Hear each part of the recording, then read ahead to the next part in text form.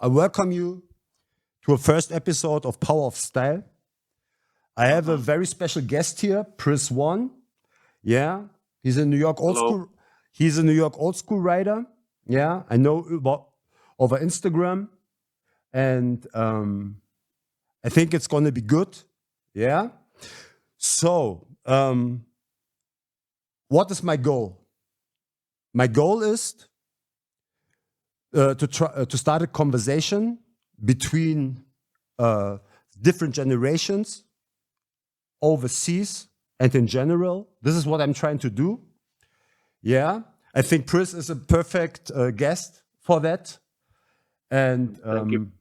yeah, and I would say, with no further ado, Mister, what's your name? Where are you from?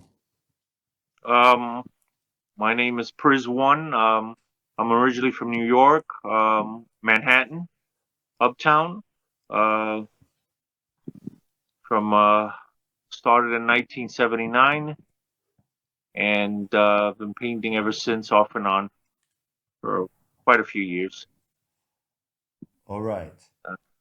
Cool. You know what? I forgot to introduce Carl. Carl is also here. He's my second host. I knew I'm going to forget something. Anyway, he's also here. Yeah, Carl, hello. Hello, guys. Yo, he will jump in. If I forget something like this, please jump in. All right, Yeah. Priz. Yeah. Yes.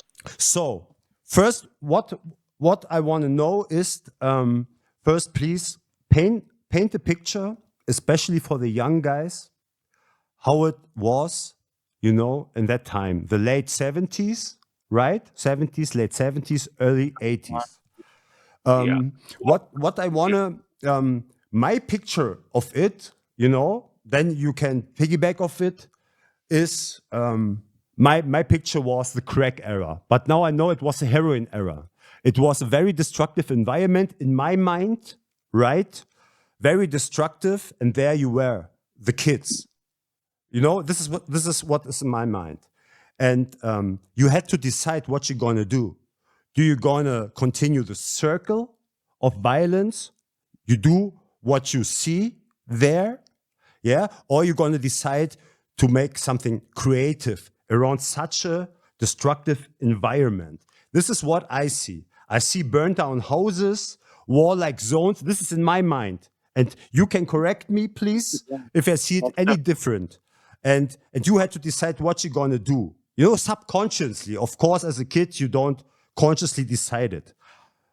How right am I, or how was it in reality? Well, it was a grittier, darker New York, compared to today. It had a little bit more flavor. It had its shades of gray. It wasn't like what it looks like today, which is basically like a Disneyland. Like 42nd Street looks like Disneyland or slash Japan. It was different. There was an epidemic. I mean, you always had heroin. You always had, of course, marijuana, and then, of course, crack came in. And it was it looked darker and scarier. If you were a tourist who just got off the plane or the bus, it was kind of scarier looking. Unlike today, it looks better today aesthetically, but I think it's more violent today. But back then, it was just the whole city landscape. It looked different. It had those old buildings from, as far back as the 40s. It was dirty. And it was just one of those times that, growing up, you still had the different classes of people. You had, your different kinds of people, all different types, coming to New York to make something, better for their family, to make themselves better. So You how know, much? How much? Sorry. How worried was your mother if he let you out? my So mother was always worried every time I walked out the door. She had a 4 to 12 job, so she would leave. Her tour was 4 to 12, so she would leave at 4 o'clock, and I'd meet her at the bus stop after midnight because okay. it wasn't a safe area. I mean, as nice as it was a nice area, where I grew up. But at night it was a completely different environment. You hardly saw anybody on the street in that area.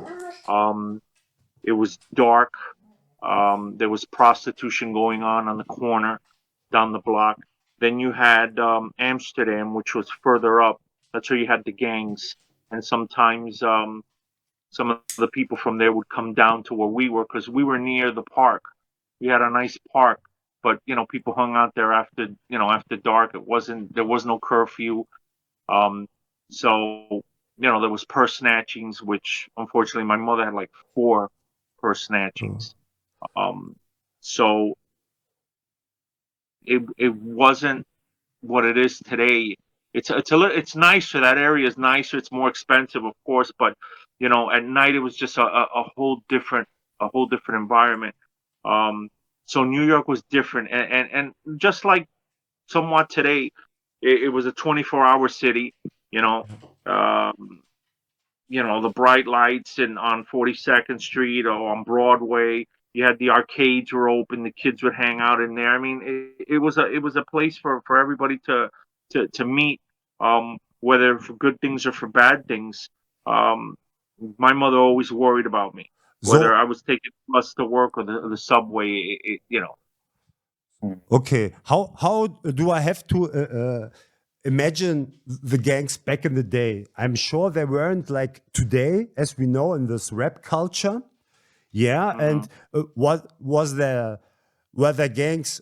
I guess New York, as a city who has a history, that there were also grown-ups. That there weren't only young gangs. So were there grown-ups, the adults, also a problem for you kids? Because in my time in Berlin, and also for the listener, how I have to do it is I always compare. I always need to compare to understand how it was. That's why Mhm. I'm gonna mention how it was in my time, just for me to understand. In my time, when I was young, the gangs started here. So we had only young gangs. It was also new, but I guess in New York, it was different. You had the old gangs, the Chinese gangs, as I know, the mafia, the Yeah, Latin yeah, gangs, right? Latin yeah. kings weren't there already. They came later, The right? Latin Kings in Chicago, I think, at that time. But Okay. I think they were little by little sprinkling themselves into New York. Were You know, were the, there were they the adults a danger for you? Were it was it only the young kids at your age where the problems came from? well, you had the older gangs, but you also had sometimes the older gangs, the younger gangs came out of. Like if you had, we had quite a few gangs. We had like the West Side Familia, which they were uptown, and then you had the Sandman, and of course you had Hell's Angels in the Lower East Side, but you had like small. You had gangs that came out of that. Like you had like it's hard to explain, but you had like kid gangs come out of. I'm not so much the Hell's Angels, but more like La Familia. They had like the little. They had like the little added to it, or I mean I'm not saying that per se uh they were they were adults, but there was kids that would join later on, or they got jumped in, or however they did it. Did they Um, how much danger was it for the normal writer kid? How much danger were they? Did they look out for writers, i.e., for victims?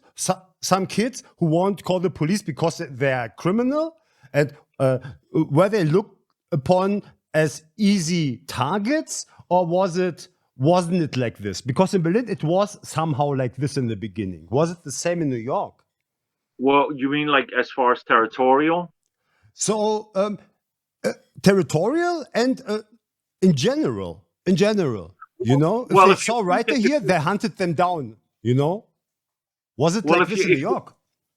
well, it depends if you went into their area, if you went into their neighborhood, or if you went into certain projects. They were there. Depends if you had something that attracted their attention, or you had something on you on your person that they wanted, or you just shouldn't be in that area. Hopefully, you knew somebody, and somebody knew you, that you can get easy passage through those areas. But I think it was more in that time they looked out for other gangs that Okay. shouldn't have been in that, and that's what they look for. If you were a civilian, like Hmm. you and I were walking through, it's different.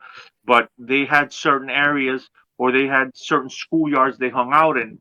If you, God forbid, you spray painted over one of their members, or maybe one of their murals, then I think you'd have a problem.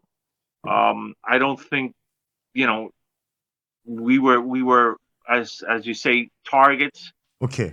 As long as you didn't mess with them, or paint it on their walls, you were okay. Okay. Later on, it became a problem let's say, if you were going to a certain yard or a certain layout, and they were there, or they were, I don't know, they were vicking or vamping people for their paint, or for their wallet, then you may have had a problem, because you shouldn't have been in that area. So you had to kind of work around them, and Hmm. and kind of around their schedule, to get there either earlier or later, Hmm. so they catch you in there. Because if they caught you in there, they were, you're gonna have a problem. And they were a lot of them. They didn't go two or three. They went in a pack. And if they had a Of zip course. gun, or some chains, or a switchblade, now I'm going back. This is before the box cutter, and all that other stuff. But yeah, I guess it depended on their area. As long as you didn't mess with them, kind of like the Italian mafia. As long as you don't mess with them, you don't mess with their money and their people, they don't mess with you. You know what I Understand. mean? You show some respect. Understand. Okay. Okay. Now I understand. So I would say the writers were looked upon more than civilians if there is no interference in some kind of way, right? Yeah, and if you had some talent, some of them would, and you knew somebody, and somebody knew them, or they knew somebody through you, they'd ask you, oh, can you paint something for me? Or you had there was always going to be some type of relationship, because you were on the street, doing your thing, and they were on the street doing their thing, and you were going to somewhat run into one another, or one of them knew you, or you knew one of them. Like I said before, someone knows somebody through somebody, and then you'd have kind of a dialogue. Hey, what's going on? And keep it moving. You know what I mean? And you didn't wear a certain color, or you know, well, you didn't wear a certain. It didn't go so much with colors. That was more of an LA thing, West Coast thing. If you were affiliated with another gang, or later on it became crews. Yeah. What I Understand. mean? Yeah. In a Yeah, big city like New York, it's hard to do it with colors. You know, yeah. Well, when you compare it to yeah, LA, which is the areas are very close to each other. So there is what I guess. So, Carl, do you have something on this topic? Otherwise, I would then go to the little Priz. Yeah, yeah. just go ahead. Any more questions? But yeah, that was, I think, I like I said before, I think you just run into one another. They had their guys, who some of them were artists also.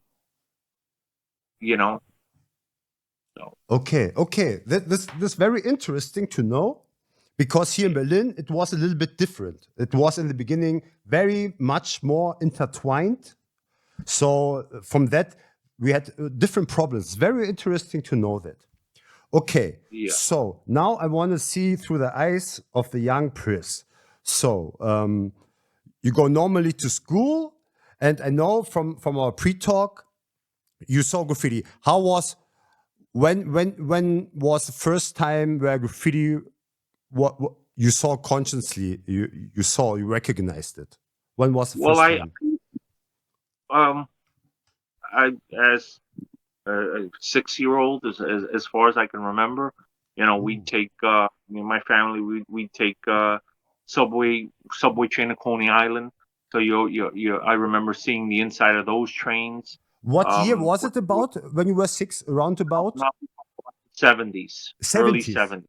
So when it Yeah, started, when this was the beginning, yeah, right? The 70s, early 70s, or yeah. Well, was it the started 60s? in 69, but yeah, in the 70s, early 70s, 74, 73. I'd ride the train with my family, whether we were going to church or whether we were going to visit a relative uptown. My sister lived uptown near the Ghost Yard, in those days, so we take the train. So it was always around me, you know. And then in the neighborhood, you had people who tagged on the streets and on the walls. And like I told you before, we had a park down the block from us, so there was always graffiti in there. We had they used to paint up the monuments. They used to tag on them. We had a Vietnam Memorial um, over there, and, So they who used to was write. wait? Who was like what was your first contact with another writer? Was it somebody you knew from your It, blog, from your school? With yeah, who did you it would talk have the been. first time about graffiti? Like, what Well, is this? I wouldn't say I talked to them. I say I kind of watched them from a distance. It would have been in the schoolyard when I was going to public school in the beginning. PS9, the backyard boys used to hang out there. Bunch of older kids, you'd see them in a corner. I mean, the place is all graffitied up. I mean, they had their tags up there. They had the crew. Um, and then you had Brandeis, which was right across the street. But So it how was did the you brand. know? How did you know? Now I'm Little Priz. I see some guys standing there, and how do you Because know they'd they do stand graffiti? Did they told Yeah, they you stand or out what? with the markers and their black books, and Ah, and some of them had, um, I guess they got the idea, or they had the idea from gangs. Some of them had jackets on, and they'd have their names painted on. oh, Um, Much later, they started doing really elaborate stuff, like the acrylics, where they had the whole back part of the jean jacket, or down their pant legs. They'd have their name, but you'd see like their tags on their jackets, or they'd have a marker or a black book, and they were always doing something, or always tagging on something or writing on something. from where did So it came from? From where did it? I know it was in Warriors. From where did this the thing Warriors came that they start to paint their jeans jackets, and what was it? Why? well, I I don't think it came from the Warriors. I think the Warriors kind of got it from the real gangs. If you kind of see some of these gangs from the 50s, they either wrote their names on their jackets, or they sewed patches on, or the Warriors didn't start that. The Warriors got the idea from them. Okay, You know what I mean? okay. Um, but you'd see a group of guys in a corner, they'd be smoking, or playing dice, or just tagging on stuff, and you kind of knew they were a different breed of guys. And there was kind of that gang attitude, because I guess they were forming their crews, and they had their groups, and you also have to remember, they couldn't go into certain areas, and if they did, like they say, there's strength in numbers, so they will go in a pack. So it was the graffiti thing kind of took, it took its own. It started, and it took little things from different factions, gangs, art, and so you had to protect your own, or you had to protect yourself, because remember, you were going into places that you shouldn't be in. So you either had to worry about cops, or you had to worry about, you know, not the best type of people, other gangs or other crews, but that came much later. Now you were just trying to form a group, a bunch of guys that were, somewhat talented. Um, you had some hotheads in there too. You had guys who could fight, so it kind of got its own little gang, you know. They got their little the notoriety, or oh, these guys are badasses, or or one of the guys would again have a brother or cousin who was in a real gang, and you know that individual had kind of an idea what it was like to be in a gang or be part of a gang by what they saw or by their cousin or brother or sister. So yeah, so they kind of brought that into the crew, though. You had a little bit of everybody, but you had talent. If you know that was very important. So yeah, you had to be able to draw and tag and do what you had to do. And it was a different time in New York too. Again, like I said that before, it was just a different landscape in comparison to today. You know. So, So how important was the ability, the potential ability of being violent, i.e., to defend yourself? Was it critical for a crew to survive or to function normally in New York, or was it a plus? Or was it well, looked down upon the normal writers' crews? Like, look, these writers, they try to make a name with their manpower and violence instead of this. Was this a thing? Was this respected? Because to say example in Berlin, we had in Berlin those things, but nobody ever respected you. You never were a better writer just because you're stronger. But it was very important to have a strong crew to decide the politics. How was it there? Oh, and what you could include too, how big was it? Because how many crews, how many benches, how big was it? I think we can't imagine we don't know about the dimension. We need to know about the dimension, how big it was. Well, you had crews that you had talented people in, and maybe you had, like I said before, one hothead in the group, and then you had some crews where they were violent. A bunch of them where that's all they did, but they still tagged and they still did graffiti. But then the way I'm trying to put it is there was different variations. I remember there were crews or gangs that they were all bad dudes. These guys would beat you up if they caught you, and they would go into the subway, and when they would tag on everything and go over everybody. Okay, they didn't care because they can, right? This attitude, because we can, well, we do it. It's survival of the fittest. Yeah. And it wasn't so much, well, I want to be talented. I want to be good at lettering. I'm fonts. I want to be able to tag. It wasn't even that. Then you had the ones that there were a bunch of just friends, a bunch of dudes from the neighborhood, maybe one or two hotheads in there, and then you had a lot of talent. Then you had, like I said before, just a group of bad guys that were into other crimes, and this is just another crime for them. And if this didn't entertain them or keep that adrenaline going, they would go into other things. Yeah. And I'll give you a perfect example. It got to a point with some crews or gangs, if you want to call it. I'm going to say crews because now we're going into somewhat the early 80s. These guys would go into the trains and they just start busting the windows, breaking everything up, because actually the tagging and the piecing wasn't even an adrenaline rush anymore. So they were just going in there, busting everything up, trying to vamp Vic, any other writer that came in, take their paint, heavy drugs. Yeah.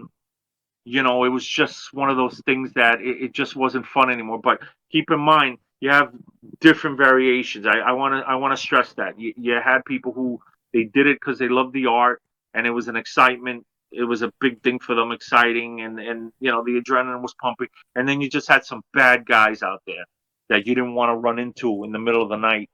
How was it? Sorry, how was it percentage wise? Like, if we take all the crews, how much percent were those extreme guys, the middle, and the others? How would you? I couldn't tell you that. The only thing I could tell you is that it depended on the times. What I noticed in the early 80s, there was a lot of creativity going on, and a lot of these guys were, and even the late 70s, there was a lot of creating, a lot of beautiful stuff being done. But Then I started seeing like mid 80s, maybe to late 80s, before it ended completely by 89, where they took the trains out and they changed them up and everything. It was really bad, at least for me. I mean, there were times I was going into the tunnel where I had gone before and I had no issues, and now they were like, if it wasn't the cops in there, because now there was a lot of people getting hurt in that tunnel. It wasn't even graffiti related, or a lot of group of different guys that were just hanging out there, just beating people up, and Okay. and they just would go into the trains, and they were toys, and just tag on everything, and then you had the outside of the train that had all these tags, and if you look at the old footage, you can So you can wait, actually wait, see wait, it. wait. Sorry. So Yeah. at when we're talking about time, when did hip hop started officially? So I can relate. What was the violence? Well, When did African Bambata hip hop thing started? yeah, Roundabout. but keep in mind with the hip hop thing, that was your DJing, then later, they had the break dancing and everything. There was always going to be violence. It also depended on the neighborhood. Some of the neighborhoods were poor neighborhoods. You had the projects, so different people came out of different areas. So depending on the crime rate and in what areas, there was always going to be crime. Mhm. The thing was is that um, I I think violence and crime and all that always went hand in hand with anything, as far as I was concerned. I mean, whether you were going to the discos in the early '70s or late '70s, there was always going to be like, and I say this all the time. There's always going to be bad seeds. There's always going to be bad people. You can't escape from that. It's New York.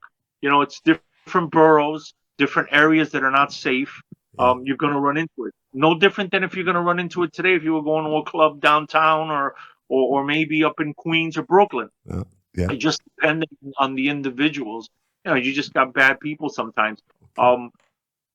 I think that's what kind of made it scarier for some of these young kids. They were like, well, if I do this, this can happen to me. But you're young, you think you're invincible, you're going to live forever, so you just jump into it, feet first. I knew what I was going to do, and I knew what I was risking. I was either going to get busted, the cops are going to bust me, or I was going to get hurt. And then, I was going to drive my poor mother and poor grandmother into an early grave because they were always worried about me.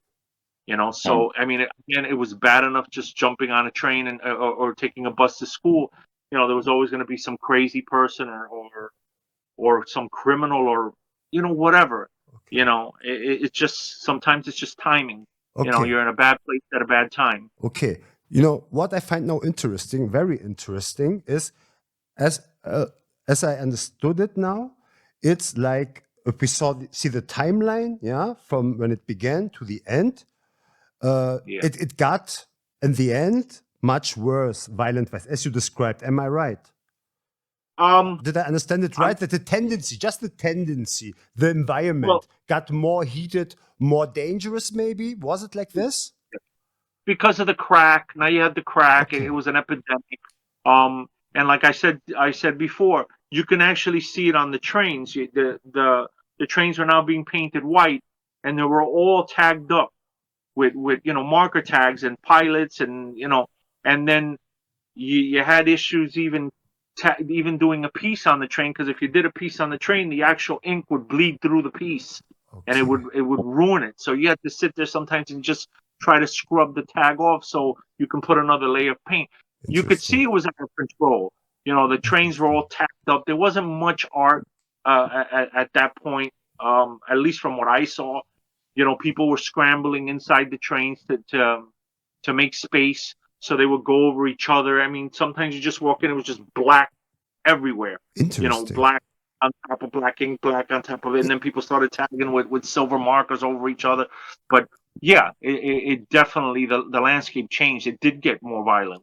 It did. Interesting. Very It, interesting. there was a lot of factors.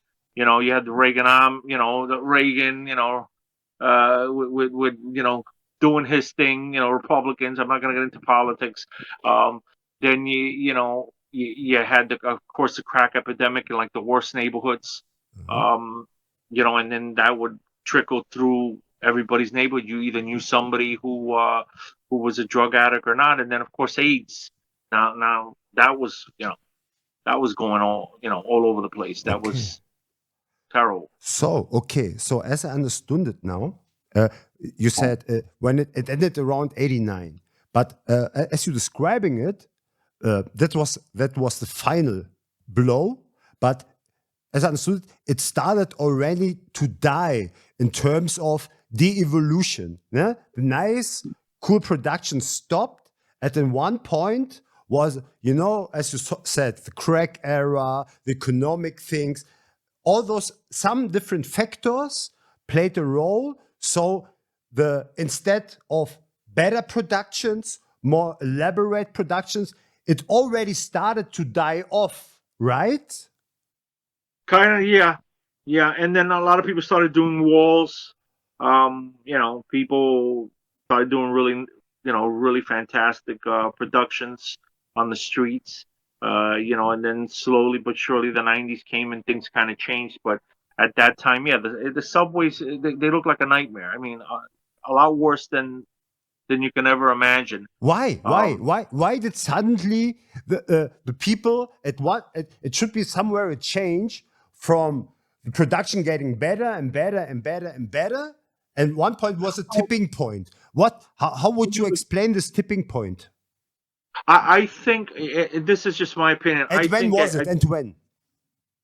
well, by the late '80s, I think 89, 90. I think at that point, a lot of guys kind of stopped doing it, retired.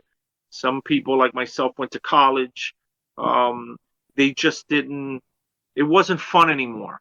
You know what I mean? And of course, Why? it's again, like I said before. It's different times, and now the police is cracking down on everybody. The Vandal Squad, they changed the trains. The trains, now they were doing those bombardier trains, kamikaze trains with the silver ones. It kind of took the fun out of it. People grew up. That's how I'd like to think about it. People just grew up. People were like, look, I've been doing this. I'm a kid. I'm not a kid anymore. I'm a grown up. I got my own family. People just, people joined the military. You know, um, I know for a fact a lot of my friends they joined the military. People got families. People got jobs. They went to school. They wanted to better themselves, and it wasn't. Kids is the kid stuff was done. It was over. The disco era was over. No one was going really to discos. Now there was clubs. So things changed, and people got again. I'll stress. I can't stress this enough, but people got addicted, to drugs, and families fell apart, and it was tough. And then of course the guys, and I'm gonna say this again, the guys who were doing graffiti, at least the guys I knew, there was no high. There was no high to it anymore. They weren't getting. It wasn't exciting. So now they were shooting people. They were committing felonies, rapes, etc. And people went to jail. Wow. And Okay. and people went away for a long time. And the whole landscape changed. Then, of course, the yuppies came in and they bought up all the property, and all these really bad neighborhoods became really nice neighborhoods and expensive neighborhoods to live. So now it's time to move out. But we just grew up. People grew up. It wasn't fun anymore for some, at least for some people. For me, I just, I put my family through enough, and it was like, look, I get my education and better myself. But it's just one of those things. Unfortunately, you outgrow it, and sometimes it kind of outgrows you. It's just that's it. You're not running around in the middle of the night doing. Once in a while, you come back and you do something. People, always used to say that, yeah, let's just do this for fun, but it wasn't the same thing anymore. All your friends, your crews. Now the gang started splitting. There wasn't so much anymore. I mean, you had them in some areas; they were still there. In their neighborhood, but it's just that the whole hip hop thing. I mean, it was still there. I mean, you still had your guys who were like loyal to it, DJing and MCing and doing what they had to do, but everybody just kind of grew up, Yeah. that's how I saw Yeah. it. Cool. And there was really left in the neighborhood, that at least in my neighborhood, I was like the last one in the neighborhood. Carl, And then Carl, do you want to say something? Yeah, I have one thing on my mind. I was always thinking about it. So, You told us about your how growing up in the time. When did you recognize other cities, or did you look out of the New York bubble at all, or Well, yeah, you only absolutely. just look to your district and your lines and stuff like that? No, I would go to Florida. I had family out there, so I would go visit. I go to Florida, and I saw graffiti there, and there was some really nice stuff. And again, by like the late '80s, it was kind of wasn't a big. It wasn't all that, at least to me, in New York City. But I saw how Miami was getting down, and they were doing all these nice, elaborate murals with characters. And then, of course, I said this before. There were downtown Manhattan. There were magazines, you know, and some of these magazines, you know, they'd end up in stores and things like that. More in the '90s later on, and then you started seeing stuff in Berlin and in Amsterdam and London, and you started seeing all these different styles coming out. And like I said before, also when we used to paint in the Bronx, there were guys coming from all parts painting in the Bronx. So you got to meet guys who were coming from other areas, which where they came from, hip hop was still alive. They were painting trains, and it looked like something out of the early '80s. And they had the nice color palettes of spray paint, which over here they had discontinued, because of the ozone layer, and they didn't want certain paint, and certain brands were being changed and they're being watered down. So you started seeing that, and now guys from here were going over there and visiting those countries, and the trains are still going, and it was like like a time machine. You're like, wow, I just left this like what 10, 15 years ago. Now it's over here, and it's like all over again. So Okay, guys okay. started, We already jump. Let's stay here yeah, there. yeah, You know, yeah. um, I saw, we're going to come to that for sure. What sure, yeah. I'm still there to understand. Yeah, because Yeah. what you told me until. So first, can you hear me well? Because somebody said I'm not loud enough in the No, chat. no, no. You're Yeah, fine. you I listen. can hear you. Okay, Absolutely. good. So because Yes. everything you said contradicted from what I thought it was, style writing or hip hop is, or how it developed. Yeah, because here in Berlin, it was the opposite. It started very violent and it became very unviolent. And Wow. yeah, this is very interesting.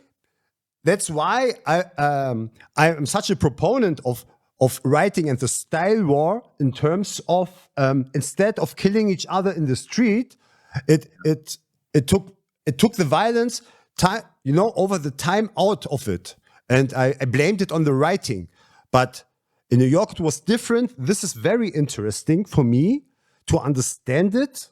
Yeah, the power of not killing rather to kill each other's styles than each other wasn't effective enough. Of course, the crack era, all these extreme things I can understand. So, in one point you said it was not fun anymore.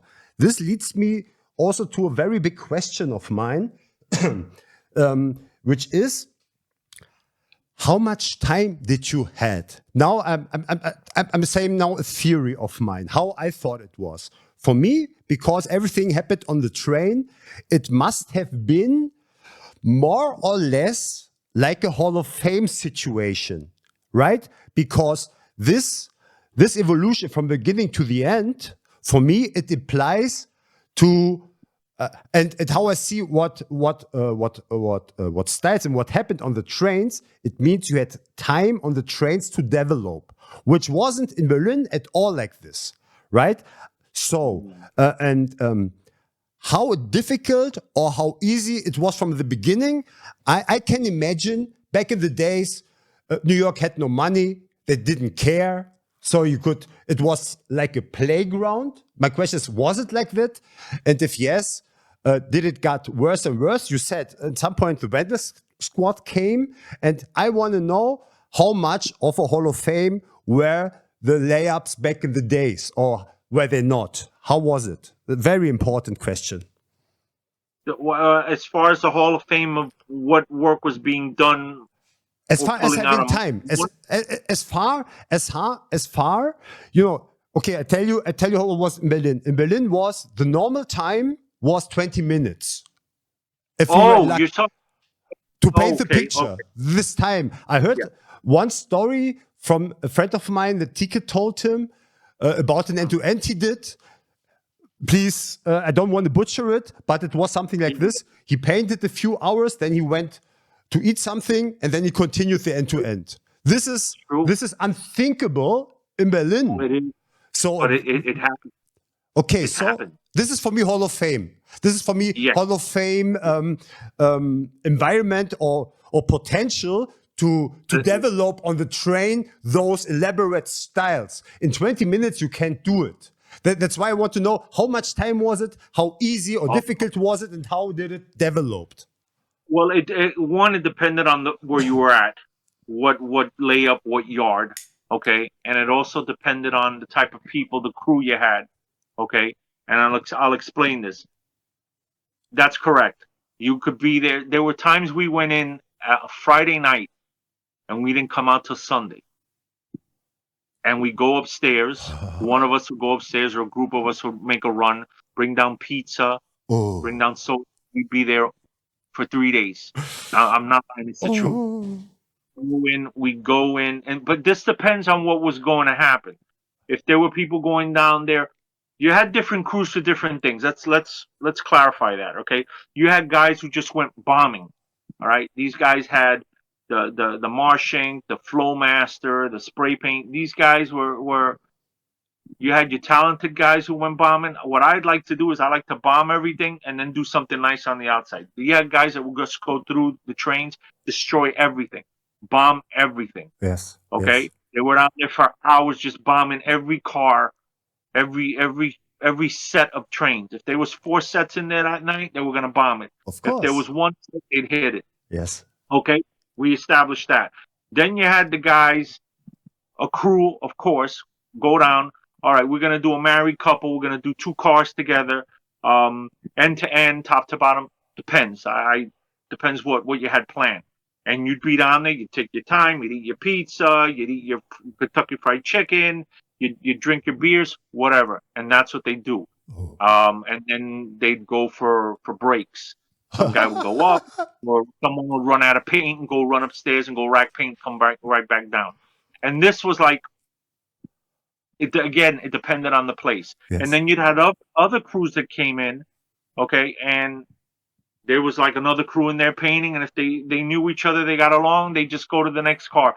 But I don't know how we didn't get asphyxiated with all the spray paint and all the ink and all everything going on at the same time. I would sometimes come in maybe Saturday morning, and you can smell the Krylon and the Rust-Oleum, and you can actually, if you looked into the tunnel, it was a fog, and that's how you knew who was in there. Yeah, Crazy. and then you'd go in, or like one time, what happened to me is they saw me off the platform. My crew saw me off the platform, and they came onto the platform, and they scared the bejesus out of me because they were all covered black and dirty and everything, and they were like, "Oh, what are you doing?" You know, and I'm like, "Oh, I just, I was looking in, saw you guys." So they're like, "Well, come in," and I'm like, "No, no, no, I'm dressed up nice. I'm gonna go, I'm going uptown to visit, family or something. So maybe next time."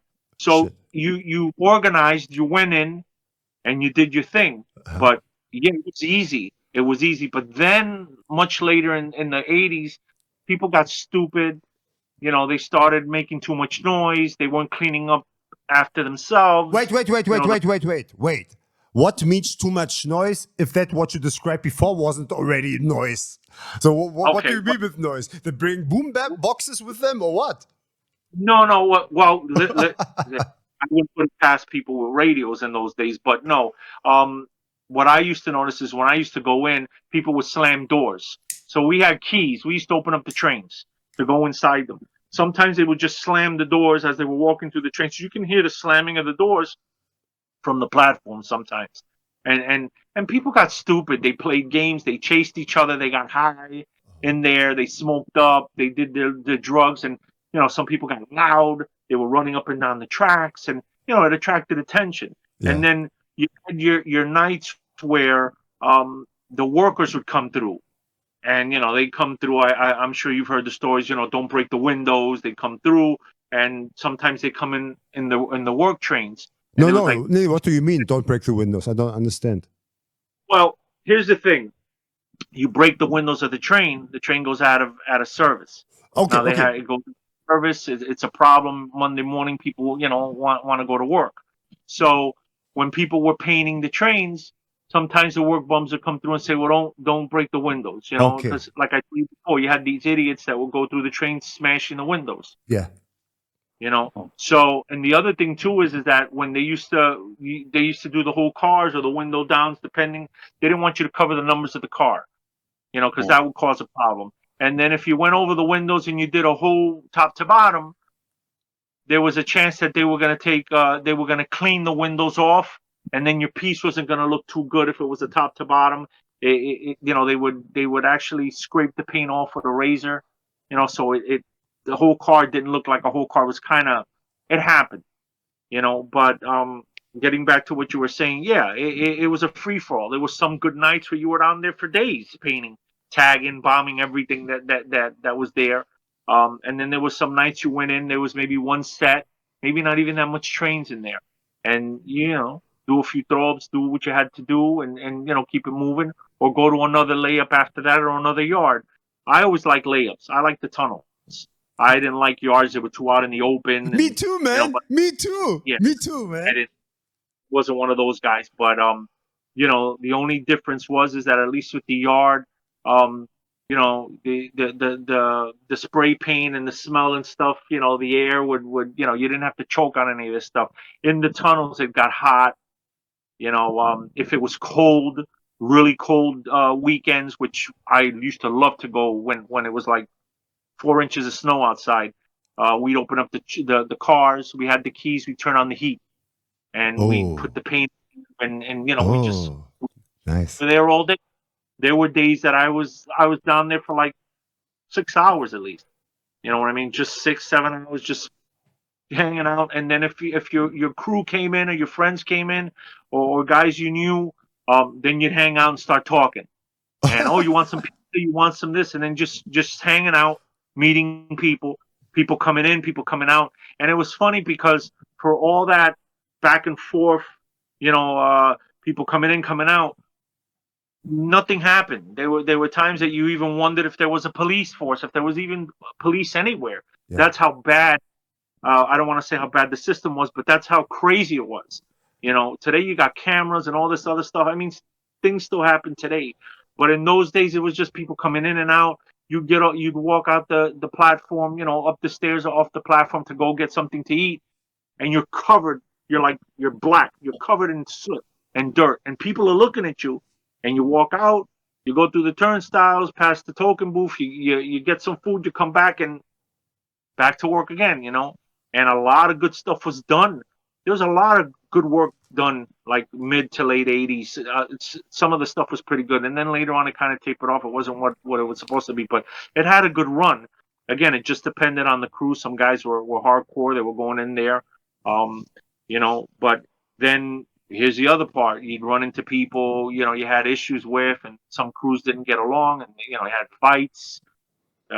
Hopefully, there'd be a handshake and everybody would part ways and they do a whole car together maybe the next weekend. But, there was beef. There was always problems. People didn't get along. There were some gangs that were in certain tunnels or certain yards or certain, places, and if you ran into them, you were going to have an issue. How many? How many crews? you- How many writers were there? So your estimation. So how big was it? I've seen from 15 to 20 guys in one tunnel in one night. But on the only in one tunnel. So you would meet another 20 guys in another tunnel, or what? How was it? There would be guys on one side. Okay. So how many was it? Because wait. Because people are not aware how big New York is. I come from Greece. We have the same number of people. You are a whole country. You know, in Yeah. other cities, maybe you're not aware, it's much, much, much, much, much, much smaller. I would say Berlin, you know, was, I would guess, just a big crew with elite writers. Nothing more, nothing less, if you boil it down. So I want to know the relation to the how big it was in New York, because nobody knows and nobody's can imagine. I need to know. Well, all right. Well, here's the thing. All right, let me explain this a little bit better. Um, you're gonna have crews everywhere. There were crews everywhere. Everybody knew about crews. If you were Like doing, 100, 200, what do you guess? We had 10 crews. 50 That was it in Berlin. guys who were affiliated, who weren't down with the crew, but they were just friends of a friend of a friend, a brother, who his brother was part of a crew. You had guys who were trying to get into the crews that were toys that were trying to prove themselves so they can get down. You had you had hanger-ons, people that just hung out with you just to hang out with you because you were good, or you had pain, or you were a good-looking guy, or you know you knew people. You had all types. It's just one big party. But depending on the place you were going to, if there was a lot of trains, then you had a lot of people going in and out of there. Yeah, if Yeah, there weren't a lot of explain to me. Nobody knows. Can imagine. What do you mean? Like okay, there are so many boroughs, so many yeah, boroughs. I think in oh, the, all other cities, I would guess it's like not even one borough. What happened back in the days in all of New York. So I need to get a feeling. So how much was it? How much? The quantity well, of writers, how much crews, what there were happened at one time all over the city? This is what I need to know. there were thousands and thousands of crews, Wow. thousands of recruits. You had your really good ones. You had your guys that were just starting, the ones that were just coming up, the ones that were just beginning. And it just depended on the place. If it was a big yard and there was a lot of trains, a lot of people were going to come in there because What it's does a free. mean? What does mean a lot? What does mean a lot in your at New York 20, point of view? 20 car sets, 30 car sets. It depended. What, You know, 30 crews? 30 crews? no. 30 crews could be 3 to 4 crews. Keep in mind, the certain crews ran certain places. Okay. Not every crew was going to go in there. You Okay. follow me? Because it Okay. was going to be a problem. Then you Okay. had the guys who ran the yard, who ran the tunnel. They would invite who they wanted to invite, Okay. and so on. Okay. But you just didn't go in. Now, I just didn't walk into a yard that was run by somebody else. You got to get permission, Yes. or they invited you, or you knew somebody, or like I said before, you knew somebody's brother or somebody's sister. You just Yes. don't walk in. It Yes. doesn't work that way. And then Yes. you have neighborhoods that are white, Caucasian neighborhoods, and you're Spanish or African American. You can't go in those places. You're going to be in big trouble. That's the way it was run. You know what I mean? Especially much later in the 80s, it became territorial. It was always territorial, but it just got worse. You know what I mean? You Mhm. couldn't go into a certain place now. If I went into the layup, on a Saturday morning and there was one set of trains in there, and you go in there and everything's been done, everybody did a whole car or window down. You really don't have any space to paint. Now you got to go somewhere else. Now if there was 4 sets that night or 6 sets that night, What means and there's sets? a What means sets? Is I one can set buy one train? What is set? well, one set would be like 11 cars. Okay, and depending if they cut them down, maybe 8 cars. So Okay. you'd have one line of trains, Yeah. 6, 8 cars, 11 cars, another line of trains. Ooh. Oh, they were all Some nights, painted? They were all painted? they weren't all painted, but there were times that, yeah, depending on how many guys are in there, they do every car in there, or they do throw-ups on everything, or they just do window downs, end to ends, married couples. They would just, Holy shit. it depended. Holy Sometimes they shit. had good nights. Um, I saw a lot of stuff being done sometimes in there, and the next day on Monday morning when they would pull out, every car was painted on. It just depended on what you were gonna do. If you and I and 5 other guys were gonna go down, we were gonna do window downs. Depended. We're gonna do colors. We're gonna do silvers. What are we doing? Okay. Okay. And then you had like the really good guys who They planned stuff out. Maybe they wanted to do, you know, 2 top to bottoms. I mean, it just depended. Okay, understand. You go in. You go in. If there's space, there's space. If there's not, you got to go somewhere else. But just keep in mind, you got different subway lines, and there was different crews on different subway lines, and they either got along or they didn't get along. You had the certain train lines where they just bombed all the insides of the trains. They go inside, they tag their name up. They weren't really looking into doing anything spectacular on the outside. Maybe the throw ups or whatever. And then you had like certain train lines where people were just doing beautiful stuff. You know what I mean? And they went in there. They were going to be in there all weekend. Okay. All weekend they were going to be in there.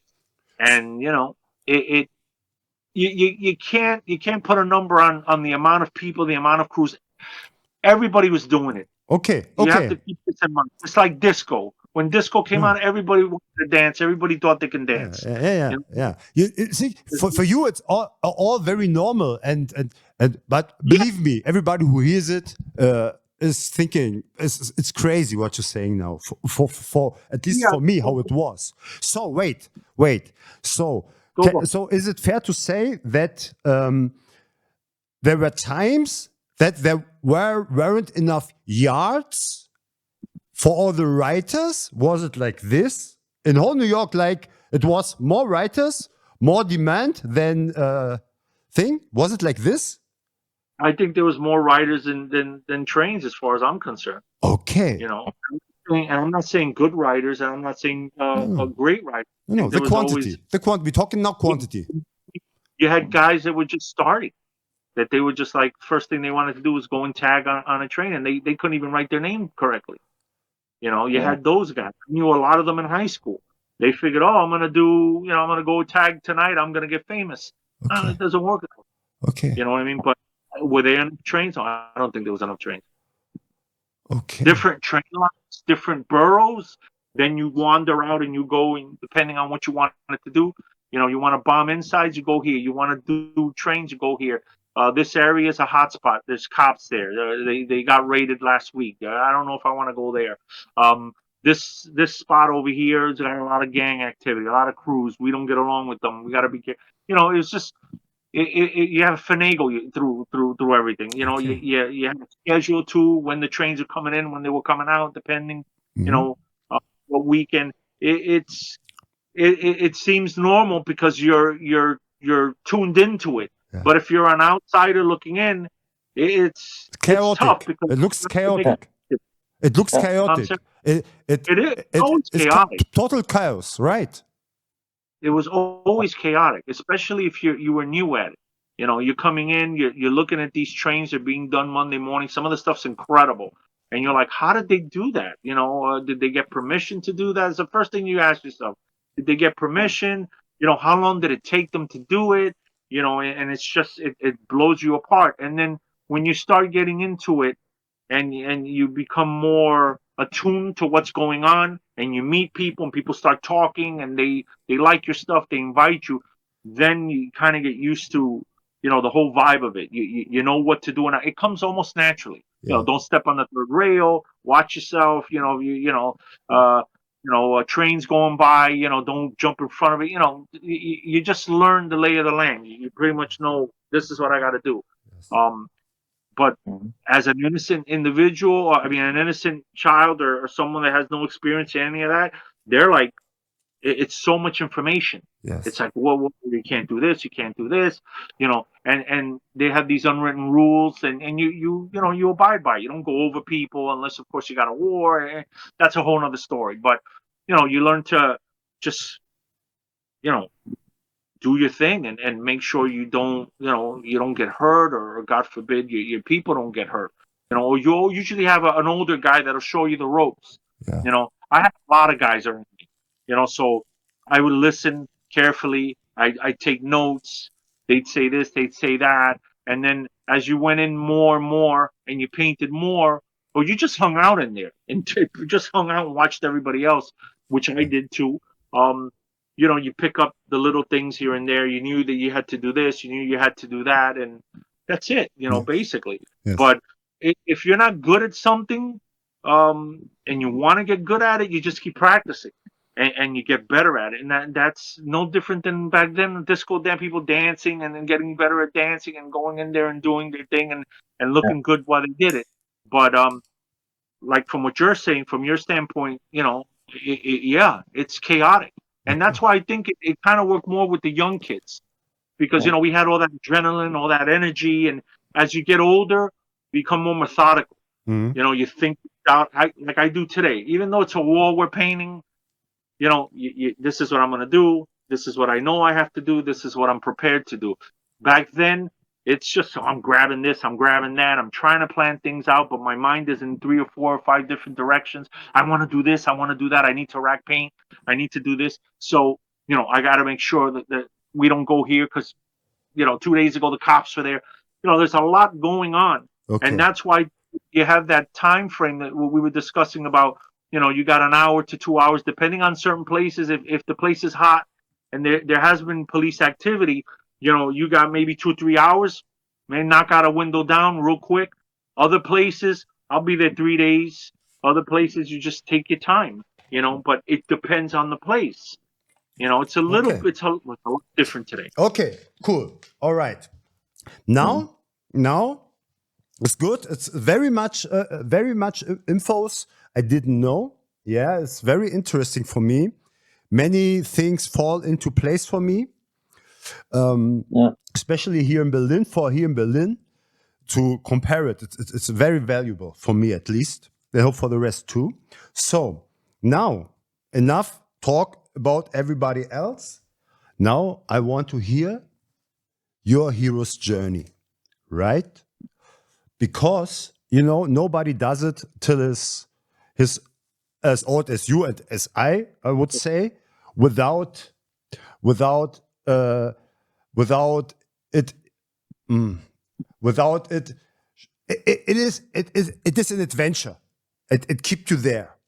So Therapy. you started your journey because you wanted something as a child. Maybe it's naive. Something you want to become famous. You want to show off for a girl. Something. Your vision in the beginning. Yeah. What was from a little Priz?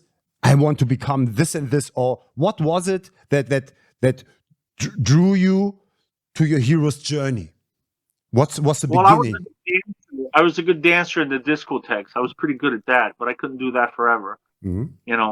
I always, I always drew comic books, or I always drew things I saw in front of me, and I thought I was pretty good at that. So of course I got into school. I was in school, and there were other kids that were better and more talented than me, right? So they can draw a horse, I couldn't draw a horse. It kind of threw me off a little bit, but I kept drawing, and I had a thing for comic books, How and as a old? How kid, old? How old were you? About eight or 6 seven? years old, 6. Okay. 7 years old. Disco dancing came later, but the 6 and 7 year old, um, who thinks his artwork is incredible, and then when he gets to school, there's somebody that's even more incredible. Uh-huh. So I was doing that. I was drawing. I was always drawing. I was the class clown. I was always making little jokes. I thought it was funny. I liked attention. Attention got me into a lot of trouble, though. I was always in trouble in school. So that being said, I would ride the train again with my parents, or if we went to visit another relative, and I saw this stuff. I saw this stuff inside the trains and outside the trains, and the artwork on the outside just I gravitated to it. I was like, "What is this? How are they doing this?" And then I saw it more and more.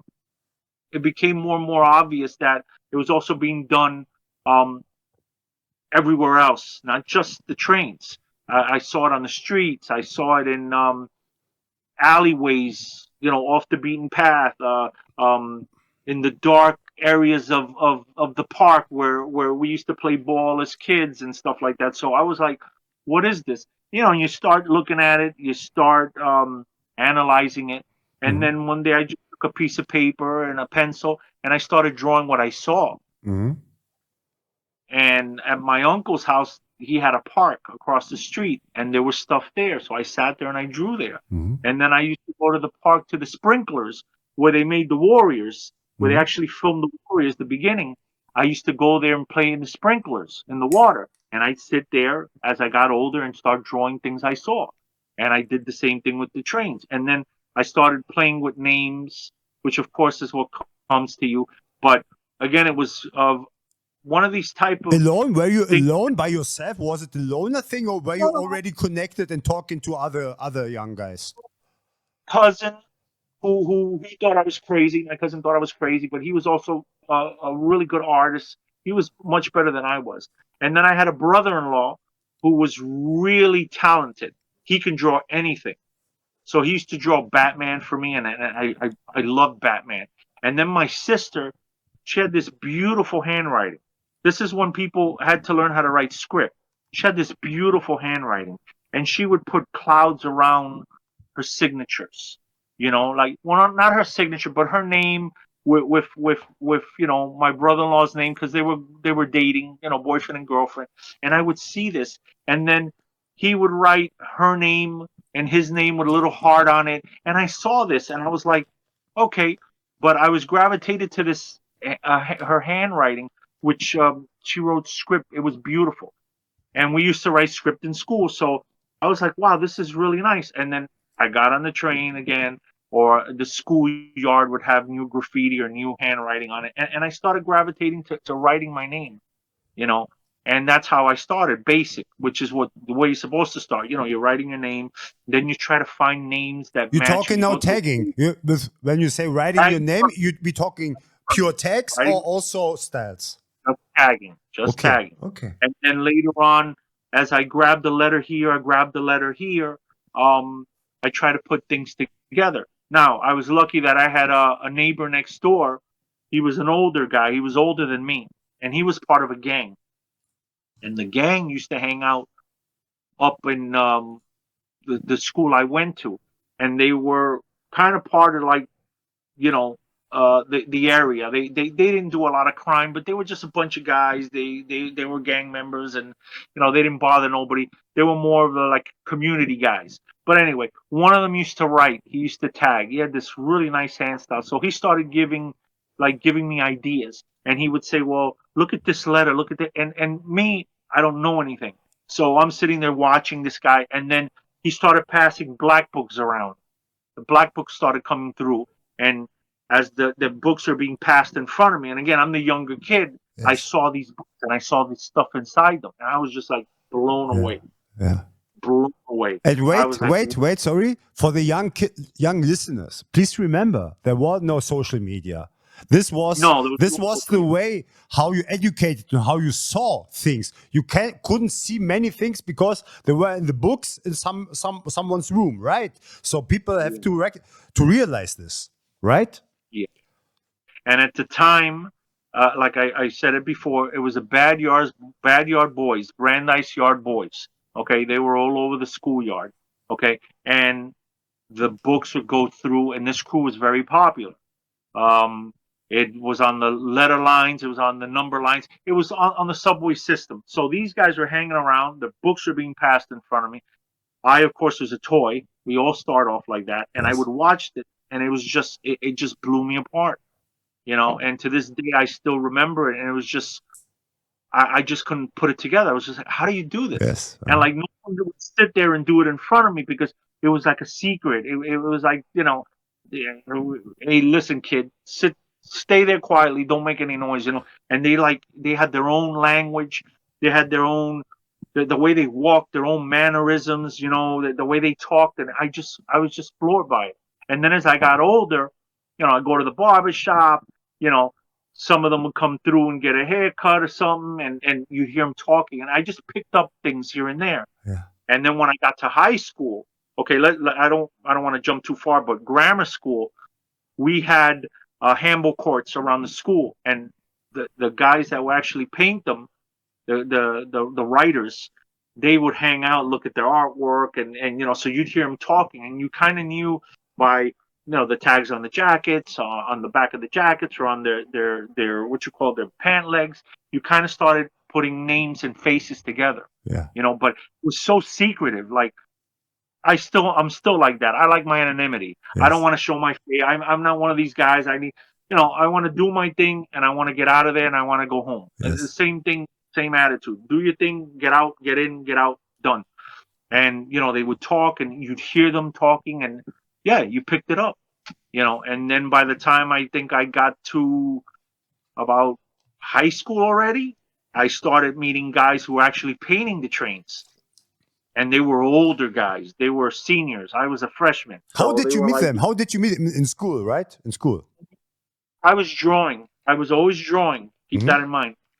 So as I was drawing, now I started incorporating lettering, fonts. I started doing letters. I started doing my name. And these guys would look over my shoulder in Mm. the lunchroom Mm. and they'd say, "Hey kid, that's not bad." You know what I mean? And then they'd say, "Well, why don't you change this over here?" And I would listen, but I didn't like it. I'm going to do it my way. So then it came a time where they were like, "Well, this is really good. You're really good on paper. You're really good in black books." Because then I went and I got my black books. I Uh-huh. started finding where they bought their black books and where they got their ink and where they got their markers, and I played around with a lot of names. And they were like, finally one day they were like, "Can you do this on a train?" And I was like, "Oh Nice. man, I can't. I can't comprehend that. What do you mean? Put it on the side of a train?" I Was don't was know. it also was it also the time that your name Priz or Prism was born No, also? no. This is when I was writing. Oh, I was writing different things, but then I was writing Swan One. Okay, and I got that from the Warriors. Oh I yes. liked the name. Started writing it, but I had other names before that, and I played around with a lot of names because what I noticed, and I still do today, is that, and I said this before, you want to do the alphabet. You got the 26 letters of the alphabet. You want to do different lettering. So Yes. I always felt that the more different names you got, the more different letters you play with, the better you get. Because I saw that on the trains. I saw guys who had one name, one tag, and then they threw another 3 or 4 names in there, to throw off the competition or to throw off the cops. But they always played with the alphabet, and I loved it. I was like, wow, I don't want to stay with one name, so I played around with names.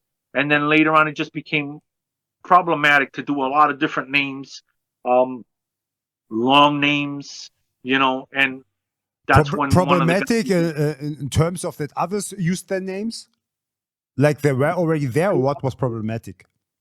say, well, problematic in the sense that I didn't want to keep writing this different names all the time Okay. because one, you have to be mindful of other people may have that name. Yeah. You want to put a number behind it, or it's just what do you want to write 5 or 6 different names for? I mean, that's a little that's Yes. too much. Yes. Let me stay with one, and then I'll work from that. You know what I mean? I get my template, I build on that, and I go and then I could write anything else after that. Just again, be mindful. You don't want to write other people's name. You want to show respect. I'm not going to write somebody else who's been writing it. Somebody else's name who's been writing it. 20 years or 10 years or just started. You want to be mindful. You want to know what's going on around you, and and no, not to disrespect anybody. Yeah. Give everybody their props there because this is the type of art that you're gonna fight too. You know Yeah. what I mean? You want to respect everybody, and everybody wants to respect you, but sometimes you don't get that back and forth. You're gonna have guys that say, "Oh, you're no good," and then you got to prove yourself.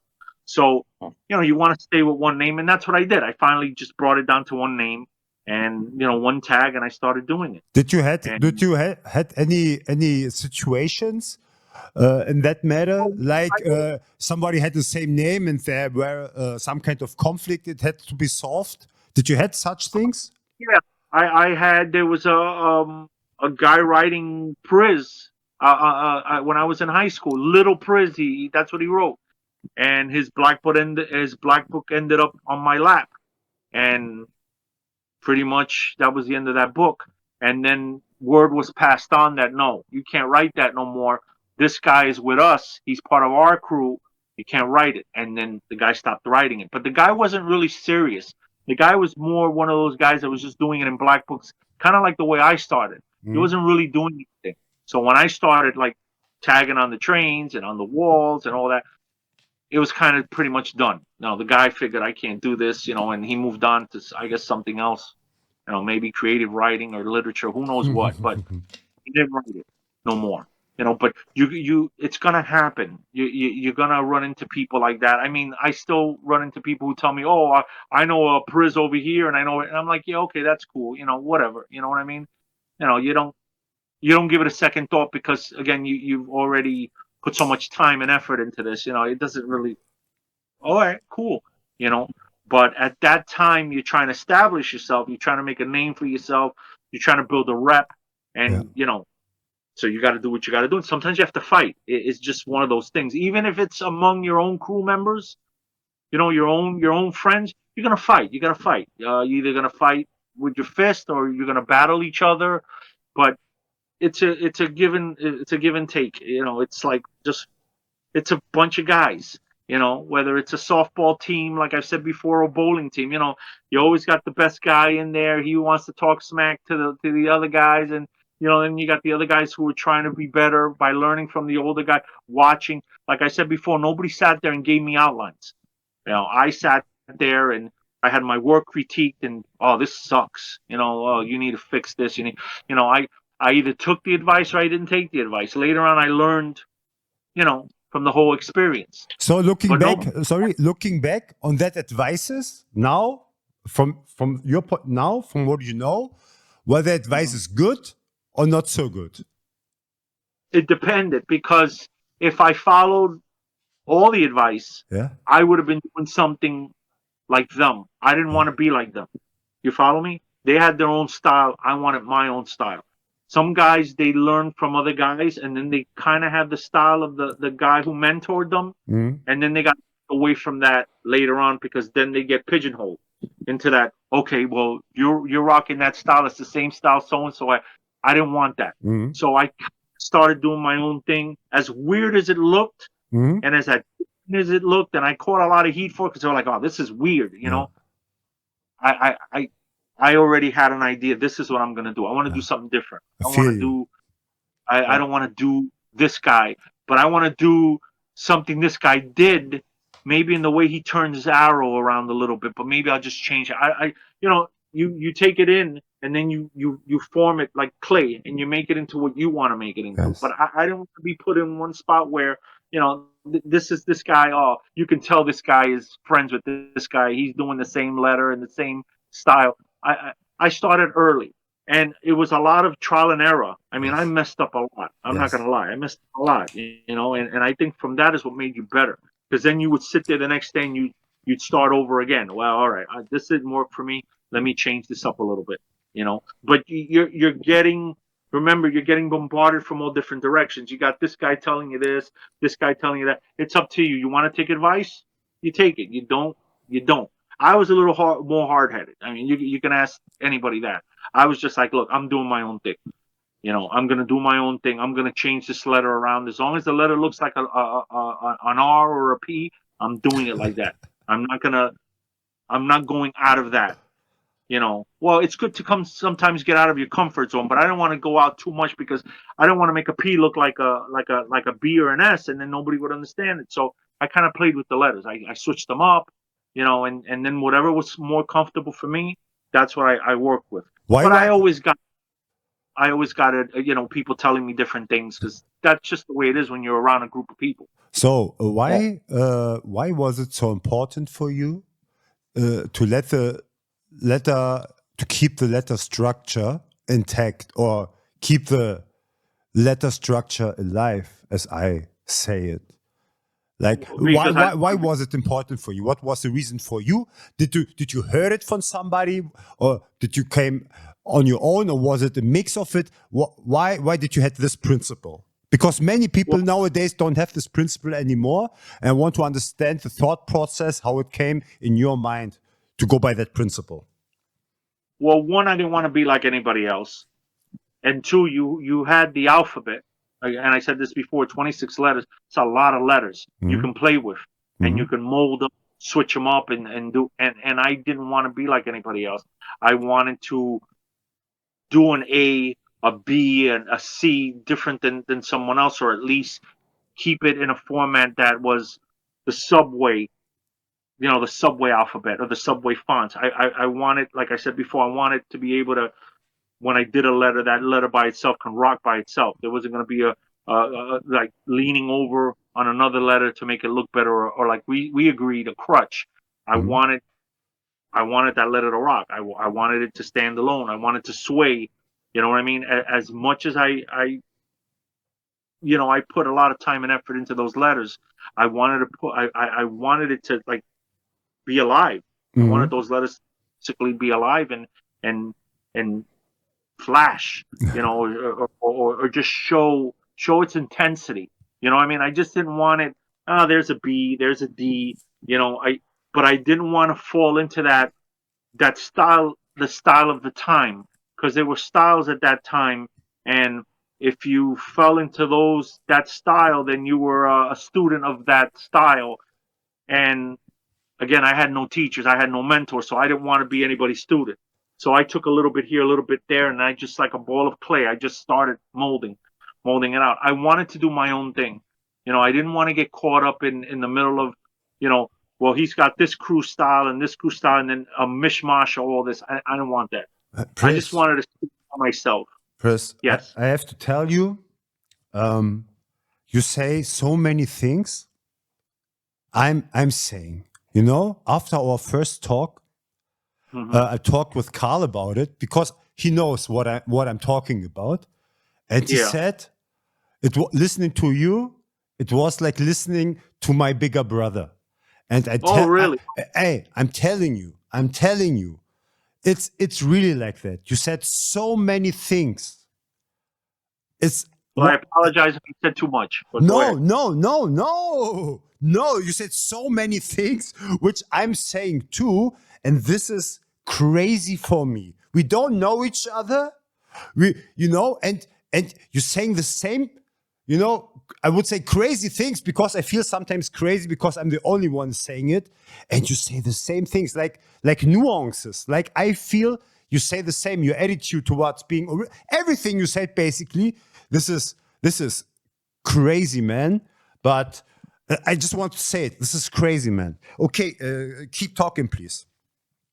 Um, I don't know. Ask me, but anyway, that's what it basically came down to. And I again, it's good to talk about it, get it off your chest. But yeah, you you just want to stand on your own. Recognition. Yeah, you want your peers to pat you on the back and like your stuff, but it's not all that. I mean, to be honest with you, you got to put it like we've discussed it in the past. Again, I'll reiterate that it's a lot of work. Yeah. It really is a lot of work, and there's Yes. a lot of politics. Of course, there's still politics in it. Yes. Um, and it's sometimes borderline ego, and you could be pompous and humble at the same time. It's just a whole. You want to you want to have your foot in it. You still want to have your foot in it and be part of it, and then in a certain degree, you really don't want to. You want to kind of make your own rules Yes. and apply your own rules because you're too old already, Mm-hmm. you know, and you're not young anymore. So you don't want to fight with everybody. You don't want to argue with anybody. Today it's more like, well, listen, let's come to an agreement. Let's do this. Let's do that. Mm. Let's let's collaborate.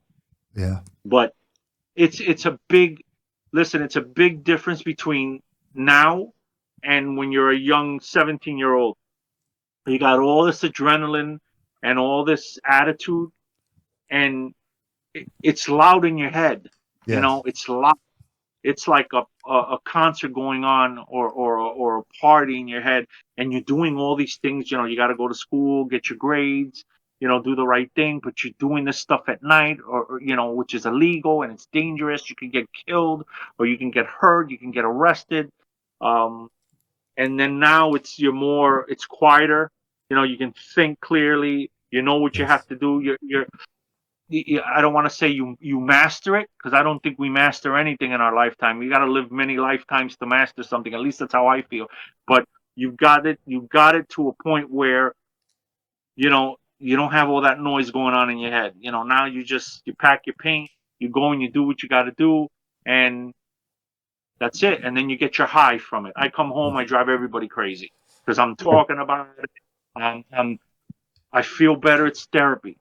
Hey. But it's Yeah. a big difference from being young you know, having all that energy to now, you know, and you want to keep it, you want to keep the fires burning, you want to keep that light going, because once it goes out, then like you know, you really don't want to do it anymore, or you've kind of lost it's not fun anymore. It's fun because it's fun because you're sitting there with somebody older, somebody your age, and you're reminiscing, Yeah. and you each other on the back, and you're kind of enjoying war stories because now you're a vet. Yes. You know what I mean? Oh. But it's so different from when you're a young man. I kind of miss it because as a young man, it's like a magic trick. Yes. You see Yes. this magic trick, and you're like, Yes. what? How the hell did you do that? Yes. And now that you're the magician, you know how to do it. Yeah. It's not as exciting anymore. It's not. It's not. How do you put it? It's not. The mystery's kind of somewhat gone. And then you can only see that mystery kind of rekindle itself when you're talking to the younger guys and you're giving them advice or you're giving them pointers. You see it in their eyes. They're, Yes. wow, I didn't know that. And you're kind of like, and even when you meet the older guys, the more experienced guys that did it before you and did it better and did it more, and you hear their stories and you're sitting there going, wow, I thought this guy, like, he came in from the sky. He flew into the yard and then he flew out of the yard after he did. You know, you're thinking these crazy superhero things, Yes. but he was like you. He walked in, put his paint down, put his gloves on, did his thing, finished it, took his pictures, or waited till Monday to take his pictures, and then walked out. But you're thinking this guy flew in, you know, like Superman, like thunder came out of. Yeah. He's just like you. He's just a regular guy like you. He's just more talented, more focused, and the better artist most likely. But just he said, I'm gonna king this line tonight, or I'm gonna do these top to bottoms, or I'm gonna do whatever I gotta do, and I'm committed to it.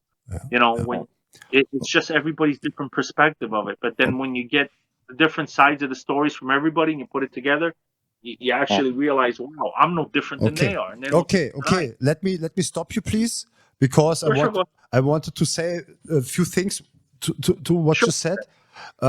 It was very interesting how you said that in the beginning, it was this magic, yeah. And then when you get older, other things come into play too, yeah. Yeah. This is also a thing a theory or how I see it, and I describe it like this. You have two phases as a writer. The first phase is this magical phase, is this naive child thing that writing, you just do without thinking. That's the fun part of it. You just do. That's how you said it, almost verbatim. Yeah, you miss that magic, right? So this is the first phase. Yeah. At some point, yeah, everybody comes to a point where you get adult, you have different problems, you look at things differently, and this is the second phase, right? And in the first phase, you hunt for recognition from others. You're out for fame. You want to be famous. You want to burn everybody. You want others to know that you are the one. You are the shit. Yeah, this is the magical phase. When the magical phase ends, you realize it's not about fame. You realize that this Smoke clears. that the smoke clears. It isn't fame. Fame has no value for you as an artist, because fame, I don't want to say it derogatively, is like you have fans, yeah, and you realize often, in my experience with me, and I see in others, there's a big problem from artists. You realize the people don't like you because of what you think they like you, of what you're doing. They like you maybe because of other things, which isn't worth for you. You say, hey, remember this style? I like you because of that. And you say, hey, I did it 20 years ago, don't you know? So you don't like me, you like an idea of me.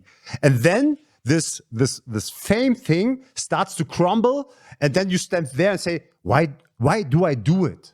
And this is the beginning of the second phase, where many writers can't do it, because you need, from the second phase, you need introspection and self-criticism, because from there, you don't care what other people say, because of course you care, you want to be famous, but you know it has no value for your individual artistic hero's journey, right? So that means you have to satisfy yourself. And in general, the biggest problem I saw in other writers, because you see it in many writers, when those who can't go over the second phase, you see it in their behavior, in how they change to talk about it, right? And the main problem for me is that you don't know why you do it, and you don't know what fulfills you, make you doing it. Everything, like the goal that you have, okay, you have to, English is difficult, sorry, bear with me. The validation you need to work on to get the validation by yourself. For that, you need to know what you're doing, right? And what I found out in many talks I had with writers who do it over 20, 30 years, the most basic questions you shoot out like it was nothing. Like, they can't answer you. So they really don't know what they're doing, which means in practice, they don't know. A writer, you want to do your own style, but you don't know what is yours and what is not yours. The fame you're getting becomes artificial. It's only, superficial fame. And deep, even if it's not conscious, you feel it. And that's where many writers break down, right? And interesting would be for me, how you got in the second phase. Maybe for you New Yorkers, it's not a problem, but outside from New York, it's a big problem for big writers. You see that they stop evolving. You see how they talk about the past. They start to do politics because they know, I can't bring it. I have to talk others down. I have to talk some stories, and how did you manage to keep your sanity and to get validation from yourself, to understand what is yours, what not? How did you survive the first phase? Well, that's a great question. Well, let's just put this first into perspective. You have the superstars who they live off the fame, and they're still living off the fame from their past adventures and their the things that they accomplished. You still have those, okay, and God bless them, because without them, there wouldn't be guys like me. Um, and then you have you guys who, who just, they do their thing, and they just mumble, they go through it. And then you have guys like me who, and again, I'm going to say this, I'm a writer. This is what I do. I'm not saying I'm famous, I'm better than anybody, or I rock more trains than anybody. I did my thing, and that's where I stand. I did my thing, and that's it. I don't want to be better than anybody. I don't want to say I did more than anybody, etc. But what does put you in that frame of mind, what you were just discussing, is sometimes it has a lot to do with the people you have around you also. I think that's a very important fact. You have people that love you and that are around you, and they keep you stable. They keep you humble. They keep you down to earth. You're not sitting here going, "Oh, I've been doing this since You talking civilians now? You talking civilians or writers? Family, loved Okay. ones. They keep you grounded. I've been blessed. Okay, because sometimes I go on tantrums and I make no sense. Sometimes I wonder where I get these things from. But I have people who love me, or friends as well, who keep me humble, who Yeah. say, "Hey, tone it down a little bit, bring it down." And then in that, you start seeing, where you came from and where you're at, and it becomes more, what's the word I'm looking for? You become more grounded in where you're rooted in, where you go, okay, this is not why I did this, why I started doing it. I did it for more than, not just for one reason, for many reasons I did it. Okay. Later on, in the beginning it's kind of superficial. You know, you want the fame, the accolade. You know, oh man, I want my pat on the back. You know, because in this type of thing we do, we want the recognition. Yes. As much as you say you don't want it, and you don't want it today, you still want it. Yes. You know, still want it. You want to be recognized. You want to have your props, even though you know some guys don't get it. They get it late. You know, unfortunately, when they pass away, or they don't get it at all, and they put work in. Yeah. Okay, I want to clarify that because I know a lot of guys that did more than me, and they put in work, and you know, they're good guys. They, you know, but they kind of fell short because they needed that recognition and the pat on the back, and they didn't get it. So they were like, "Oh, I'm not doing this no more. It was a waste of time." But you shouldn't have done it for that reason alone. It should Yes. have been more for you, you know, for your therapy, whatever you want to call it. Yes. You know what I mean? Yes. But it's gonna come down to those people around you, that they keep you, you know, because you can become a balloon. You can just start floating away, and then you lose yourself. They pull down the string. They keep you grounded, and that's the beauty of it. That's why I think I can concentrate more on what I need to do as far as style and what I enjoy doing, because I have these people around me, and they give me, you know, the compliments, or not just the compliments. They critique me and say, "No, this, you got to fix this. This is not, you know, you don't go with this, Dean, because it's a little too dark, or it's a little too light, or whatever." But I think I've been lucky. I've been blessed in that sense that I could still do it, and Yeah. do it the way I do. Still look in and look out. With You the know what I love mean? in your heart, with still the love in your heart, like from the beginning. This is what I see. What? Repeat that again. I'm sorry. I just The, added the on. love for it. You do The it. love for You do it with love, still with your love. It didn't kill you like others.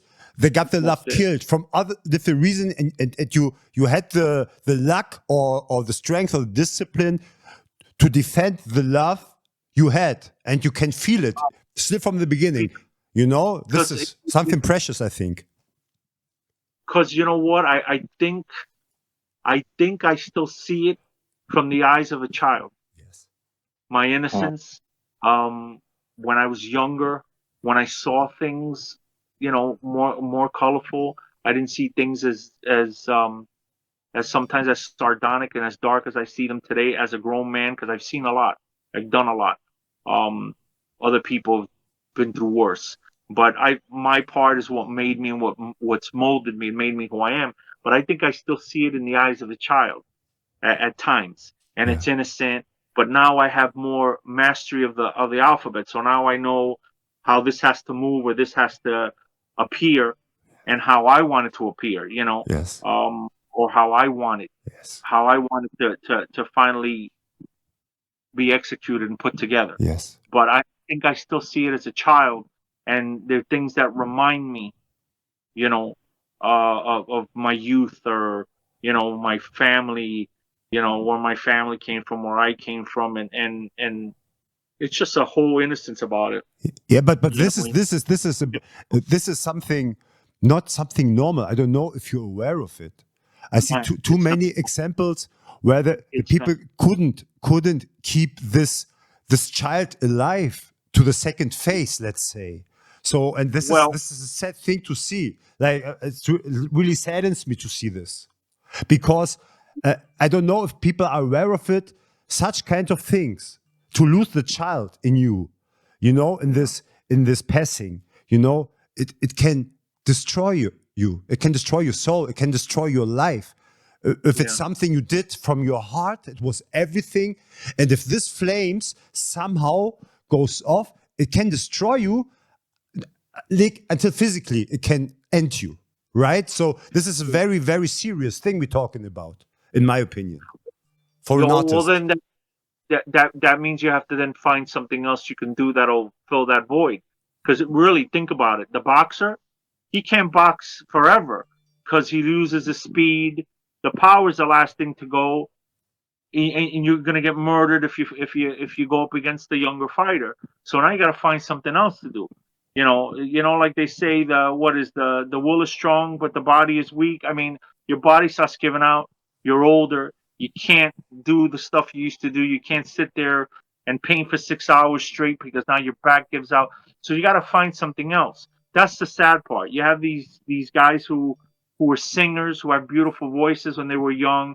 Maybe they smoked a lot, they drank a lot, they lose their voices, and then they just lose they end up dying a year later or so because what they love to do, they can't do anymore. And I think that's where we kind of fall in there. You know, we can still do it. For how long? I don't know. I really can't tell you. I guess when I can't anymore, I can't. But yeah, it can destroy you because now you either do this, you miss this because you can't do it anymore, or you find something else to do that can fill that void. I'm not really good at anything else. I can't sing. I can't tap dance. You know, and I'm a pretty good comedian, but that varies in where I live because not everybody thinks I'm funny. So there's nothing really else I can really do.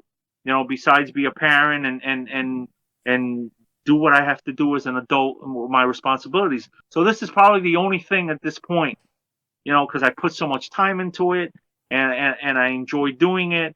And again, I'm not a young man anymore, but you either do this, you know, or you find something else you could do, or you know, I mean, I can't speak for everybody, but I know that again, this is what I enjoy doing. You know, after a while, your hands hurt a lot more, you know, and you know when you're painting for long hours, you know, I don't care what anybody says, we all get old, you know, but you know, you do what you can do and do it as much as you can, or at least from what I've seen, um, teach others, maybe keep the flame going that way. But you know, a Yes. lot of these young kids today, they don't listen. They do what they Yeah. want to do. So sometimes it just falls on deaf ears. Um, so you got to find a way of doing it. You know what I mean? Either telling your story, or telling your experiences to other people, and maybe they're inspired by it, or they, I don't know, they want to take it up and start doing it maybe legally or God forbid illegally. I don't you know, I don't push anybody to do it that way because that's dangerous in its own way. You know, it's like they say, you know, with the smoker, you know, I can Mm. smoke, but you can't. You know what I mean? I have been smoking much longer. You know, you just started, type of thing. But yeah, it's tough. It could destroy. I mean, and then you think about it from the beginning. If I would have done something else, may at a young age, maybe it would have saved me or destroyed me. It depends because a lot of my friends, they ended up doing other things. They ended up going to jail, dying. Mm. You know, so it worked for me. Doesn't necessarily work for other people. But again, at this point, you know, like I said before, you still see it in a young man's eyes or a child's eyes because it's innocent. And then maybe it's that walking on the you know, on the top of a razor blade also. Maybe it's also that mentality, you know, all this danger and everything. And we used to walk on that razor, you know what I mean? And God forbid something bad would happen, you know what I mean? Now that you're older, you kind of know the do's and don'ts of I'm not doing that. I could do that, but if I do that, I do it differently. You know, so it's a lot of things I think that come into play. But if you have a good foundation, people around you that, you know, looking back, you know, you could do anything. You know what I mean? You can do anything and you can keep doing it as long as I'm not hurting anybody. I'm cool with it. You know what I mean? You know. And bringing the way of thinking from doing graffiti or being a graph writer into the normal life, let's say. So that's also a good thing because you learn a lot of thing in doing letters and being a graph writer. So you can bring a lot of good stuff into the private life. So that's my Yeah. personal situation, you know. Yeah, absolutely, absolutely. As long as you have people who support you and they're there for you, I think you can pretty much do anything. It's just the unfortunate thing is I drive everybody crazy, you know, in my house, and I apologize for that, and I'll continue to apologize for that till the day, you know, till my dying breath. But it's what motivates me. It keeps me going. You know, I have bad days, and you know, as much as I love my family and everything like that, you know, there's sometimes you go to dark places, you know what I mean, or you relive things that you shouldn't, whether it was when you were a child or whether you were an adult, and then you go back into that place where things are more simple and easier, and then you kind of lose yourself for a little while. But it's more like, again, and I use the word therapy quite a bit. That's how I do it. I'm sitting there already planning my next piece. 2 weeks from now, I'm already like, well, I got to do this, I got to do that. I'm planning. So maybe I'm having a bad day. It's not going to be such a bad day because I'm already, how do you say, I'm taking myself out of a bad Yeah. situation. Disassociate. Just To disassociate. Like all we exactly. artists do. Like this is Yes. our strength, our weakness, and our biggest strength, right? Your demons and all this stuff going on, and sometimes, like I said before, it's quiet, but then it could get loud again. So between all the turmoil and you just you kind of sometimes you have to push back and just say, look, I want to leave the table for a minute, let me do what I got to do. You know what I mean? And you dissociate yourself, and then you kind of hurt the other people around you that love you, because they feel like, well, you're not really in tune to my feelings or what's going on. You are, but for that just 1 second, you're just stepping away because maybe there's just too much going on in your head, or maybe listen, not all people, not all artists are strong people. We're fragile to a certain degree. Some of us, we fall apart real quick, or um we have, and like you said before, we've destroyed ourselves. We've destroyed ourselves, whether it's alcohol, drugs, or whatever. It Yes. just the way it is. And you want to find a safe place, or maybe like they say, a rope to help you pull yourself out of that quicksand or that quagmire, whatever you want to call it. You know what I mean? I see myself like that, but it puts me sometimes where in a place where sometimes others think, well, you're too much involved in that, and I Yes. think, to me, it looks that way, but I'm just really trying to save myself because, Yes. again, I'm having a bad day and things are not working for me, and I could see things getting from bad to much worse. And it has happened. Okay, because that's we all have it as artists. We have that passion, but Yes. with that passion comes anger, and sometimes we're confused or undecided. Listen, I can't speak for everybody. It sounds like we need a psychiatrist in this podcast, to sit here and analyze it. And No, even we if are. they did, they couldn't even figure us out half the time. But Yeah. this is a childhood thing again. No different than that kid that wanted to be a baseball player, and he still watches the professional baseball games, and he wished he was a baseball player, or it reminded him of when him and his dad used to throw the ball around, play catch. It's just, with us, it's just different. We chose this, or maybe it kind of chose us, and then we did what we had to do, and then come hell or high water, Yeah. it depends what the after effects are. I always looked at it in the beginning. I used to make a joke out of it. I used to look at it as a woman. I know it sounds crazy. It looks like a woman. She brings you in with her beauty, her intelligence. You get kind of attached to her. You start going out. It's either going to work out or it's not going to work out. You just hope to God you don't marry her, because if you marry her, you could end up divorced, Yes. and it's going to cost you more than just alimony and child support. You know what I mean, It's or however you perfect. want to put it. Perfect. But you It's such a perfect analogy, brother. Really. have to be careful with that. So I always used to tell my wife, I only share you with her, but I've just known her longer, but I'm with you. You know what I mean? And then it goes back and forth, and she gets mad, and but you spend too much time with. I get that, and you know what? I got to make a joke out of it, because that's the way I am. I'm sardonic at times, and I could be way dark. So Yes. it's one of those things where you say, yeah, it's like an ex-girlfriend. The only thing is that you don't want your ex-girlfriend putting you in bad situations where you could get in trouble with the love of your life, your significant other. So you have to be real Yeah. careful, and that's why I say you got to walk the razor's edge. You got to Yes. be Yeah. real careful. So anyway, that being said, yeah, you still look at it, you still look at it in a certain way. I mean, it's not the same for everybody, you know. But I see these guys today, these older guys, and they just don't really have a clue what the hell they're doing. They're just doing it for different things. I guess for the things that they should have been looking for when they started doing it, when they were young, Yes.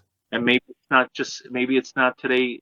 They're not fulfilled, or they didn't find their niche or their place in it. So Mm. that's why I said to you the last time, I wouldn't want to start. I wouldn't want to start doing this today. Yes. It's not, you know. I'm glad I started it when I started it, and then I learned what I learned now. Because to do it today, it's a whole nother ballgame. It Yeah. is. It is. You know? Yeah. True.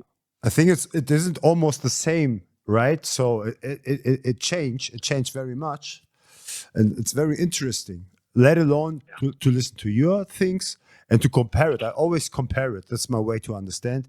To Berlin, it was so much the same, but at the same time so different. This is very interesting. Yeah, I'm almost speechless. So. I, Go ahead. Karl, willst du was sagen? Oder? Yeah, I just was thinking about your peer group. So I saw on your Instagram account that you have some guys in your group, the Spanish Five. I think Yeah. it's I think the most important two from you guys. And Well, I yeah. saw some names like Stan and Son and so. Are they still in the game? And are they from the beginning in your part from your crew and your friendship? Yes. Well, Son, I know from when I last spoke to him, Son was in France somewhere. Um, I think he's living the. I'm not sure if he's married or he's living the married life, or just being um a free thinker, free artist. Mm. As far as I'm concerned, I haven't seen him in a while. I know we keep in touch once in a while. I haven't heard from him lately. As far as Stan does what Stan does. Stan continues to paint and do what he's doing. And the other Spanish Five crew members, a lot of them are no longer with us, or they just moved on to other things, families, responsibilities. There'll be times where we'll all come together. Whenever that happens, you know, it'll happen. We'll collaborate, and I'm gonna say this, and I said it a long time ago. I said we're like several of us, not the original members, because a lot of the original members aren't even painting anymore. We're like a rock group. When the time comes, we'll get together and we'll make beautiful music together. In the meantime, we go single. We do our single thing. We make our solo albums and learn and grow in this art. And then when we come together, we really come together. So a crew thing, we're always going to be the Spanish Five. We're always going to be affiliated through our experiences and the things that we did. They were much older than me. Um, Mm. they sh- I remember a lot of what they did for me in the beginning. Whether it was a small conversation or a little tit of advice. Um, and I remember very clearly a lot of what they did. A lot of them don't remember, whether they remember my face or they remember my sideburns at the time when I had hair, you know. Um, but I never forgot. I never forgot the things they did, the things they said, or their influence on me, or their accomplishments. And I appreciate them. I have nothing bad to say about personal matters. As far as they go one way, they do their thing. I go my way, I do my. That's all cool. We all respect that. But like I said before, when we come together, we come together. It's like lightning. It happens. Um, Yeah. you know, um, a lot of the old guys I don't see anymore, and again, we've all moved on, but we keep it going. whether it's putting up the crew or whether it's, in situations like this where we had, we discuss things in the past or podcasts, however. But yeah, those guys, that's a crew that, that's part of me. Same way BYB is part of me too. I was a kid, I saw the crew, I wanted to be part of it. I still keep in touch with, with some of the members. It'll always be part. So yeah. That being said, keep it going. Yeah. Just keep So it going. how was it? How was it in the past for recruiting guys into crews? Was it like so guys are coming and saying to you, hey, can I write your crew name? Can I do your stuff? Or is it Well, the other way around? you mean in the past or presently? Yeah, let's start in the past. I think more Well, important. the past, you got down if you had skills. Um, it's either you had skills or you were friends with somebody, or you weren't that good, but somebody was mentoring you and you got down. Um, I got down because I guess I did certain things, and or you inquire about it, and they like your stuff and they put you down, or it's one of those type of things where you're, how do they say, you're in, but you're not in completely. You're halfway in, halfway out, and they watch you and they see how you progress, and then you get down. It's a little harder, I think, back then, because it was all based on skills. Today it's a little bit different. Today people ask you, like I said before in the last discussion, some people just want to get down because it's a badge of honor or something like that, or they think, hey, I'd rather put you down whether you're a good person, but you got skills. If you got skills, that's number one. But if you're a good person and you mind your business, you do your thing, you don't mess with anybody, you don't want to fight with everybody. That's a plus, because you don't want problems. You just want to have a solid bunch of guys who you can call friend. You can call up one night and say, hey, come over for dinner. That type of that type of environment or that type of attitude. But if you're got a big mouth and you're like looking for trouble and things like that, no, I don't need that. I like to have a clear conscience, and I like to breathe, a sigh of relief, not sit there worrying about, well, what's this guy gonna do tomorrow if he starts trouble with some other guy, and then we all gotta. We're too old for that, Oh, But it's a skill thing, and it is. If you have a baseball team, you want the best batter, the best catcher, or outfielder. You're of looking, course, of course, to get them to come in or to join you or recruit them. of course, of course. And today, are there, let's say, some internet writers that are coming across your Instagram account and send you a message and say, "Hey, can I join your crew?" Is it also a thing today?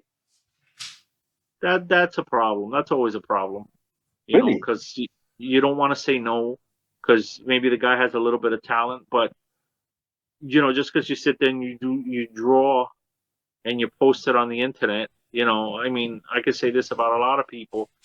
It's not going to get you in. You need to get out there and hit the concrete or do whatever you got to do. Show some initiative. Sitting there drawing on paper all day is not gonna, it's not gonna. At the end of the day, okay, it's nice. You can put that in a gallery. You can, do whatever you want to do with it. But how is that graffiti? How is that writing? Really? I mean, we all did it in the beginning. We all sat there drawing. I mean, I know I did it for hours and days in and days out, and I felt incomplete.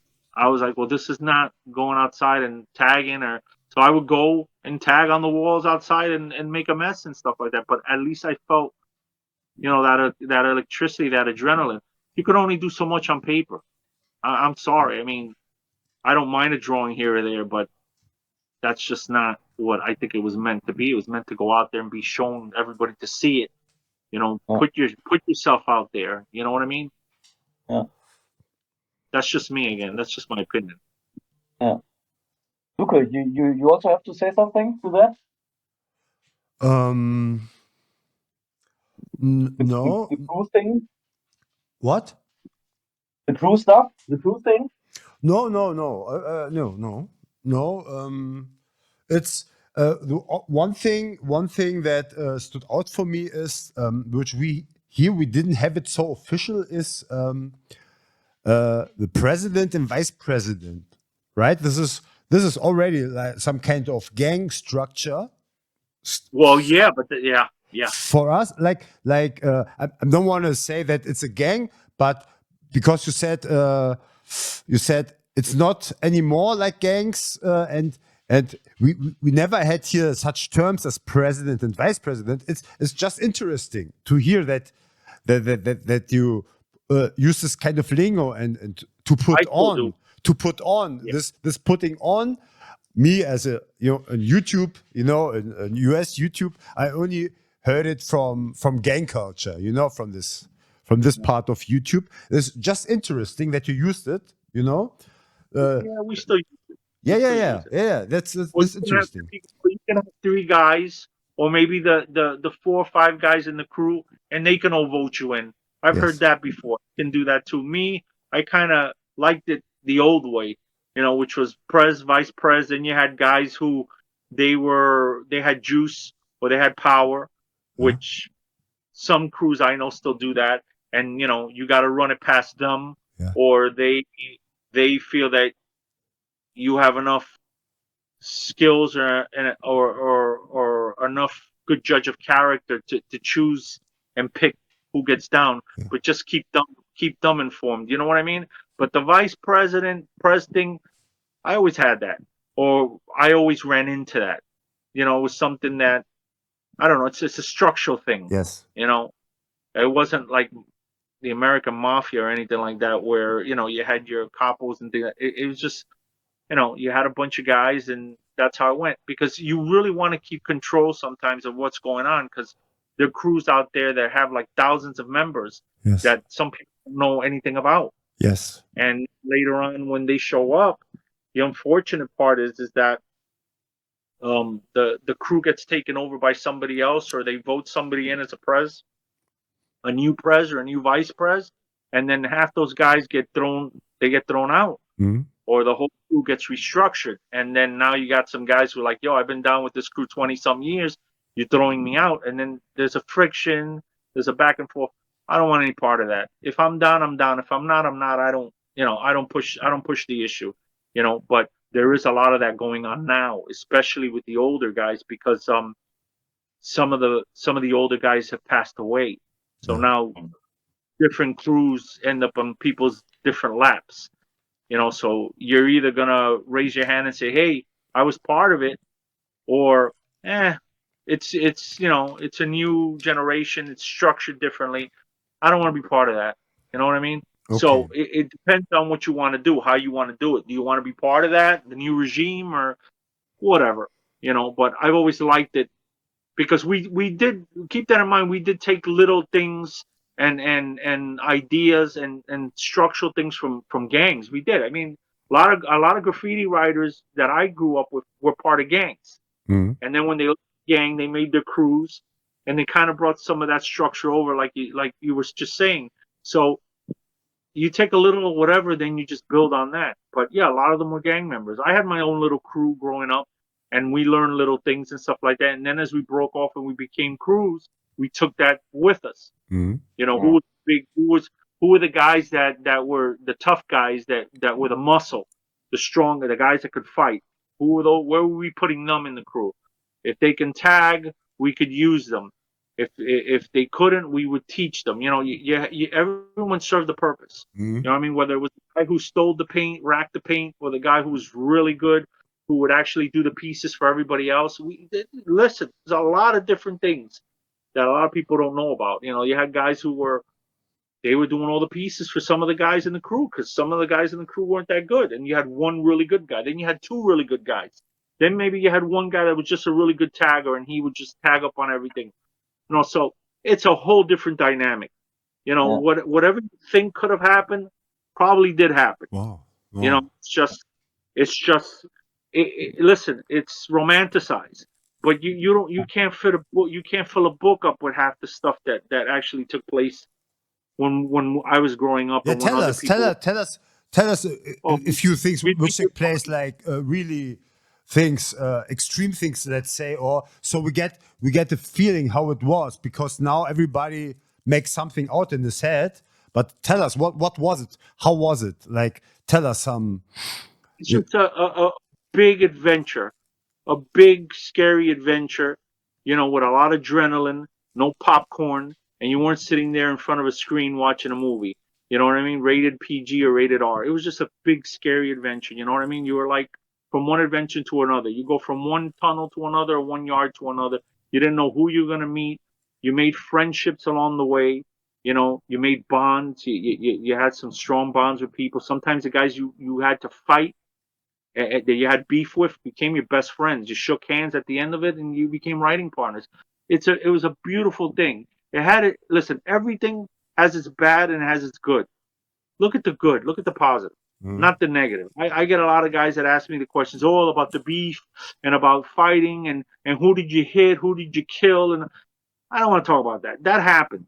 That was part of it. It happened. People got electrocuted. People got run over by trains. People got decapitated. It happened.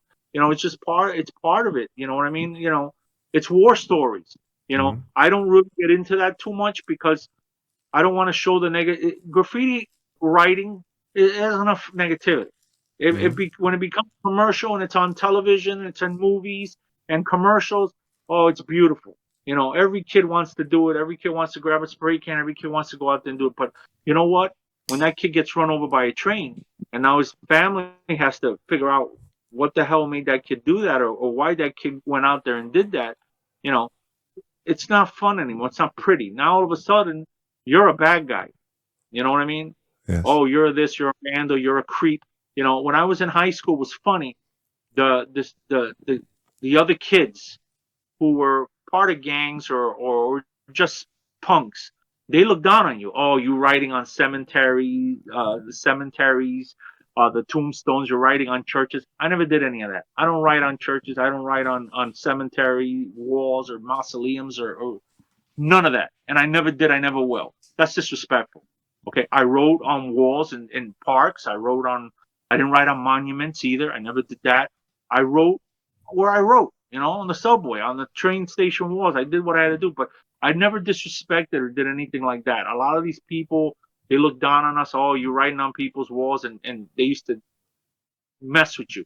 But it's funny, a few years later, you find out half of them are all want to be graffiti writers, and they're out there writing graffiti. And you're like, but wait a minute, didn't you just, yeah, but I saw the light, and I saw the difference, and I saw the artistic, yeah, okay. Well, you're seeing something that was on a movie, and now you want to romanticize it, you want to be part of it. It's not really like that. It's really not. It's, you know, it could be lonely at sometimes, because you got to start from nothing. Yes. And then, like, nobody's going to, no one's going to, like, see the talent that you have, especially in that time when people are looking at it as vandalism and they look down on it. They look at it and they go, this is garbage. You Yeah. want to go to art school for this? Yes. How are you going to go to art school for this? This is garbage. It's a waste of time. It's destroying private property. So you're already, like we spoke about this before. You're already the redheaded stepchild Yes. already, and then if you have family members, I came from a big family, you had artists, you had teachers, you had lawyers and stuff like that. So the artists, the ones that can draw a Michelangelo David or the Sistine Chapel, they're looking at you like you're evil or something, or so they're looking at you and going, that's what you're doing? Yes. How are you being an artist? And then you're sitting there going, well, this is what I feel, this is what I want to do, and it's right for me. No, it's not. It's not. And then you get all the pressures and all this, and you shouldn't do this, you shouldn't follow that. You know what? If you're a free spirit, you follow whatever you're gonna follow. You follow your heart. If not, oh well. I'm gonna ride this. I'm gonna ride this out to the last stop and see where it takes me. It could end bad, or it could end good, or I could just get off the train and follow something else, follow another career. I'm not even going to say it's a career, a hobby, or therapy. I'm not going to say a career because you know what? You got starving artists, so you have them in all types. Whether you're a graffiti writer, whether you're a commercial artist or visual visual communications, the way we used to call it, or today it's what graphic arts. So yeah, it's lonely. It's a lonely thing too, and but I think when you start out with anything, it's lonely. You know what I mean? And again, people don't always see. They don't always see the same thing you see. Yeah. And then when you get in a group and you start seeing like what we're doing here, you start talking, and whether we're separated by miles apart, different countries, we kind of see the same thing, or we kind of see, or we're kind of put in the same situations. You have that bond, that veteran bond, where it's like, yeah, he can relate to me, he understands, and we can sit here and talk about it, over a few beers, or just rap about it. But if you're an outsider, it's a lot different, and it's those outsiders that I find funny that want to be part of it for all the wrong reasons. Beat Street. Oh, I saw Beat Street yesterday for the 200th time. Oh, Wild Style. I got the Subway art book. It's not like that. It's there's so much more to it. And then again, politics keeps coming up. That's the sore thumb. It keeps coming up. Politics. That's Over. yeah. This is Go ahead, Mike. yeah. Sorry. No. Go ahead. I'm your turn. This I think this leads us into a very interesting topic, which is for me one of the main reasons of the disturbance of the development, like the reason why the tipping point came. It's falling apart, which is the right communications between the different generations. I think that's one of the main reasons why, because you can't destroy graffiti writing from the outside. It's impossible. It showed. We took over the whole world. You can't destroy it. No police, no nothing, right? Nothing. We only can destroy ourselves from the inside, right? Even if we don't want to do it, it happens. And one of the main reasons for me is the miscommunication, the lack of, right? And this is a very important topic. One of the main things is that there isn't enough understanding from both sides. Yeah. Now, if it was the chicken or the hen first, the egg or the chicken first, like who has to understand the other one? We can talk, no, the young ones have to understand me. No, the old ones, the young ones have to, and the young ones say, why? Why do I have to understand you? Why do you don't understand me? There's a kind of understanding which grounds in respect for each other, right? This it's need to happen. So the thing is, but the difficulty is that graffiti writing, in my opinion, was born out of ignorance. Like we little kids were ignored and we wanted to be seen. So we are writers. I see us. We react very, very, very like we have a low tolerance if somebody is ignorant towards us. If it's the society, the civilians, or even our peers, and of course, when you learned ignorance, you have an issue with ignorance, right? So, for example, let me give you an example what I mean. And this ignorance isn't conscious. Sometimes we don't even realize it, right? I give you one example which we had, which was my favorite part in our first talk. It was about the king, right? When you said what you mean with king, right?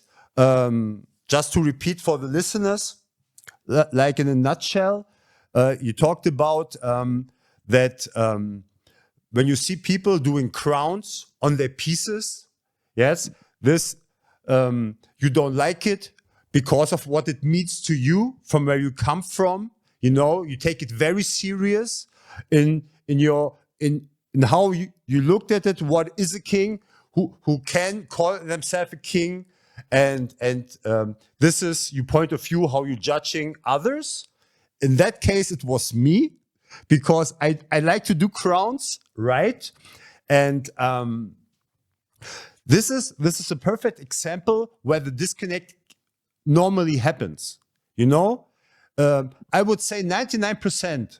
If you reacted like you reacted to me, they would saw it as an offense or like ignorant behavior, because you put how it was back in the days for you on me without even looking at if it's possible. Because you said, for example, did you were ever a king of a line? Right? That's you put that meaning on my crown, right? Me, I liked how you reacted. That you said, okay, man, you do crowns, let's go on train and see who's the king. I love it. I loved it. It was my favorite moment. But to be realistic, the most young guys would see it, because I told you also that wasn't the thing. It was impossible to do it, because maybe you don't know, we all started here in Berlin knowing 95% of our trains would never see daylight. Like we started to paint knowing nobody will ever see it, right? Wow. Like it was a few periods in the year where they drove. Sometimes they hadn't enough trains, or we were very active in destroying all clean trains. Like we destroyed them with color bombs, the front windows. We destroyed the keys. Like we hadn't this thing to be a king. It wasn't a thing. This is what I meant. You see, and if you put me as a young guy who doesn't think like me, thinks, you put on standards I can never achieve, but at the same time you don't know what I had to do, because then we can start to compare our standards. What is a king? How many kings, let's say, would paint if their trains would never have been seen? And there are different other challenges. And I'm, of course, you know 100% don't want to knock you, but it's a perfect example where disconnect begins and the young guy says, fuck you, old guy. You don't know anything about me. You know, what I did maybe was much harder than for you, maybe.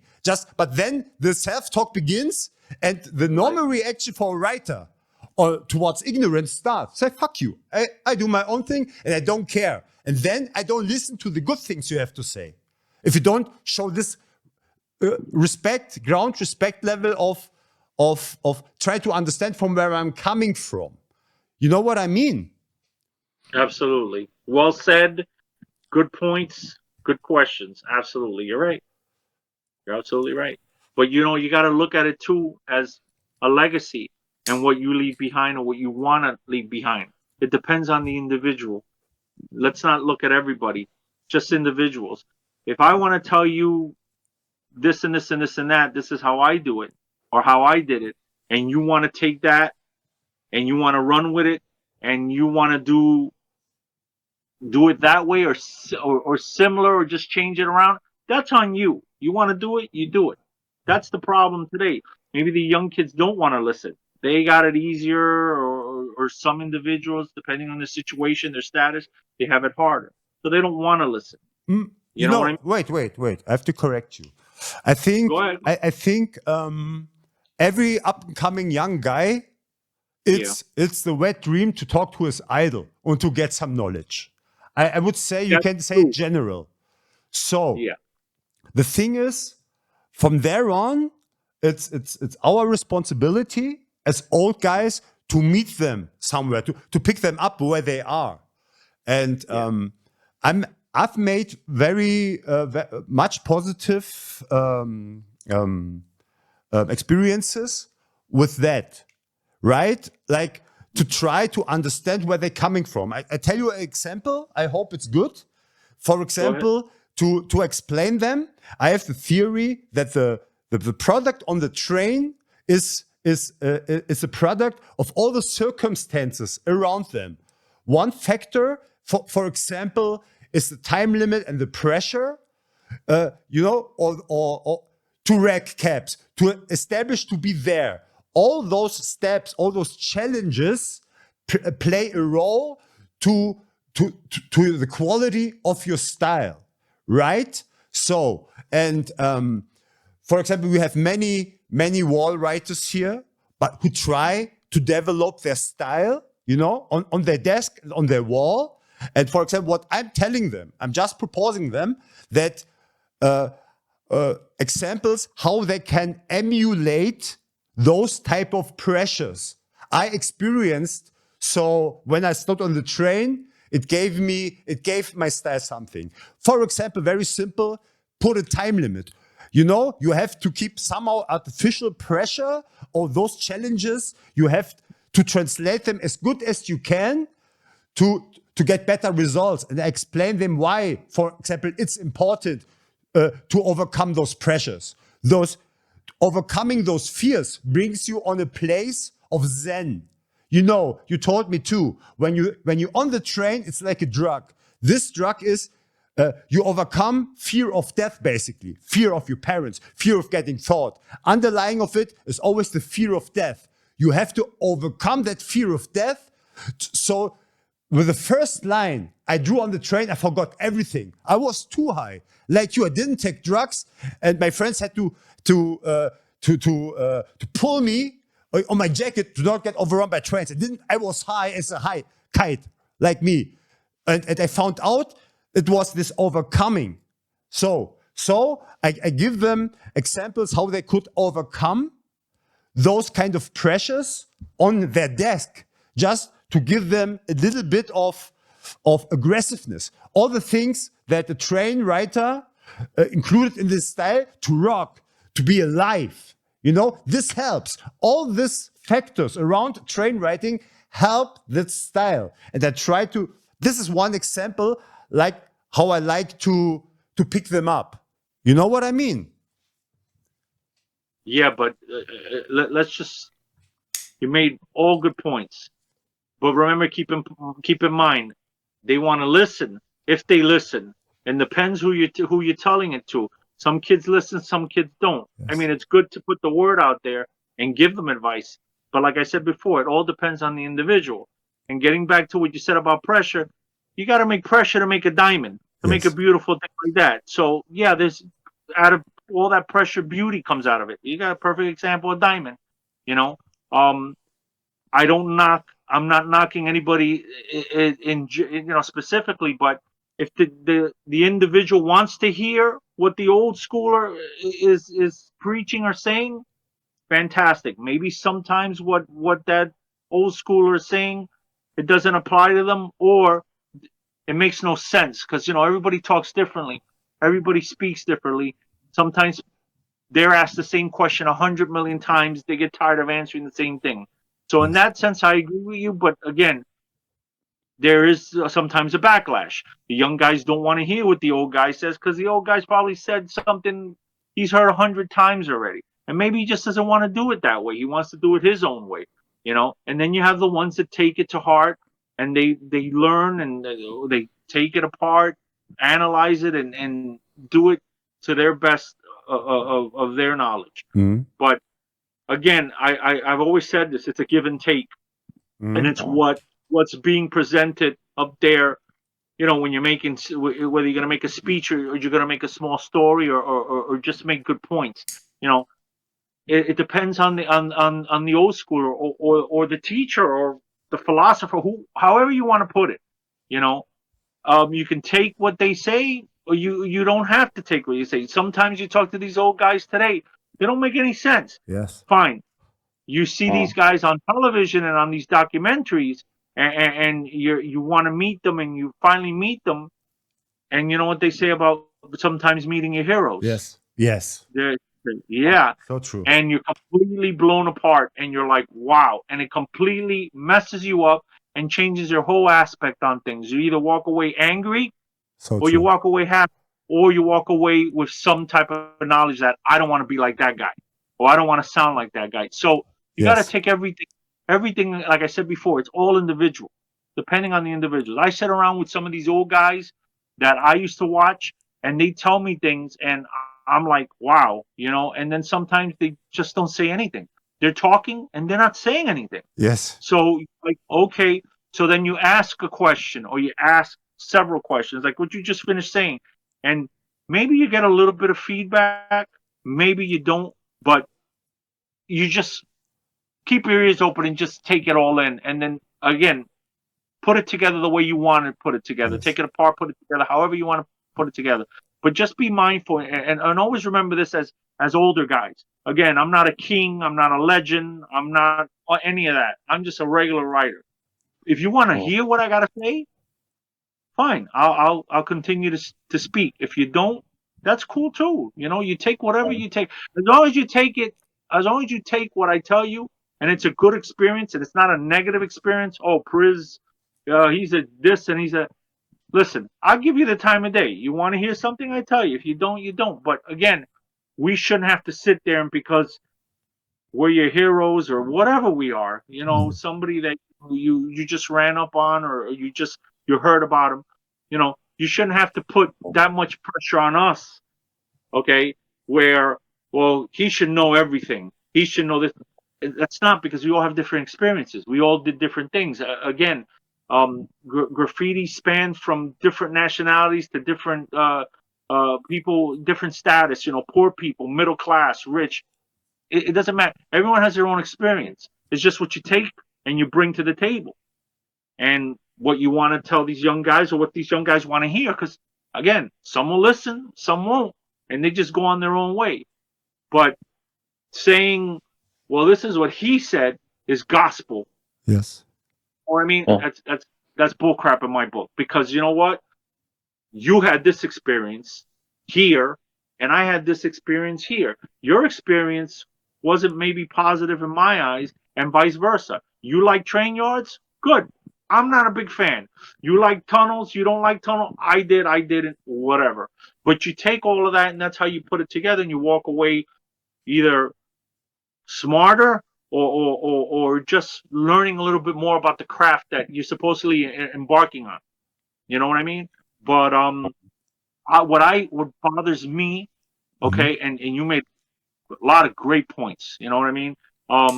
That's why the young guys don't want to hear the old guys. The old guys don't want to hear the young guys sometimes because there's that gap. You know what? The unfortunate part is the real older guys. And I said this before. The guys from the 60s sometimes don't want to hear the guys from the 70s. The guys from the 70s don't want to hear the guys from the 80s. The guys from the 80s, you know, it's just like they don't, because everyone had their own experience. Everybody's different. I had a guy tell me one time, you know, you young guys, you make a mess when you're in the tunnels. You know, you leave the stuff behind. That's why the cops catch you. You know what? To be honest, I never left anything behind. I threw everything in a bag and I threw it outside because I didn't want to make that spot hot, and I didn't want people to know that I was going there or other people were going there. And then the cops would show up and say, "Well, look, there's spray cans here, so obviously people are painting here." So this old guy, he got all over me about it. I'm not going to name his name, but anyway. And I was like, well, I wasn't one of those guys.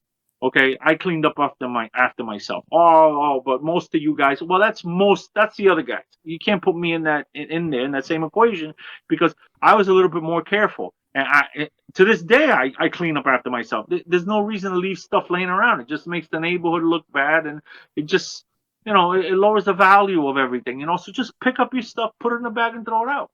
You know, but again, go back. It depends on the individuals, and the individuals who are telling the story, the individuals who want to teach you something or don't want to teach you something. Pressure is a beautiful thing, man. You create beautiful art under pressure.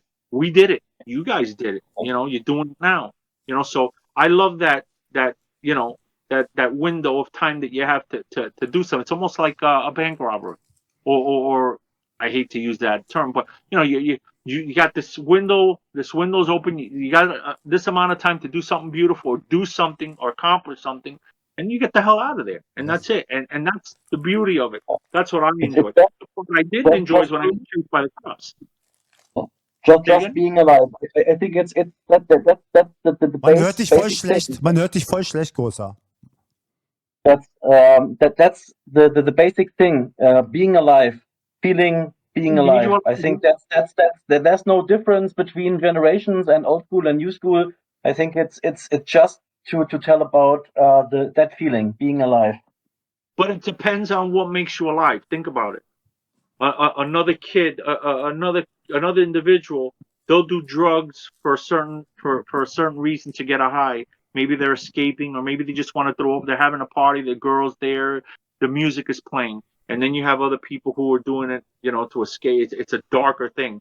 So you kind of have to be careful, because what made me high isn't going to necessarily make the same person that's the same effect. They're going to want something else to make them more high. You follow me? It's like a gateway drug. This made me high. This doesn't make you high anymore. So now what I'm going to do is, what makes me high? I'm going to wait in the tunnel when somebody comes in. I'm going to take their paint, or I'm going to beat them up. But, it depends on the individuals. I saw that. I saw guys walk in, and it wasn't painting anymore. It was just beating people up, just being nasty. That was their high. Oh, did you see the look on that guy's face when I scared him? Wow. Did you see, when that cop showed up, how it's different. It depends on the different people, or what you're susceptible to, or what you respond to. Me, I was always getting high, doing my thing, and that was it. These other guys were just freaking out and doing stupid things, and you still have them today.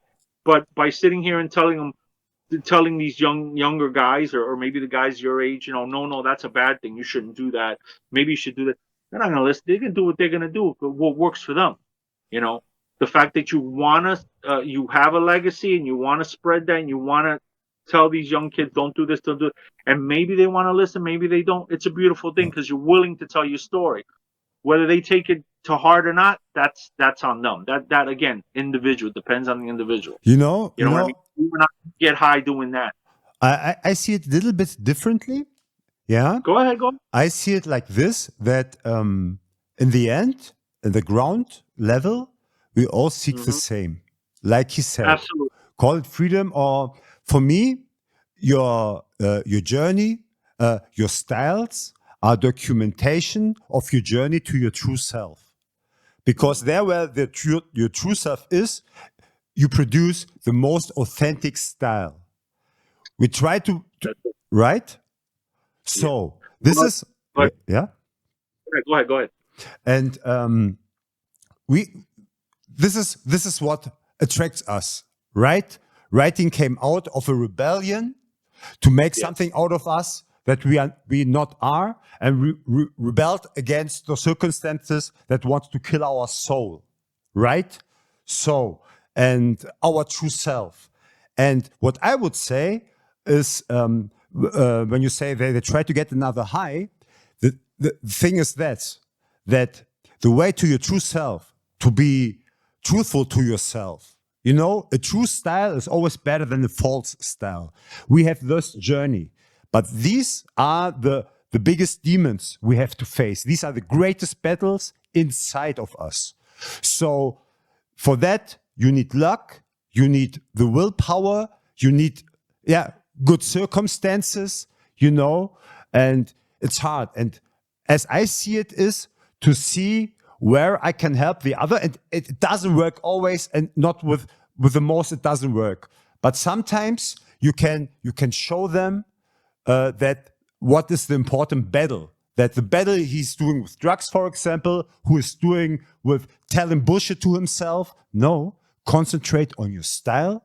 This is the right way, even if it hurts in that moment more, or you don't realize that it hurts. So I think it's not easy, of course, and you're absolutely right.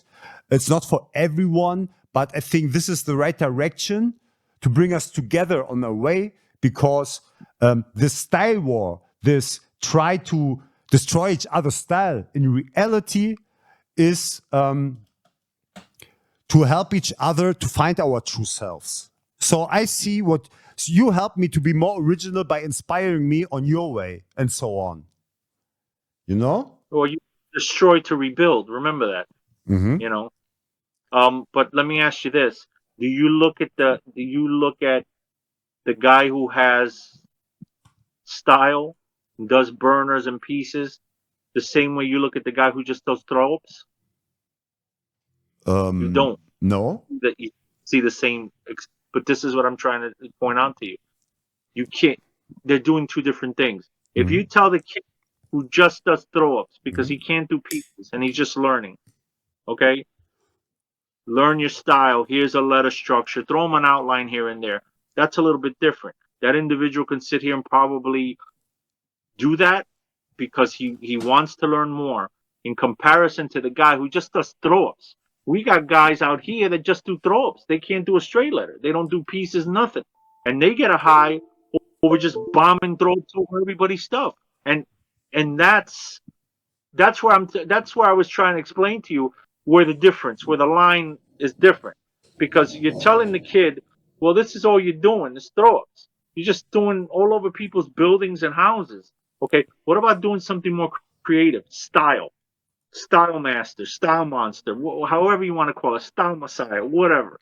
Okay, look at those guys. Look at what they did. A lot of them, at least today I'm seeing with the new generation, a lot of them, not all of them, I just want to do throw-ups. It's easy.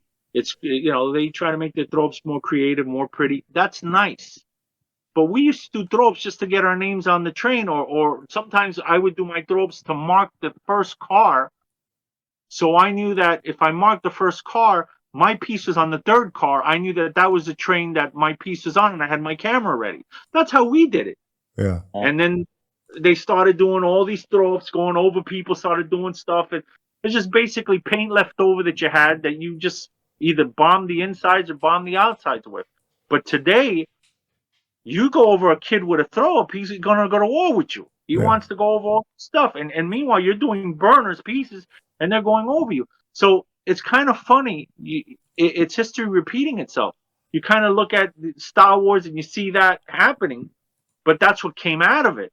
You have the less talented individuals who maybe they can learn or they don't want to learn. All they want to do is throw-ups. And there's no way you can tell me the same mentality you have for a style with pieces is the same mentality that kid has with just knocking out a 5-10 second throw-up. It's a totally different mindset. Yeah. When you talk to them, you're telling them style. It's pizza and apples. It's two totally different things. You got a triangle and you got a circle. They're not listening. So that's what I was trying to say. I know you disagreed with me on No. I agree so far. I agree so far with everything you say. You can't listen. You're not going to teach a guy who has already an idea or a structure, a template to build on. Okay, I want to do these letters. I want to go from simple to semi, wild to wild, full wild stop burner. Okay, but I'm starting at the basics. That's not the same mindset that an individual who just does throw-ups. You're 100% right. You're 100% right. And I think that's the other problem, because if you talk to these style masters and they're telling you window downs and they're telling you all this other stuff, they're referring to some guy in Star Wars that was going over everybody's stuff. Yeah. And they see him as royalty. And I'm not getting into that. But and even this was staged, I've heard. Even this was staged somehow, right? No, it wasn't staged, because that guy went over a lot of people's stuff. He even went over some of my people's stuff back in the days, and we weren't happy about it. Where everybody's attitude was, we're going to get him and we're going to hurt this guy. A lot of us felt like that, because that was true. But the fact that they glorified him, yes, okay, and listen, he had beef with certain people. I get it. He went over them. I get it. But the fact that sometimes he just went over people for the hell of it, and now you got some people out here that I've actually seen these people ask that individual, go over me. I want to take a picture of it. They romanticize. They think it's cute. But the fact is that when it was happening for real, and it did happen, because I saw it with my own eyes, no one was laughing. People were really upset, and people really, if they caught this guy, they were going to hurt him. And I remember there were people. So how lucky was he? How lucky was he that nobody caught him? Well, the rumors were he was carrying, a gun on him or a shotgun or whatever. So he knew what he was doing. He did it, and he was a lucky guy. But a lot of people did not like it. And then it picked up a trend, and other people started doing it. And anyway, the point of the matter is, a lot of these guys that were doing it back then, at least some of them, they had a style. They could do different things. Other people weren't so lucky. They weren't that good, and that's all they can do. Okay? and it became pretty sad because by the end of the late 80s already, that's all that was going on. Everybody's doing throw-ups over everybody. I mean, it was just ridiculous. You Nobody know? would have And survived it, the million. So in my time, some kind of guy wouldn't survived it. well, they wouldn't have, because see, you had a common goal. You had a group of guys who were like, well, we're not going to allow this to happen in our neighborhood or in our yard or our train line. Back then it was different. Everybody was expressing themselves differently, Yes. and he had his crew and It was whatever too the big. It situation. just was too big, uncontrollable, right? It was this It kind wasn't of chaos. controllable. The trains were uncontrollable. The Yes. whole thing was uncontrollable. You know, you can't control that. You Yes. can't. It's like lightning in a bottle. You can't control that. You can't control graffiti Yes. because everybody has a different mindset. Yes. You know, that's why one time they were trying to get people to legalize it and put it on the trains, legalize it, and do like commercials or do like the outside of the. You can't, because then there would have been that one guy who was like, well, I'm not that talented. I want to put my name on a train. Screw all you guys. The less talented guy, or even the more talented guy who felt he was overlooked and he didn't want to be part of anything because it's too legal. It's too I want to be an outlaw. So they would go and they just go over everything. But that's the mindset also today when you talk to some of these young kids. They just want to do throw-ups on everything. And I honestly, I don't agree with it. But listen, if that's how you express yourself, knock yourself out. You know, I mean, there's nothing wrong with that. Do what you got to do. But don't do it if you're going to hurt other people in the process. But see, that's how some people make their name also. They go over other people. They fight other people. They start trouble because they can build a reputation that way. Instead of in talent, Yes. they do it in other ways. Everybody does things differently. You know, you're the loudest guy in the room or you're the quietest guy in the room. No one listens to him, but the loudest and the one that sometimes just talks loud and basically says nothing, people listen to. And then it's the guy that walks in and he attracts attention because he carries himself a certain way, certain respect, and people remember that. And that's what you want to be. That's a legacy you want to carry. You don't want to go in there screaming and, oh, I did this. You know, you got guys today, they talk about all the people they beat up. You know what? Yeah, and so what? You went to jail for it and you caught a case for it, and you know, you did what, 10 years or something, probably more than that. It's not worth it at the end. But you can't control it. Again, everyone has their own interpretation, their own way of doing it. You want to go, you want to be a king, you want to put a crown. Remember, this is where it came from, New York. It's the Mecca. Now, if you guys make new rules and you have new set of rules in Berlin or anywhere, London, wherever you want to say, you know, Australia, that's cool. Look, you don't have look. to We have to have it because we don't know anything. We didn't know your rules. How can we No, know? you didn't. You know what I mean? And you're absolutely right. But when you dwelled into it, and unfortunately, you read a lot of the books that came out of New York, which today it's really an individual or several individuals' point of view. It doesn't apply to everybody. It's that story. You know, history comes from his story. Yeah. You know, the conquerors are the ones that write the history. So these kings, these legends, they're writing it. But what the little guys like me, you know, the writers, we have our stories too. You know, they may match, they may not, but either way, we come from something. So you got to hear what we got to say. But they said crowns. They put the crowns on there. They did kings. They did fine. Knock yourself out. You can put a crown. But remember, when you put the crown, there's certain responsibilities that comes with being a king. Yeah. Are you guys willing to do that? Sometimes people are not. Sometimes people lose their lives like that. You know what? You know what? We coming from the same place, like this type of view on certain kind of people who call themselves kings. The thing is, we just reacted to it in our own ways, which is nothing, not better, not worse, our own ways. Your way is how you taught it, which is totally valid. I understand you totally from where you're coming from. My way was more the offensive way, but just because of the circumstances of here. Yeah, absolutely. Like what King meant to you, and your reaction to it makes sense. But the kings here, we had another type of king, and that's why my reaction was others. So my reaction to it was, A, you only call yourself kings, like it's just politics. Not that I said that I am the king, but it was just for me, okay, it's your thing. My reaction was, so I'm gonna take your crown, and you know, I'm Greek. I said, Molon lave, come and take it. This was just my reaction. Come and take it. This was just my offensive reaction, because here, you got ignored totally. They don't even talk to you. So to fall back, I would fall back in nothingness. So I had to say, here, I take it. Now, Molon lave, come and take it. Do something about it. This was my kind of way of manifestation of saying, hey, this is not right what you do, right? Now do something about it. And nobody ever could do something about it. So we're coming from the same way, but our circumstances led us to other reactions. But no, that's a good, valid statement. That makes complete sense to me. Yeah, that makes sense. Yeah, it's a challenge. You're challenging. Yes, yes, yeah. Because you got totally ignored here. Totally ignored. Like you had to call yourself a king, because nobody gonna. You know, I did a magazine just because they didn't put our things inside. Say, oh, you don't do it? I do my own magazine.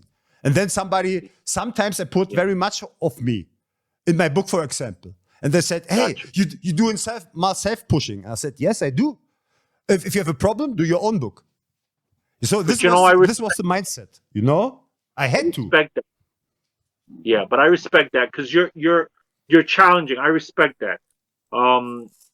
That's a very valid point, and it's funny because I guess the crown means different things to everybody. I put it in one of my pieces, only one piece I ever did back in the 80s, and I did it because it meant that I was paying homage to all the older guys before me that I looked up to. Somebody took it as I put the crown, calling myself a king, and they were offended by that, and I get it. But you made a very good, valid point. It's what it means to different people. But remember, again, this is our subculture. This is what we were doing. It was completely different if you put a crown on everything. Yes. You know what I mean? But you're right. You're absolutely right. That was a challenge that you made, and you were willing to go, you know, all the way. Willing to go, wanted to go with it, and I get that. I think here, we did it a little differently, but again, that if I heard that explanation again, that it was more of a challenge, because of we've spoken already quite a bit. I think I would understand it now. I have an open mind about it, and I think now I wouldn't be so hard about it, because that's a good point. But I've never heard it that way here. Yes. I've always heard it as, well, I'm this, I'm that. And then when you even ask these people why they do it, they look at you like they don't know why.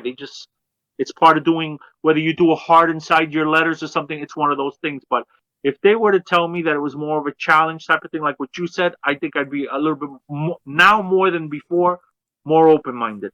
And I agree with you on that. But it's just that over here, it's never, the unfortunate part over here is that no one really dwells into like really two-dimensional or three-dimensional type of explanations where there's more to it than just one explanation. Yes. They don't. It's always that one thing, graffiti Bible, he's a king, he's a whatever. But if someone, I think, again, and I'll reiterate, if someone said to me, look, you know, it's a challenge, I'd be like, you know, that makes really, that makes sense. You know what I mean? It would be more of a battle aspect where you wanted to battle each other over, I don't know, territory, if you want to talk about it, or style, or who's better, or whatever, you know, whatever we decide we want to sit down and challenge each other over. But it's a valid point. Hearing it a second time now, I'm like, you know what? He makes complete sense. And again, it's a different place. Yes. It's not New York. It's a different place. And you know what? Every place has different rules. if I went to Berlin to paint, I'm sure you guys got rules that I'd have to, follow because that's the norm there. It's not the norm here. But you know what? Because I'm from where I'm from doesn't mean that my rules they're justified over yours. You have it's a different culture everywhere you go. It's a different type of food you set at the table everywhere, every different country you Yes. go to. Yeah, I would be more susceptible to be like, yeah, you know what? He's right. It's a challenge. You know what I mean? But I'm the way I think is the way the way you learn it, and that's the way you practice it. And I love it. Absolutely right. And I love to hear your points because it helps me to understand how, because this is also how you view certain things, or how New York, the rules, the principles, are a very important role on how the style came about. And I'm all about this. I'm a student of it, and I try to understand it. And that's why it's good to hear it and to hear the different sides. So if you're really a student, you can make sense. You can understand it more. That's why it's very important. Also for me, and for you to tell me how it was, it's very important, right? But you want to take it all in and go from there. Don't get me wrong. Not everybody is going to follow the old ways. You know what I mean? Everyone, again, today it's a different. No, it's no. different Look. One point. But- Sorry. One point I wanted to also say to clarify more. I'm fully aware, and you're totally right, that it's not for everybody. This is only for the true style warriors. Only the ones, who go the way, who want to go the way to the end. I'm fully aware of it, and my dream would be that we have a community and a brotherhood all over, because this is the beauty of the internet. Because I want brothers like you around me. First, to not feel alone. Finally, to have the same mind around me. And each other, to push each other. It's not for everyone. It's no judgment. Some, and I respect everyone else to the fullest, because everybody with their experience give something to me. They're like my soldiers, and go and conquer.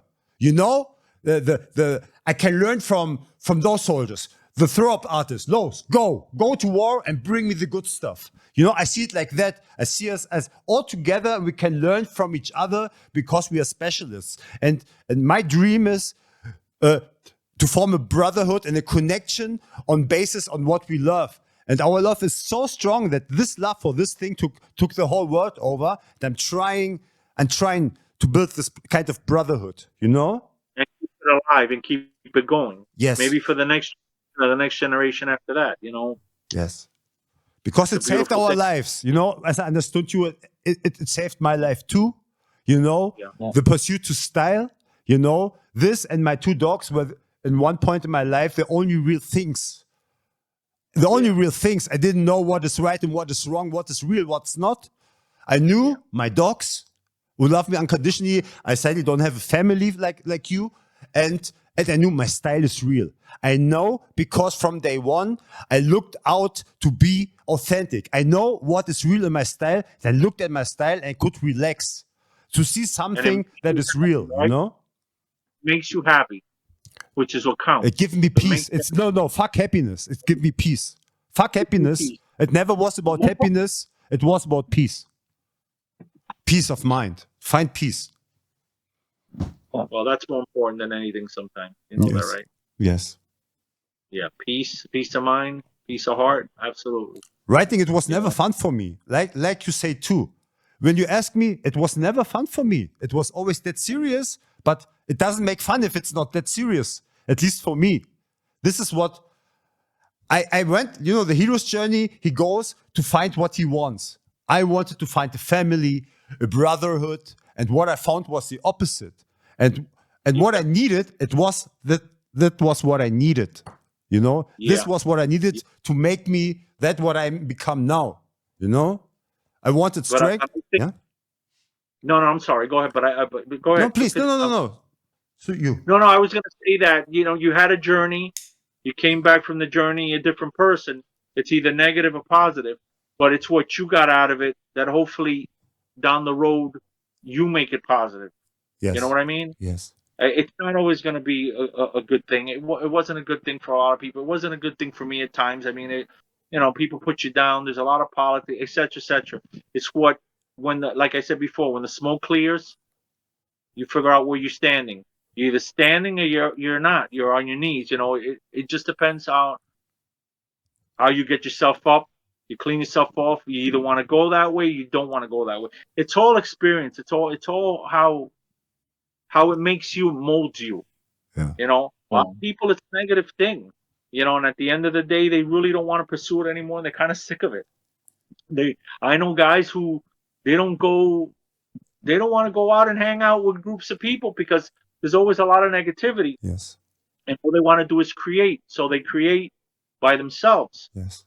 with nobody around. And that's beautiful because some of the stuff that comes out of that is incredible.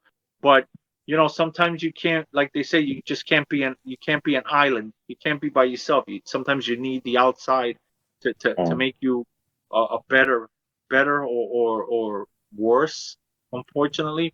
But either way, it still molds you. It Yes. makes who you are at the end of the day, or in a few years who you want to become. Just try to sometimes take as much positive with you as possible because there's more negativity than anything else. Yes. And especially in creativity, you want to be positive because you want to create. Some people create on the chaos. Yes. Chaos makes them better creators, and then you have people who are not. Me, I have a drive. I like to what pushes me is just what pushes me. Control the chaos. Isn't style controlling the chaos? The flow. Yeah, you control the flow. But how much chaos can you control? How much chaos can you control? I mean, you can put your finger in a dike and stop stop water from one side, but then another one opens up. You're going to run out of fingers eventually. So sometimes while you're trying to control it, maybe you create something beautiful. But all in all, it's chaos. You know what I mean? And I knew a lot of people who can create on the chaos beautifully. I never understood how they could do it, but some people can, and then some people can't. And again, it's that whole pressure thing. You make beautiful diamonds under a whole lot of pressure. It's a beautiful thing. But some people, they can handle it. Some people, they fold. They can't handle it. So it just really depends, I guess, on the individual, or I don't know. Sometimes some people, they act better. They do better under pressure. Some people don't. And you have to respect that. Not everything is made for everybody. You know what I mean? What we do is not made for everybody. Same way, not everybody's a race car driver. Not everybody could be a race car driver. Not everybody can be a boxer. Not everybody can be an actor.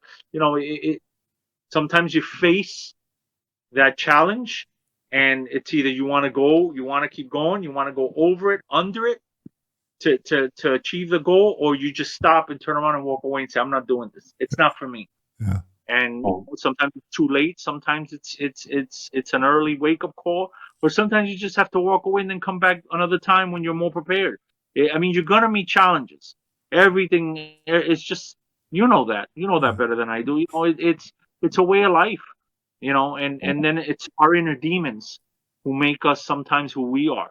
Yeah. You know what I mean? Do you want to just walk away, or you want to pursue this, or you want to challenge it, or it just depends. It really depends on what we're made of, and that's why I always not to get religious, but sometimes I think a lot of it has to do with the way we are, or maybe our souls, or the way are we meant to do this, are we not, or maybe in another life. I mean, depends on what you think of or what you believe in, but did I do this a long time ago? Did I do something else that was different? What is my calling in life? What do I do? I mean, you sit here and you start thinking about the universe will drive yourself nuts, But you want to dwell into it and have these difficult conversations sometimes, or these debates, and you want to say, well, you know what?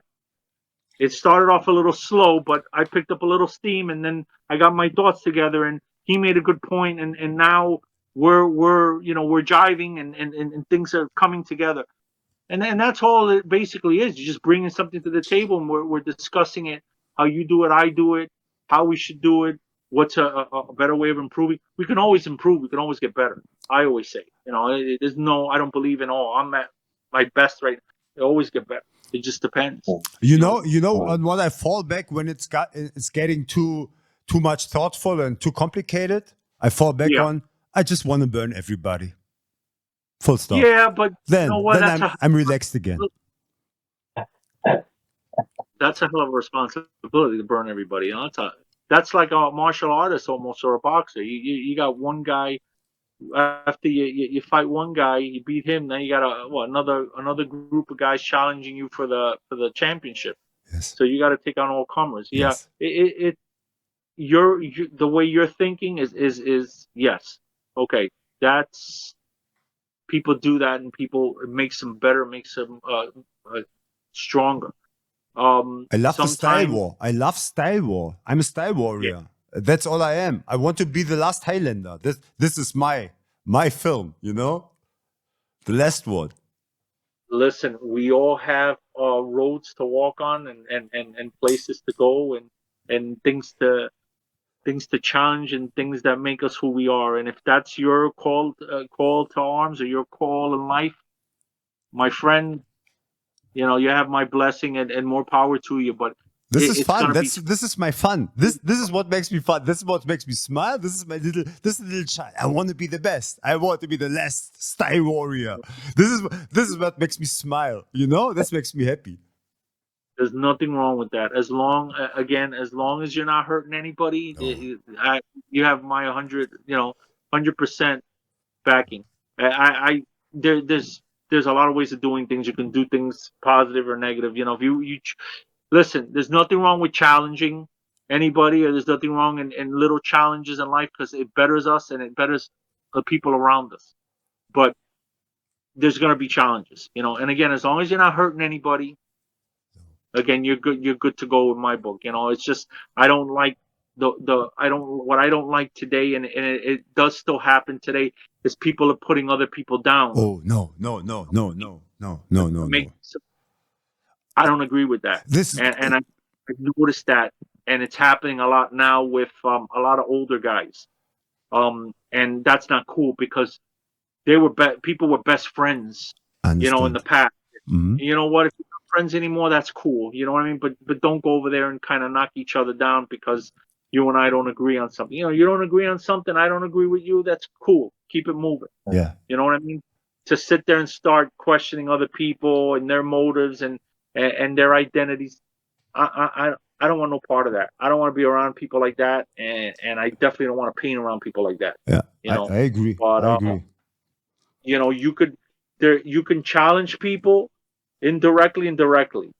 You want to challenge people directly, that's a beautiful thing. You know what? It's no different than getting into a ring and trying to see who's the better fighter or the better boxer. And then you have indirectly.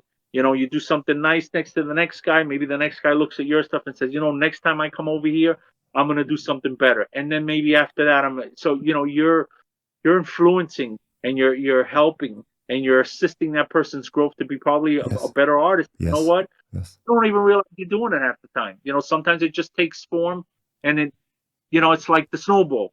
It gets bigger as it rolls down the hill, during an avalanche, maybe, you know what I mean? But it's a beautiful thing. I mean, again, I commend you. If that's what you want to do, that's a beautiful thing. You're not hurting anybody, and your style is getting better as you go along. It's just the whole political thing that I never liked. I still don't like it. The putting down people. You know what I mean? That healthy challenge is nothing wrong with a nice healthy challenge. That's why teams play against each other. You have the NBA, and all those other teams, and they challenge each other. NBA, baseball, basketball, all that stuff. Yeah. So it's a beautiful thing. You're doing something. Your heart makes your heart beat faster. Cool for you. Good for you, man. Your answer was very interesting. Now, because I understand, I think now where you're coming from, and maybe your reaction to my words. I understand what you. I think just the sentence what I say reminded you of what you described. That there are people with negative intentions who put with this people down. And I understand fully that it can come over like that if you don't know how I meant it. That's why I want to take the chance to explain it to you, because I see it. It's we're coming from again from the same place, and my reaction is a different one, right? Because when I'm telling this to people, you know, those people know that I do everything I can to make them better than me, right? That where I'm coming from, this is really like I'm coming from like that my partner, we always talk like that on the wall. It was for us like, you know, like shit talk. Hey man, I'm better than you. This was like something normal. Yeah, because nowadays nobody, they lose their competition. They want to be better. They're ashamed of becoming better to say it. And I try to normalize it, but coming with respect to the others. My goal, I would be so proud of it to make everybody better than me, because this would make me better. So I'm always coming from that point of view, right? Always very real, and I tell them everything they need to know, how I came to this point, so they can take it and become better than me, right? So I understand totally what you say, and I try to take these words and make them positive, because I'm all about positivity. I fought all my life this to not let this negativity kill my love, and I'm 100% agreeing with you. So all I say is positive, and I'm glad that I could explain it to you. I hope you understood it somehow. I absolutely understood it. And it makes complete sense, because you know what? Isn't graffiti all about, or writing all about getting someone's attention? You're going to get somebody's attention if you put a crown and you challenge them. So you know what?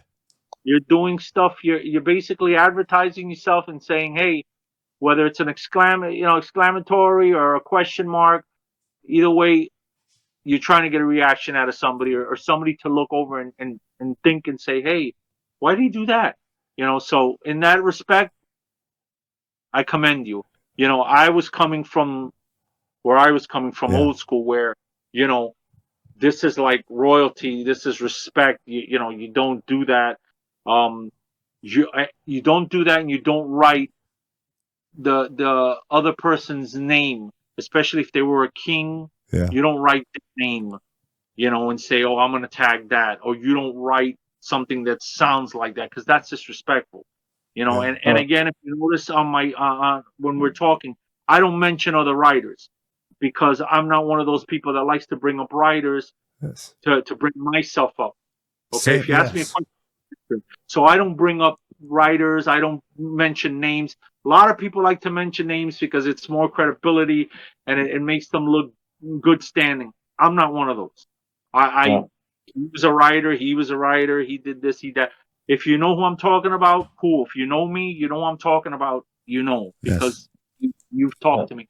But if you don't, it could be anybody. Yes. Because it really is. It could be anybody, because there was so many of us. Yes, yes, You know, yes. but a lot of people want names, and they want you to drop names, and they want, No, oh, I I know wouldn't this guy. allow it. No, I wouldn't allow it to do it. This is one policy. You didn't do it, so But I didn't have to say it, but I don't allow to do such things on my platform. Yeah, You but a know? lot of people like to, No, they because can't. They can't. I will stop them.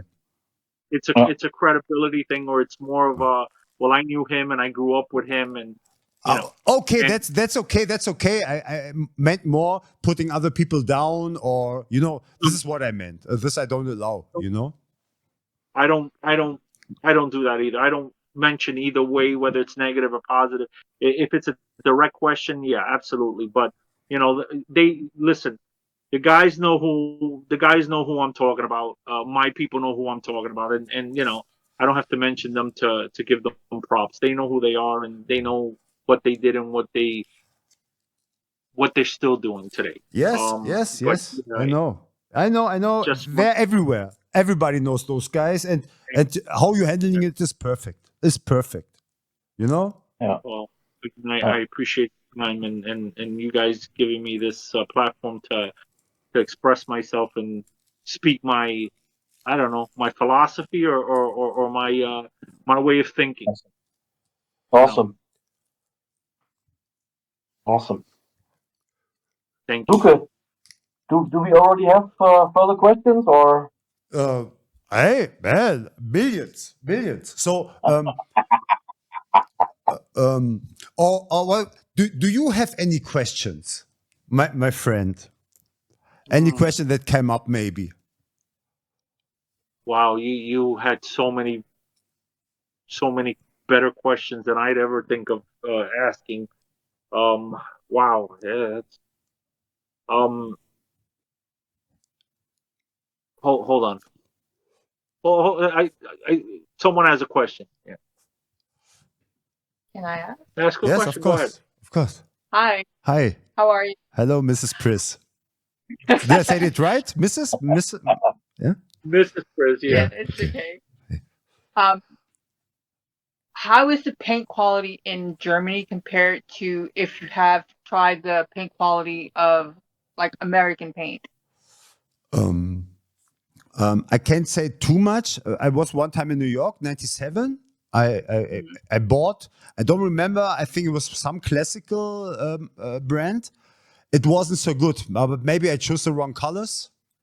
They weren't so good. But I always loved to see the films with this old cans, and it came out so creamy, man. I always loved it. This was my first impression, and this is what I wanted to feel, but it came out like water, you know? Yeah, the newer paints are a way watered down version of the paints from the 70s and 80s. Yes. He and I have gone to old paint stores to find old cans, because we found that whether it's paint from Europe or paint from Canada, it's much different from the paint in the US. The quality is completely different. The consistency is different. From Yes. the same brand? Excuse me? From the same brand? The quality is different between Krylon and the Rust brand are much or? different now. Yeah, Okay. Krylon and Rust-Oleum here are not quality paint, whereas we've gotten paint from what is it, Montana, Montana, um, Beltone. Beltone, is and good. it's especially the European paint. It's much better quality. Yes. Yeah. They put on so much pigments inside of it.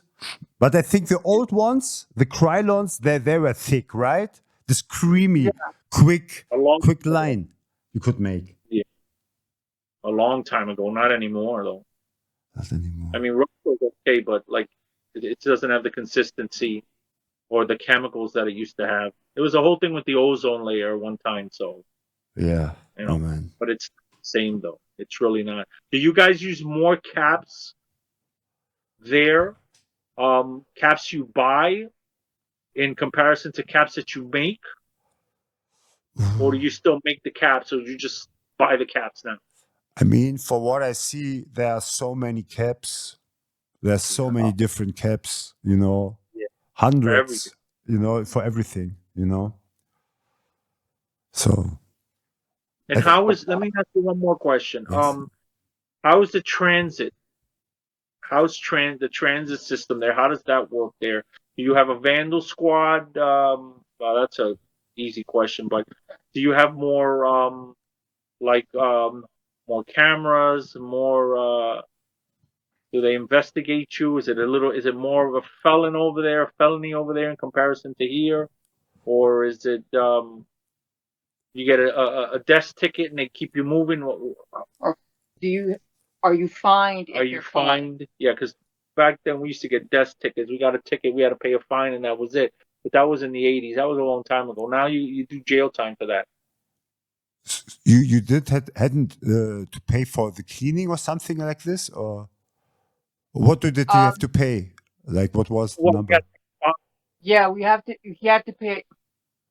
we had to Fines have to be paid here if you get caught, yeah, and they can run into the thousands. Oh, Yeah. really? or jail time depending how much damage you do. How is that over there where you're from? I can Strict. it was different. Like train writing here, it was never really the only reason why people went to jail. Like those people went to jail because of other things. Like to go to jail, just a few people who were very, very extreme. But even then, it was hard to connect the name, that he was all the name. It was very difficult. So here in Berlin, there weren't big fines. Outside from Berlin, sometimes there were. The cleaning prices back in the day depended on if they just cleaned the surface or they had to make it brand new. But in one point, they invented a chemical, a cleaning agent, which is what's very easy to clean the graffiti, and it was natural, some kind. It's now, I guess you won't know it. It's now also a party drug. They call it, I think, GHB or some liquid. I don't know exactly. I'm not an expert, but at one point somebody tasted it, and it became a party drug. This special type of buffing agent, and this, on the other hand, make it cheaper. So to give you a number, the last train I did was an end-to-end, and we got caught. That was the first time I got caught on a train, and we paid for the end-to-end 500 euros, I think, altogether, just for the cleaning. And this is good.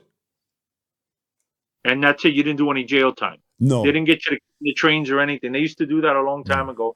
I never had to do that. They had to scrub them. If you got arrested, they'd have you do, I call them cleaning parties. Where you got a group Community service. Community service. I call them cleaning parties. But yeah. Thank you for letting me ask my question. Yeah, my pleasure. My pleasure.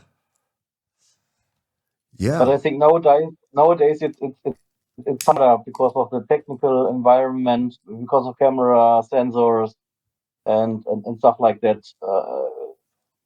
I think today it's more harder than some years before. So harder now they're harder with the laws now. Correct? So I can tell you really some, but I don't think really harder. You asked me because of vandal squads, all that thing. I can tell you back in the days there were different vandal squads and all that, and today they have much more cameras and here this moving peep thing, where they check your movement. But I have to say the quantity of train bombing is still up, right? So. Yeah, so if it's more difficult or not, I don't know, because I see very good product. It's what I can say is now it got much more organized. So to make such a mission, they're really organized with everything. Back in the days, there was no organization. We were barbarians. Like we went everywhere. Of course with plan, but nowadays, from what I've heard. We never had somebody who checks. This one time I got busted. We had a checker, but he went home in the middle of his business. So it was, now it's more organized, of course. But I can't tell you much. But from the quantity of what I see and the quality, that means time. They know how to do it. The young folks. They know how to put it on the train. This is what I can say. Wow. And some weeks before, I saw a video on Instagram. I don't know if it's fake or is it real. In Munich, they have a roboter dog, which is patrolling through the yards, checking with all technical stuff, with sensors and cameras, and check the yards for riders. That I saw is the last. Yeah, a robot dog. Yeah. No, wow. Really. That's crazy. But I don't know if it's real or if it's fake. So that's crazy. If I find the video on the internet, I will send you. Okay. Thank you. Wow, that's crazy. I think I saw that one too, though. It looked like one of those dogs from that show we had watched, the Black Mirror, like that. But that's anyway Or crazy. or I could tell you about maybe what, for what I know about the influences from New York, how it came about to Berlin, and who it was, in my opinion. You want to know? Well, yeah, go ahead. I think I know, but tell Oh, me. Yeah. okay. Nee, first you tell me. What do you think? Well, I know that there was Dondi, Futura, A1. There's quite a few guys from here from the '80s, Zephyr, who went out there, and that's what I heard, and that's what I read in the articles. They were big influences over there, and then again, you had Wild Style and Star Wars and things like that. That kind of and the Subway Art Book. Yeah. That's what I understood, and they were very big influences on the masses over there. Yeah, this is right. This is right. Subway and Spray cannot wear my Bibles, so we didn't have I, anything else, right? you cannot. I forgot James Prigoff. Yeah, spray can art. That was very big. I remember because when we got a copy of that here, that was a big deal because we saw the different styles and the West Coast styles and the European styles and how different they were. But believe it or not, later on, I think people started using it, taking a little bit here, a little bit there, and using it over here because the styles kind of started evolving and and kind of like the techniques, the spray can techniques were a little bit different. Even though, of course, you guys had the better colors, and the better caps and things like that. We didn't have any of that till much, much, much later. They're much for me. They weren't good because they were much too slow to What bring out the pressure, what the the color, like it came out in the beginnings, like you can strike. It's like a slash of a sword, and it comes out creamy, right? This quickness, yeah, this dynamic. because remember back in the days it was paint. It was paint back in the days. All that changed. They changed all the chemicals from the brands over here, Krylon and Rust-Oleum, and they made them watery. They're watery today. They don't even smell the same. But Yes. remember, it was the ozone layer, and it was doing damage, and people were inhaling that stuff and sniffing it. People were doing different things with it. Mm. So they kind of changed it. It's not the same anymore. I Mm. mean, I use the old. I still have the old brands, the old Krylon, the old Raw. I use some of that sometimes. I use it very carefully, but a lot of the new stuff is just you use it because you use it. It's there, and if it's cheap, you can get it. If it's available, you can get it. Then you use it. But I like the old stuff. The old stuff it doesn't even smell the same anymore. Yes. You could tell though. You could tell the old stuff from the new stuff. It's just completely different. Yes. Yes. Yes. Here too. Yeah. Here too. Vakal? Yeah. They smell like yes, well. flowers. No. Yeah. There you go. It's funny because I always tell the story about the glossy black Krylon. When I was a kid, the glossy black Krylon, it smelled like candy. I love the smell of that. I remember it to this day. Today, it doesn't smell anything remotely close to that. It's watery. You got to shake it. It still doesn't come out right. I don't use it. I use all the new stuff. Anything I can get my hands on that has a nice color or it applies well with the caps that I use. But the old stuff, you're not gonna get the old stuff anymore unless you like really go looking for it. Good luck with that, because sometimes it's damaged. The can is damaged. It's no good. So oh, now I know what I want to ask you. So I have Go a ahead. theory, and I know it's just only a theory based on almost no knowledge, right? So I have this broad theory, and it's just a theory. I know. Correct me if I'm wrong. Ticket, right? Ticket is one of my favorite writers. What style is, and he played also a very important role to Berlin style. Very, very, Yes. very influential. I think maybe more than he knows, is aware of maybe. But anyway, I see it like this. You had your the 70s, the 60s, 70s, 80s, right? And for me, in my mind, you know, there was this evolution. And how I see Ticket is that he was the next step in the style evolution in that kind of way. That he took all the good stuff, you know, in my eyes, in my understanding, and put it together on a whole level, how he does the letters, right? This is how I understand it for what I know, what little I know. So I would like to ask you, what do you think about this? Am I totally far away? Well, first and foremost, I want to say I never met T Kid. I know of him. Mm-hmm. Definitely a style master. Um, Definitely very underrated individual as an artist. Great artist. I remember his work back in the days when he first started out. I was a kid. I wasn't even painting at that time, the 70s. He had style, and he still has style. Um, he did a lot of work in the 80s. A lot of lettering. His lettering was like the waves and everything that he had. Um, he was definitely a big influence on a lot of writers.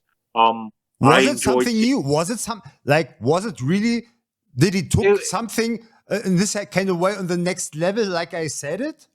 Yes, he had his own. He has his own style. Yes. Still has his own style. Yes. Um, had his own style back then. Very polished, clean. He was. He's in his own. He's in his own league. Yes. I can't say much about anything. All I can say is that his stuff was amazing It when is. I saw it, ahead of its time. Um, he's definitely one of the top. Um, my style, or at least the styles that I looked at, were I was always a thing. I always had a thing for the older styles, um, the designs and things. But his style was very polished, very clean. A lot of folding. He had a lot of folding in the letters. He definitely did his thing. No, again, I don't know him personally, but I have nothing but good things to say about his stuff.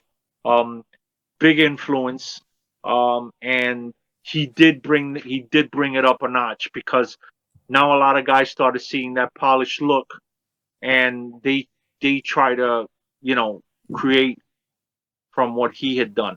And you could see that he did have a lot of influence on a lot of the younger guys that were coming up at the time. Yeah. And even if you look at his older stuff, you can see that he stayed true to it. He Yes. took, he had like that style. Tracy had given him style, so that's what's been said. And he just took it, and he did his own thing with it. And you got to give him props. He just took he just polished it, cleaned it, fine tuned it, like a knife, and he did it. And again, I think he's one of those guys that, like, very underrated. They don't give him enough props. In New He York, again, right? He needs. well, in New York, just in general, he's just Yes. one of those guys that did a lot of whole cars, a lot of good stuff in the 80s. And when I've seen his book, and I've heard mention of him, even though, again, I saw him up, I saw his work, so I could speak as far as what I saw when the train pulled into the station. But the guy was on another level, and people should recognize that. But again, just like with graffiti and everything, and writing and everything, and politics, I always say this, you know, they always look at everyone else, and they Yes. never really. I think the guy deserves a little bit more recognition. He's he's one of those that, like, he did it his way, and he was gonna do it the way he felt he was gonna do it, and break the rules however he wanted to do it. He wasn't following anybody else, and he just broke out of his own thing and did his own thing. And for that, I commend him. He's definitely one of those up there that nothing but respect for. Wow. You know what I mean? And he has a hell of a legacy. And you got to give him respect for that. I just don't like the fact that it's always the same people they always give props to, and not that those people don't deserve it, but there's some guys out there that, like, really, they really tuned it up. Yeah. and they really, I mean, they beautified it. They just took something so simple. You know, he had a 70s style, you know, and you can see the influences he had from Tracy, 168, rest in peace. I met him, nice guy, you know, Is he, rest in peace. is he gone? Oh man, rest in peace. Yeah, Tracy 168 passed. Wow, man. Yeah. And you can see that, and it's just, you know, he's an example. And again, I don't really talk much about other writers because I don't, you know, I never, I don't meet a lot of people. When I do, depends on the you know, the first impression, and you know how people are. A lot of them I've met good people, some of them but as far as I could speak on style with this gentleman, he he he's the example of what we should follow. Where, you know, you just keep cracking at it till you get it to where you want it. And, you know, again, just like the blacksmith, you banging away at that blade till you get it sharp and perfect. And that's what he did. He did it like perfectly. He got those folds in there, you know, and he excelled and he did his thing. And he's still doing it from what I've seen. So, you know what? Yeah. Props to him. He Wow. definitely he's definitely up there with the style masters. He did his thing. No doubt about it. Never met him. Wish him the best. You know, a hell of a master though. You know, people like that, they deserve their you know, their props. Not a lot of people get it though, unfortunately. Man. Yeah. What you said, man, shows how big of a man you are and how good of a character you have to find such Well, words, you know, which thank is you. normal. I know for you it's normal, and that's the great thing, because for many people it's not normal. It's not only what and how you said it, it was perfect, man. And You know, that's what they say, you know, Rio recognizes Rio. I mean, I'm not yes, saying I'm the same category as him, because I'm not. But you know what? You know, I remember watching his trains pull into the station, yes, and you're like, wow, you know, and I saw them firsthand. I didn't see them on paper, I didn't see them in books or anything like. I saw his stuff pull into the station. yes, You know, especially the one that he had that said "Up in the Bronx with the people are fresh." I'll never forget that. It pulled right in express. I think it was a number 3 train, and I remember it, and I remember it to this day. And it was like, you know what, that dude, you know, he did his thing. You yeah, could tell he spent time on that car, and he took his time and he did his thing. You know, you can't take anything away from. I don't take anything away from anybody, especially if they deserve it.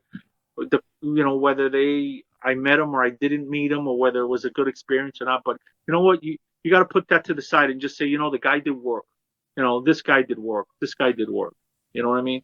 Give them credit, and then also give credit to those, you know, that they did something, or they did what they could do, or whatever they did, because they made an impression too.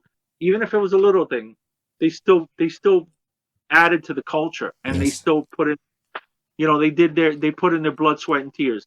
yes, You know what I mean? Me, I'm like I always said, and I'll continue to say, I'm a writer. I don't stand anywhere or any place, you know, with these giants, because that's what these guys are. These guys are giants, and they set the bar.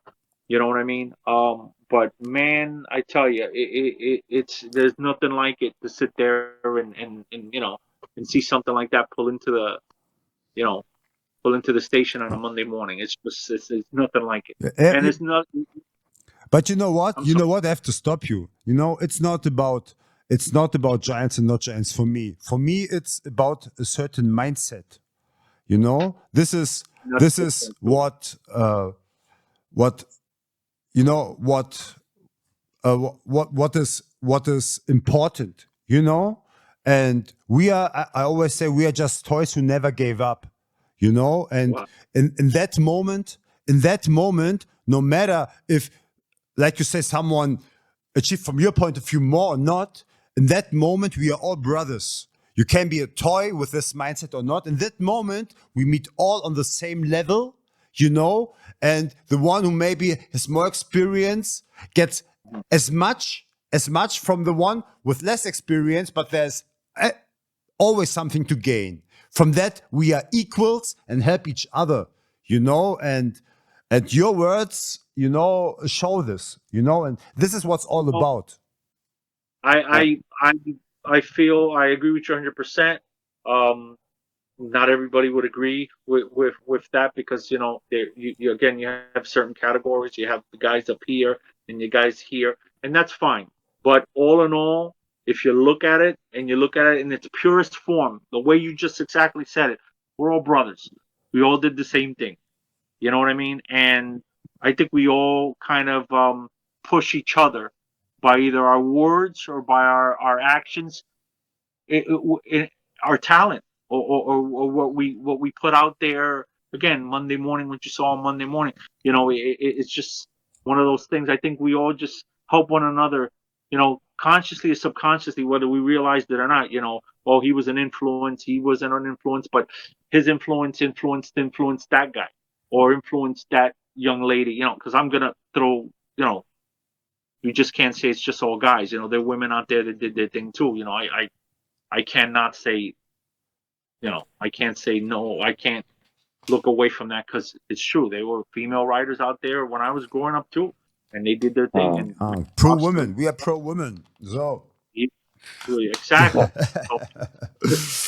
So they can do it like we can do it. So, my friend. So let me say also something.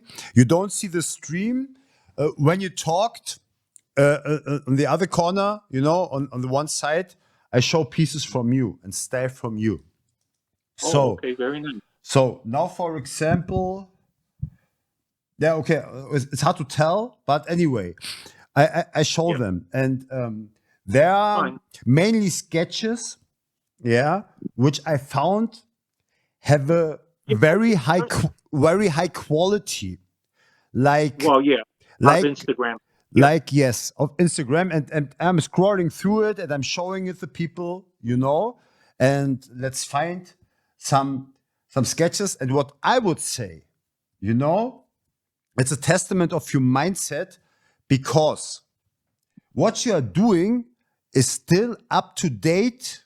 There are certain pieces from your styles which are obviously classics, and you are aware that you're doing that and you like them, and I like them too, but there are writers who do only these things and couldn't be up to time and be here in that moment, in this time. And your mindset carried you through, and the things you do now, there are people, if I had an ego, I would hate you. You know why? Because, man, I did so many things. I knew now, as a new generation, so much more than you, and I'm still not better than you. You still, we are, it's not that I should be better. I could think like this. I think many people think like this, and this is wrong. I see this, and I'm so happy about it to see this. And I tell you what, this is really good how you're handling the letters. I think one of our first interactions that I wrote to you that that I like how you handle your letters. I don't know. Maybe what? The way you said it was well put. I was like, wow, that's that was very nice the way you put that together. I saw it, but because it stood so out, because many old school people who came from your time stick to that style, which is it's no judging. It's just I'm observing who does it, who not, and why are you up to time, and how you talk, and how I can relate to you explains to me that your style is still alive, is still 100% alive. It's the same, like when I talk to you, I feel the same as we thought. This little kid inside you, you managed to, it survived all the wars it had to make, and you see it in that styles, and it's amazing, and from that point of view, you're a giant as well in your own right, in your own journey, because you have to be a giant to make it so long, and to keep it alive and keep the love alive. That's very difficult, and it's crazy that you are. I'm curious. I would never expect this. How you are was my dream. Then I meet a New Yorker who thinks like me. Now I'm curious how it be with other New Yorkers. But this is I had to tell it to you. You know. I appreciate that. I really do. And there are tons of stuff on your account. So, and every stuff has a beautiful flavor. And So, everything has a story. yeah, Everything has a story. that's true. Just being alive. So that Thank you. that's the basic point, you know. Thank you. Awesome. Awesome. It's really good. It's really good, man. Really. Yeah. You know. And I like that you're using a lot of times a small R in your style. It's not the big letter R, just the small letter. So I Because it's not used a never lot. seen that before. It's not used a lot. That's why, unfortunately, it's not used a lot. I think people shy away from the small R. I don't know why. Oh, okay. I Yeah. could do a capital R is fine, but the small R's, I notice people don't like to use that very much. Yeah, maybe in your name it's also because the P and the R, if you would make both big, it's somehow the same. There's the challenge to make it different. So you make it, you gave it a total different life. Yeah, I try to balance it out with the IZ at the end. What? So Excuse me? I try to balance the P and R so the IZ kind of balance each other off. Yeah. You know, because the P and the R and then the I and the Z. So I try to like keep it balanced. Sometimes the R goes into the I, or the I goes into the Z. So I just want that balance. So sometimes it looks like it's 3 letters instead of 4. Yeah, that's right. That's right. Yeah, and I play with and it. Yeah, and I can understand that you don't make the small R smaller than it fits under the P, because then it's not a big strong letter. And so I can totally understand this, but it's quite interesting how you deal with it. Yeah, I try to do that. Yeah, because the P is like the main letter though, right there, and it just starts everything. And then the Z, of course, the Z is one of those letters that I don't think gets enough credit. At least not nowadays. The old guys used to do them a lot, you know. But yeah, I like to change up the Z once in a while. Maybe flip it around or upside down, backwards, make it into an S. Yeah.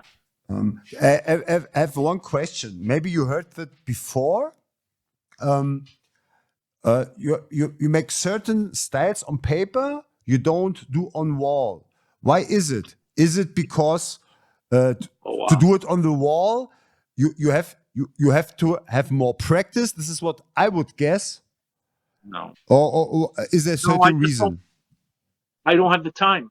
Yeah, it's time. Yeah. This is what I meant maybe too. I don't have the time. I want to get in. I want to get out. I want to be home at a certain time. Interesting. If I do some of those like that, it's gonna probably take a lot of time. I get that question all the time. Even my wife asked me that. A lot of other guys have said the same thing. You should do that over here.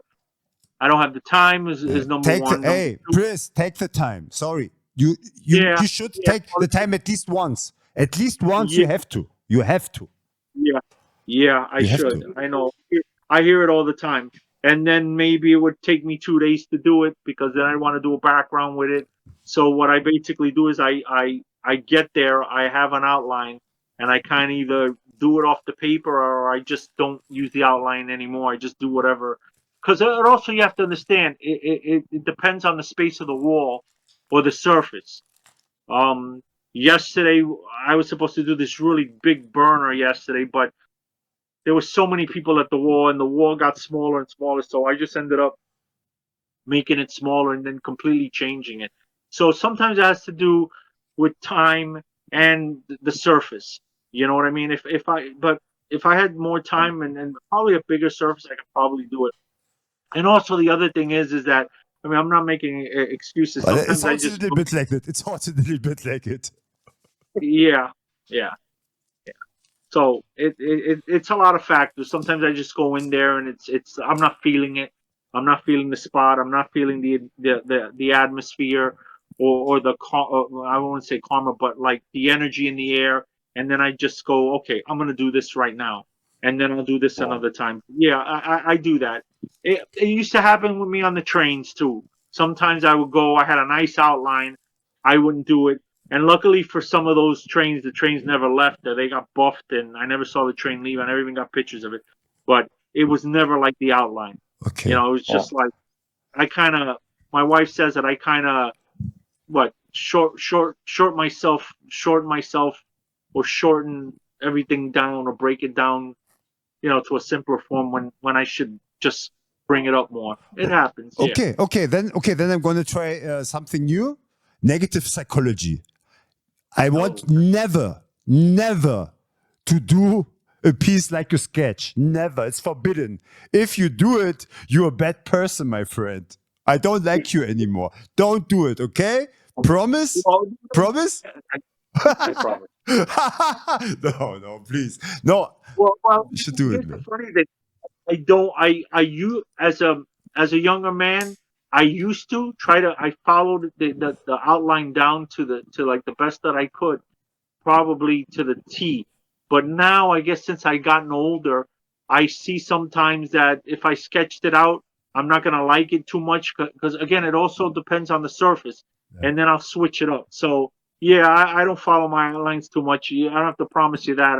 I don't do that anymore either. Now sometimes I don't even follow an outline. I Yeah. just look at the outline, put it in my back pocket.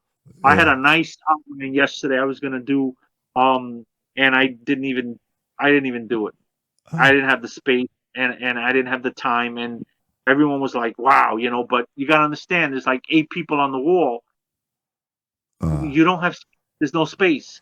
So I brought the outline, I showed it, you know, they were, "Wow, this is." I didn't even do it. I just put it in my back pocket. So, you know, it happens.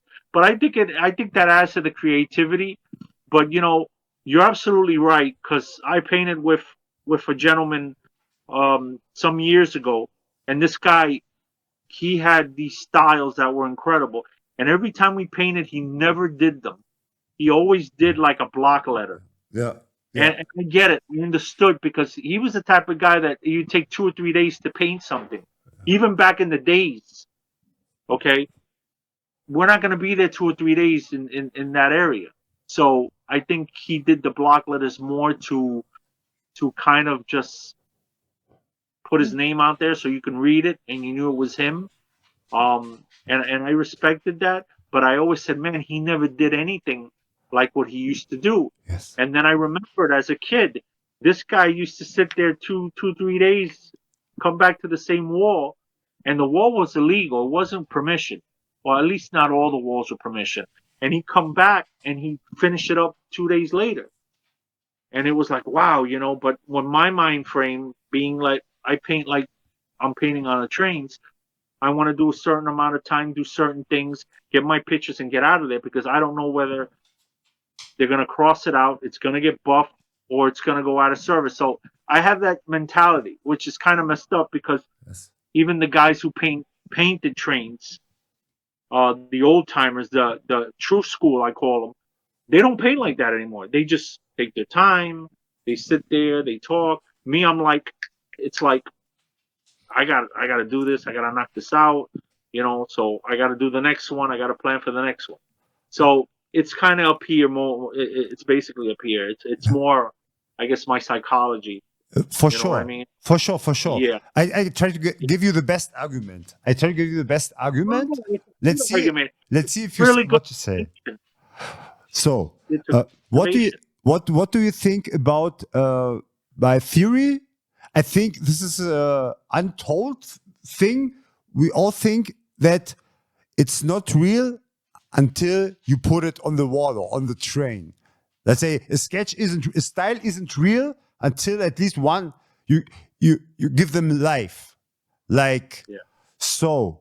And I would say it would be a pity, because I think in my perspective, as I told you, those sketches you have to give them life, because in my eyes, if you give them life, it puts you on another level. I mean, because it's out there, it's there, and this is what you should do. With all respect, I hope you understand what I mean. Like from a brother to brother, you should do it. If you would be my brother here, I would drag you to the wall and force you, on gunpoint to do it like that, Yeah, but you're right. Yeah, you're right. Um, it, it, it, it's a different arena. It serves a different purpose when you do it on paper, and then you put it in your portfolio. In regards to when you do it on paper and then you take it to the wall or you take it to the train or wherever you're going to take it. It is different. It's more like, I can't explain it, but I think, and I said this to you before, when I used to do it on paper and in black books, I never felt complete. I always Yes. felt like, oh, someone's going to see this when they look at the black book, or maybe if the black book gets passed around, they'll see it, but it's not going to take wings. It's not going to take life. It's not going to fly out there for everybody to see it.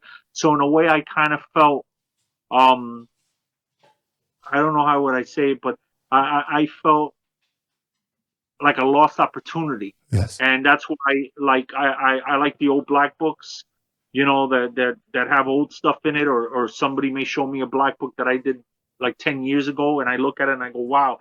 But if I see that book now, I'm going to take a picture of that piece and probably put it on a wall, because it's like, wow, I should have done this. But you don't think that way, and this is why I keep stressing the difference between what we do on different surfaces, and I'm going to say different surfaces. I don't want to say trains and walls all the time, and on paper, because we're putting it out there for the masses to see. And again, you're under pressure, and you're not going to do the exact thing off the outline. You're not. So you're more of a creative cycle where you're still creating as you're creating. When you're doing it on paper, you're creating. It just goes on a piece of paper, goes in a book or a black book. The book is closed. The Yes. portfolio is closed. You know what I mean? But then when you put it on a wall, it takes a whole nother life to it. And I noticed that when you take pictures, when I take pictures of my stuff, it's when I go, whoa, wait a minute. I could have done this differently. I'm going to do this next time. Wow, that looks great. But you don't see it while you're doing it. You don't. I know I don't. I just do it and I step back and I'm like, and then I go back again and then I step back. And then by the end of the wall, or by the end of the outline, or by the end of the time I put the 1 inside the Z, then I go, okay, I get it now. I get it. I get it. But you don't see any of it. It's really weird. You know what? I always said it's like an out of body experience. It's really Yes. weird. It is. Like I could see myself painting it from a distance, Yeah. and then when I finish, I go right back in again. It's like you're going right back into the body, and then you look there and you go, "Wow, I did this." Yeah. It's really weird. Maybe I got psychosis or something like that, or maybe I got a bipolar schizophrenic. I don't No, want to get it's into it. normal. It's normal. It's normal. But It's it's normal. weird because you have this out of body. It's just, but you don't get that on paper. And Yes. as much as you create on paper, and I love to draw. Don't get me wrong. It's still therapy to me. It when guys do all these beautiful things on paper, and I've seen a lot of beautiful stuff on paper that some of these guys do. I always say, can you do that on a wall?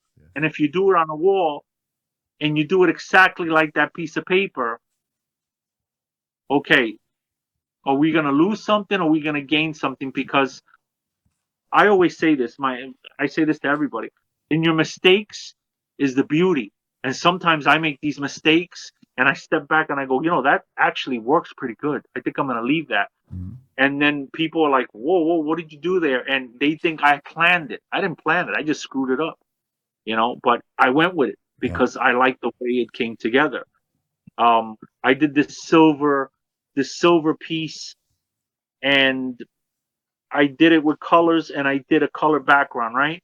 Somebody saw it and said, that looks like a sky in the background, and it looks like it's opening up. I didn't see that, but you saw that. That's fantastic, And then they're telling me about it, and I'm actually seeing that and going, they're right. I could see what they're talking about, but that's not what I was doing. Yeah. I was creating the pressure, whether it was illegal or legal. I was just boom, boom, boom, banging it out, trying to get my outline nice and crisp, try to clean it, make it nice and clean, because clean counts. No, it does. And I didn't see any of that so much later on. Or you know what? You see an old piece that somebody took a photograph of, and it's crossed out, and it's old, or the wall is scraped, the thing is fading away, and you see it, and you go, I did that, what, 30 something years ago? It doesn't register, because again, yeah, I guess at our age, we still think we're young, or maybe at least here we do, or here in the heart, But it's just weird. But as far as the paper, yeah, I unfortunately, I don't feel the same way I used to. I think you should do it on a wall. Or you should do it on another sort. Don't leave it there, because it's like a treasure. No one's really gonna see it unless they open that book up. And now a lot of people could have had the opportunity to see it on a wall put out there. But then keep in mind also, what you do on paper you can't do on a wall, and what you do on a wall you can't do on paper. Think about that. Yes. 'Cause you got So I'm aware of it. I'm aware of it. a But lot of guys that are really good on paper, and they can't do anything on anywhere else. yes. But I wouldn't say that you're one of it that you can't do it.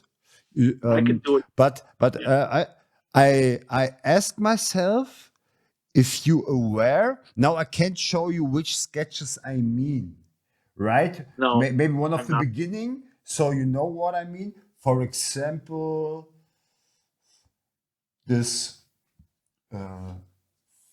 For example, a master killers. For example, such sketches. A master killers. This black and white thing, and this Butch 2 TFP thing. Yeah, I did that. This Yeah. so and so on. There are also styles which I not. This is not my taste. Even better than them. So, and I ask myself, if you aware, of course it's my taste. If from my point of view, are you aware how great those sketches are? In my opinion, there are, how I explain it to you, there for me, this is your best stuff if you compare it to nowadays. This is king shit. You don't see many old guys who managed it to be to can compete in this time with their styles, because whatever reason, and I don't judge, it's no negative, it's just I see that these styles for me are they are for now to compete, to destroy, and you keep your soldiers back, and they want to go out. And I ask myself, do you realize how good this style is? How good? No, it is, man. It is crazy good, and that's why I tell it to you. These are one of your for if I say, if now you have to send, or I have to take your styles to send them now to war, I would take those styles, and I would be confident that they would up, and are pretty good, very confident, very confident. You know what I mean? And that's why you have try at least. You know what I said with all the respect, all the humbleness, but as a brother, I would love to see them. Because this is king shit. This is king shit for now. There are not many people who do now who handle letters like you. This is a very modern way for old guys like you and me. I'm also an old guy, but it's you don't see many guys who kept that alive. And this is what I want to say. And those sketches were the reason why I wanted also to talk to you. But there I saw what I say right now. You know what I mean? So don't feel pressure, maybe a little bit. Maybe try it. If not, doesn't matter. But this is what I said to my brother, Not live. This is what I tell to you. Getting back to what you were saying, the master killers, I colored that. I did that for somebody. When I colored it, it kind of lost something. Yeah. I don't mind coloring my stuff. I know how to color, but it loses something, the rawness or the sketch that comes out of the black book that you don't see very much today. Yes. So when I colored it, it kind of lost something. I took a picture of the actual sketch after I did it in pencil, and then I inked it. I kept that, thank God, because after I colored it, it lost something. Yeah. The reason why you see a lot of black and white, not that I don't like to color, I like to color my stuff, but it loses something. Yes. I don't know what it is. I hate it too. I Okay. hate it too.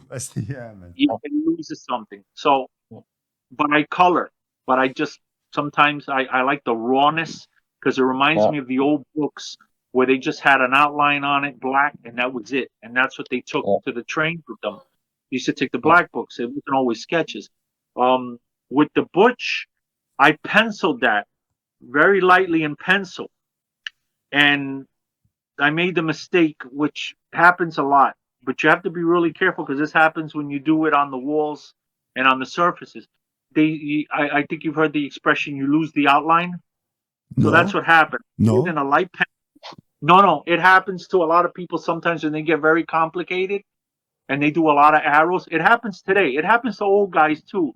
And then they try to outline and they lose the outline because they did too much. They didn't simplify. So they don't. What you mean? They don't remember where the line were, or this is just too much? They put too much inside. Some get amnesia. They forget. It happens. It also happens. Yeah, it's happened to me.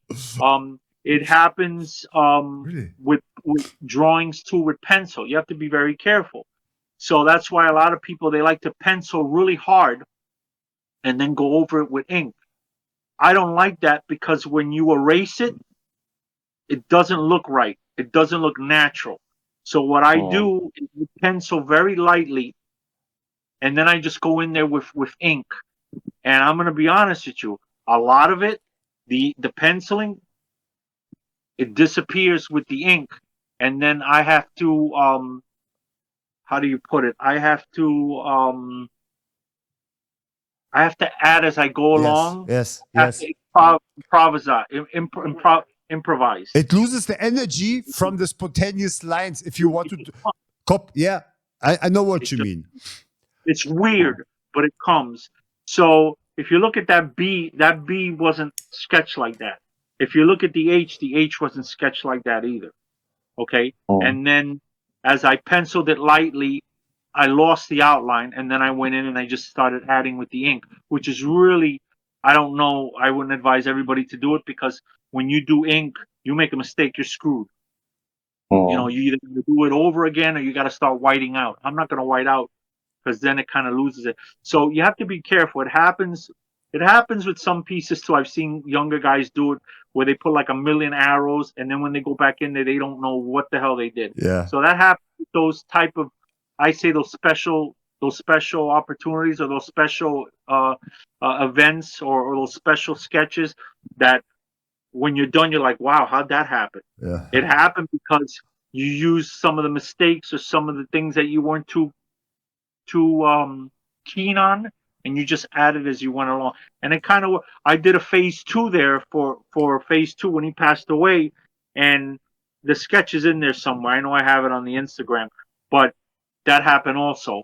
You know, I did the outline, and then I was like, wait a minute, you know what I mean? And then I started, as I went along, I started adding or taking away, whatever. It just, you just feel it, and it just goes with it. Sorry. So you in the majority, you took outlines with you, or how was the percentage from totally freestyle and with outlines? When I started, it was 95.5% outlines. When I started, yes. I was too nervous. I was looking over my shoulder, cops, you know. So you need that to focus. Yes. But then I got older, and again, you're doing a lot of illegal places. Okay, we got to do it. We all start off doing illegal places. I would use the outline, but then I change it up. And if I was interrupted, let's say, or maybe a cop showed up, or maybe something happened, then I would go back to the outline to focus again. But as I got older, Yeah. Less. I started using the outlines less because you never knew the situation or the circumstances. But most of the time, I used the outline. Most of the time. Now, not so much. Now, when I come to a wall or a surface, I can't use what I got because it also depends on the surface. It also depends on the space. And I want to make that very clear. Depends on the space. Because if I'm going to do a Prizzy, okay, and that wall's not that big, I got to shorten it down. And then sometimes depends on who you're painting with. There's two other guys. You want to give everybody. You want to line up the wall so everybody gets a nice amount of space. You don't want to squeeze the little guy. You don't want to push the big guy away. You want everybody to have. You want them to rock.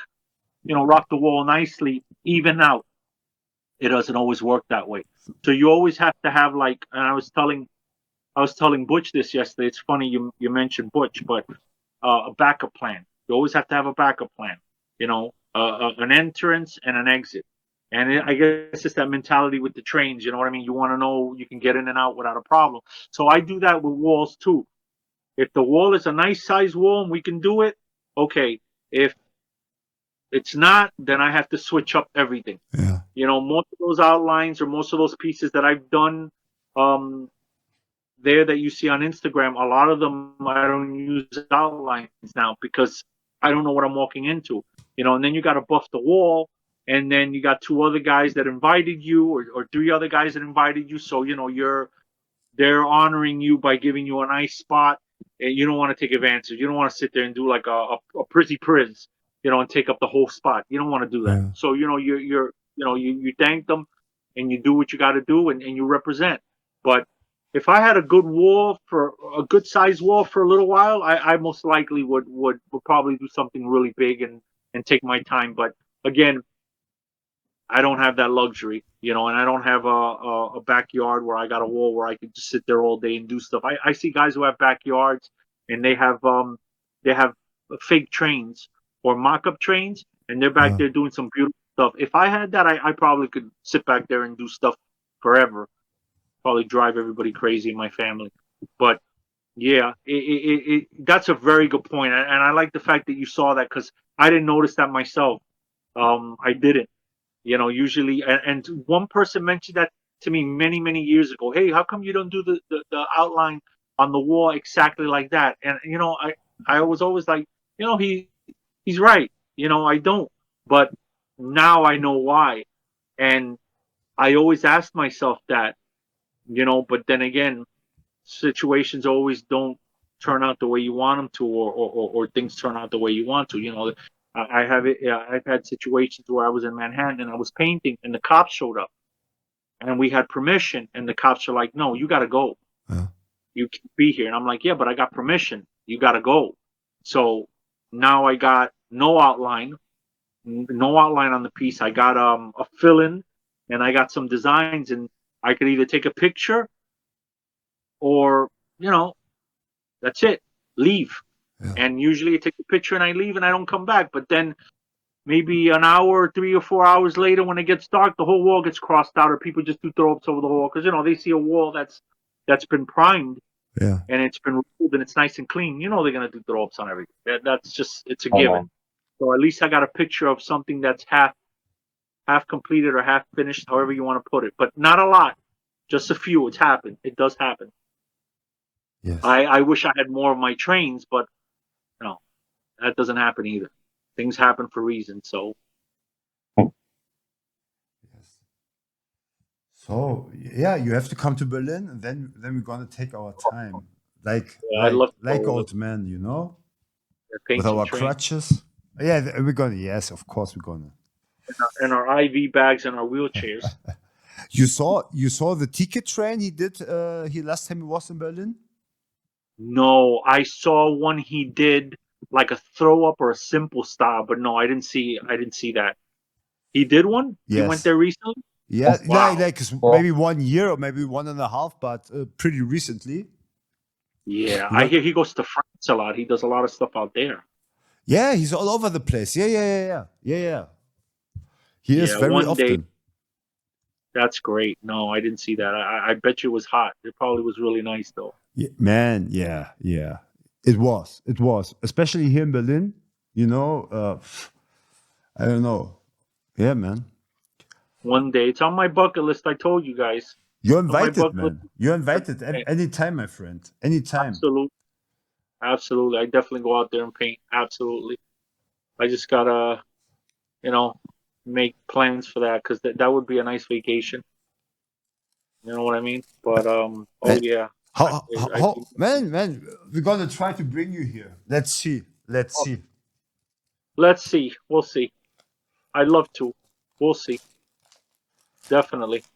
So I can I'd be more than happy to paint next to you guys anytime, any place. You know, if I go there, it's got to be. We got to paint every day. You know, of course, man. Of day. And, you course. know, one day a break. You take a break one day, and then by the time I get back to New York City, I'd be in a wheelchair because I'd be so tired. You know, hooked up to an IV or some type of machine. But yeah, definitely though. It's on my bucket list. Definitely.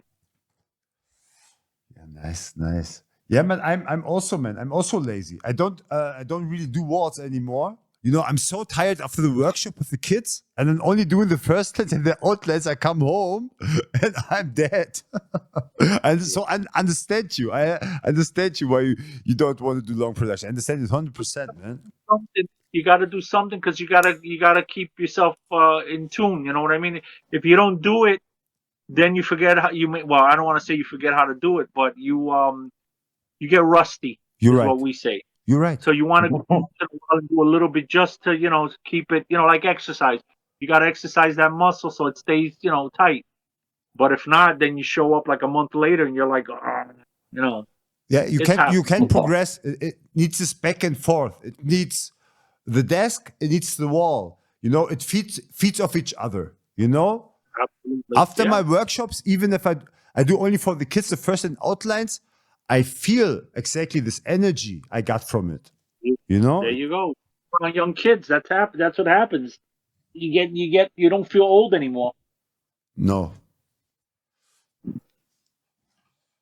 nice, nice, nice. But good observation, gentlemen. Very good observation. I didn't even notice that. You learn something new every day. What do you mean? What didn't notice exactly? No, you notice about the outlines.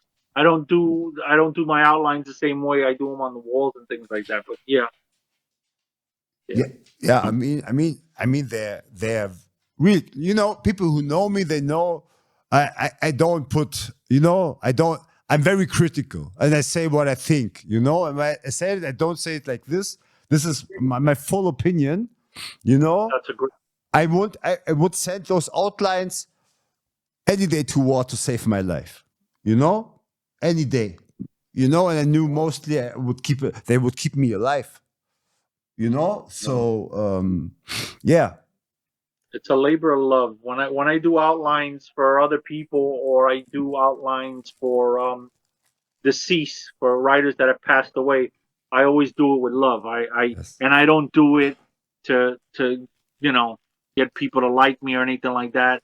As a matter of fact, I've done a lot of them for like deceased writers. yeah, I don't even put them on the computer anymore or on the internet because I don't want people thinking, well, he's trying to get trying to get over or trying to showcase his work with somebody who passed away.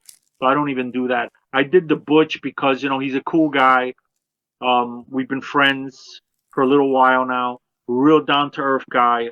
And I said, look, I want to show you something, and I showed it to him, and he was like, whoa, whoa. So now he's trying to get to do that yes, while I'm trying to get to do what he did, yes, as far as style. So, it's a give and take, and it's kind of cool because it's like he's like, wow, I got to do that. I want to get to that. And I'm like, well, I want to get to that. So it's like kind of like, we have our own agenda. We're like trying to figure out, but, again, it's really good sometimes just to feed off one another and the creativity because it makes you better. yeah, yeah. I've always seen that. Yeah, know you what I mean? said You're not stagnant. you said something very important, which I view also like this. You know, this that to do sketches for others, you know, it's like, for me, it feels like you connect to them spiritually, you know. That's a good point. And where I found it out, I can tell you exactly where I was fully aware of it, about this connection. It was recently, because, you know, I tried to make all kinds of challenges. And at one point I said, there are different guys I don't like. And what I'm going to do, I'm going to take their name over. I make their sketches better than them, and I take their name, right? I'm sick in the head. You know, this is what I think. And I started to do it. I started to do it. And you know what? After the third sketch, I felt so horrible, so negative. It's like I invited bad spirits into me. Like, so in that moment, I became aware of the opposite. Then I became aware how good I feel if I do it out of love for people I like. I want to give them something, to connect to them. There, I got so much aware of that connection. And if you see on my Instagram, I do it very much. You know, if I start to make a name for someone, I do 50, 100 sketches. And I post a third of them. I like to do it, but only out of love and out of respect and out of that positive thing I see. I would never do it out of negative, like I wanted to try. Because for me, if somebody does better Zuka than me, it's his name. He took it from me. This is how I see it. So for me, just personally, in my sick head, you know, and I wanted to take it from them, and then I saw this is not the right way. This is because I become them. Maybe I become them because I invite all those crazy things, and I want to shield it from me, and I stopped. I stopped to do it. Wow. But that's old school. That's an old school thing. You know, we used to do that. Or at least I saw a lot of guys do it, where if the guy could do it better, he would keep the name. That's like, it happened. So by you saying that, it kind of brings back memories, because sometimes guys would challenge each other for the name, and that's how they would do it, either on paper or on a wall or something like that. But yeah, the negativity part, I could see where that would come in. You know, I could see that. You know, but that's like a battle. It was a challenge. You were trying to see, you know, if you and your friend are talking, and I say, well, I want to do this name, and you say, well, I like the name, then we'd sit down and try to figure something out, who was going to get it. You're not going to just flip a coin. You know what I mean? So yeah, but I like what you said. It was negative, so you kind of didn't want any part of it, and that's good. You don't want negative. You don't want to build on negativity, because that's like building on sand. Yes. You know what happens? You build on sand, right? The foundation starts sinking. So you want to build on a strong structure, strong concrete. Or you did the right thing. I would have done the same thing. If I'm gonna do it out of being malicious or being angry, it's not worth it, unless of course you feel it's necessary. You know, and you want to show somebody up, but you don't. No, not anymore. Not anymore. Keep it not anymore. Okay, well, yeah. But you learn from doing it from the beginning. No, I needed it. You know? I needed it. This wasn't what I want. I wanted the opposite, but I got what I needed. I needed to stand against, you know, against an army. I needed it to become stronger, to go that way. So for me, it was good, you know. But yeah, you're a tactician and a strategist. You know, bringing up a lot. Yes, this the military. That's good. You're moving the troops around. That's good. I always say, for me, style writing is no art. It's the art of war. If you want to learn something, look at the art of war.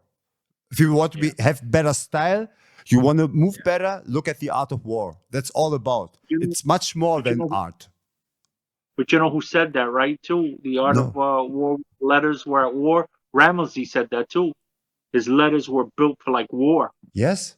You ever seen Ramsey's old stuff? I only knew from him that he wanted to free the letters, but this with the war, hey, man, it's really cool that you said it, man. Cool. Early stuff, it was built for, like it looked like, I guess, like atomic, I wouldn't say atomic, but like rockets, missiles. Battleships. It looked like war. It really, it had his arrows going all over a certain way. out. You learn from that by seeing that, because he was another one that was ahead of his time too. You know, Yeah. but the war, yeah, I read that book. That was a good book. I didn't know it, man. I didn't know it. It's so cool that you say it, you know? Yeah. Because sometimes I feel I'm the only one here. Man, thank you, man. It's so cool. Oh, you're welcome. No problem. That's how we learn off one another. But yeah, it's listen. You know, you sometimes you gotta have a bad experience so you know it's a bad experience. You know what I mean? The negativity didn't work for you, so now you It, gotta go somewhere else. the negativity helped me, you know? Sometimes the best help is the help you didn't get, you know? And this was for me I needed it. I didn't want it. You needed it, and then you didn't need to do it again. But you did it once, and you figured it out, Yes. and now it's to go do something else. You didn't. In other words, you didn't pursue it. You didn't pursue the negativity. You No. just you got a dose of it and you moved on. No, I saw You gotta too much learn. examples. For me, it was like you said, I met my idols and I understood. I didn't know what to do, but I knew I don't want to do what they do.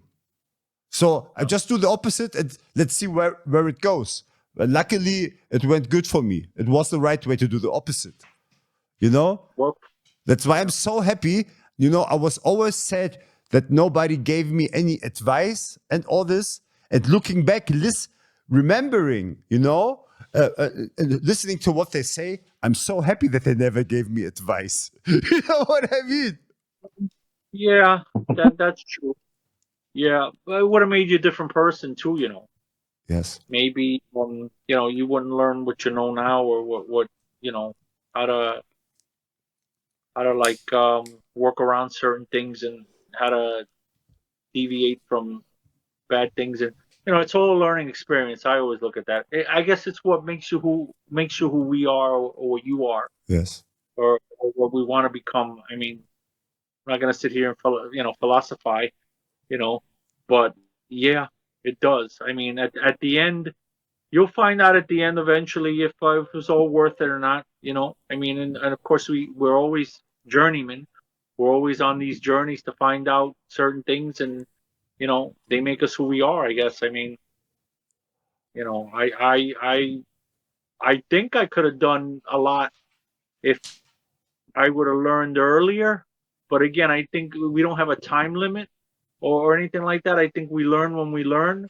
I mean, I knew guys who were into graffiti. They were saying, you know, when they were 10, you know, 12 years old or 11. I mean, everybody's different, but that's like early, like, you know, 8, 9, you know, you're over there, you know. But you know, I guess you're never too old to learn, and you know, everybody has their own time limit, or their how much time they're gonna put into something, or what they get out of it. I guess. I think you're not aware that you did more than you think. You know, Yeah, this. well, You know, I wish I did. hello. Yeah, go ahead, go ahead. Yeah, I know this. Of course, I wish too many things, but I just can repeat myself. Just the fact that your styles here on paper are still here on this zeitgeist, still relevant in my eyes. From from the quality, it's not normal. You know, not many people, even old schoolers all around. You know, I'm very analytical. You know, I'm a little bit OCD in that. I always watch it, have to compare. You know, and I analyze all the kings on one point. They had this tipping point. They lost the battle. You know, and all respect to them. It's no negative. Everybody has his own valid journey. It's not better or worse. That's not what I want to say. But I knew I don't want to be like that. It was for me, if I was in their shoes, it would be very sad. Not that they are very sad because they have their own life, they have their own reason why they're doing it. But just for me, I wanted that my style to be alive like yours, even in 10 years. right? And this is for me the biggest battle of a writer, for me, for a true style writer. And from that standpoint, you achieved more than many others. You know, there are also people like Ticket and others, you know, who could do it, but not many win that certain battle, and not everybody wants to do it. You know, it's not, you know, not judgment at all. Somebody wanted to have another battle, but to win this battle is against the biggest demons you can, you know, because the conquering, it starts, you want to conquer the outside, but in reality, it's the conquering of yourself. And this, what I see on the outlines, is you conquered yourself. In a way, not many people can do it. You know what I mean? I never thought of it that way, but okay. Okay. Again, nothing wrong with OCD if it's in a positive way and being analytical. There's nothing wrong with that. I look at stuff sometimes too much, or I overdo it or overthink things. You know, that's what they tell me. But no, nothing wrong with that. Absolutely. Listen, if you can get something out of it, you get something out of it. The next person gets something out of it. Hey, listen, it's better for me because then I could grow a little bit more every day. Because everything you're telling me, this is all new to me. So being that you're saying it, I appreciate it. I'm humbled by it. But now I'm thinking, and see, thinking, you're growing. Yes. So now I'm like, wait a minute, he made some really valid points. I'm gonna think about that now. You know what I mean? Which again, sometimes I just overthink things. You know what I mean? But it's good to hear what other people have to say. It's also very good to get critiqued, which I haven't had that since college. You know, they critique you, and some people make good points. Some are valid, some are not. But so far, so good. So I think we're gonna grow. You know, in this lovely relationship, we're gonna grow here because again, you're never too old to learn, and there's a lot. I guess there's a lot to learn. Yes. And you take this graffiti writing or write as a writer, you're taking it to heart, and then maybe the things you're looking at that are very important, that are very valued, that maybe a lot of other people today, at least where I'm at, where I stand, it's fallen on the wayside because it's just painting to some of these people. These people don't, you know, you have your people who overthink things, really overthink it, and they don't do anything. Yes. Now, I met a few of those. You have your people who don't really think too much, and they just act on it, and they just do it. Comes natural. Yes. You know, like breathing. You know what I mean? Yes. But I don't have an issue with both of those things. It's if you do too much and there's no balance. Yes. Because when you're overthinking it, you're just setting yourself up to destroy yourself. I want to put it that way because I've seen people overthink a letter, and it's like, bro, just get over it. And they're overthinking this letter, Yes.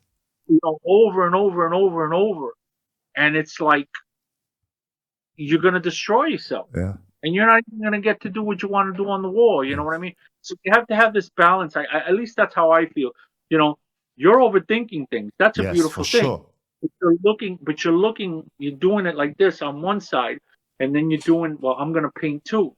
So you got that balance. It's beautiful. It's even on both sides. I just always had issues with the overthinker, because with me, it's you do. You don't say, you do.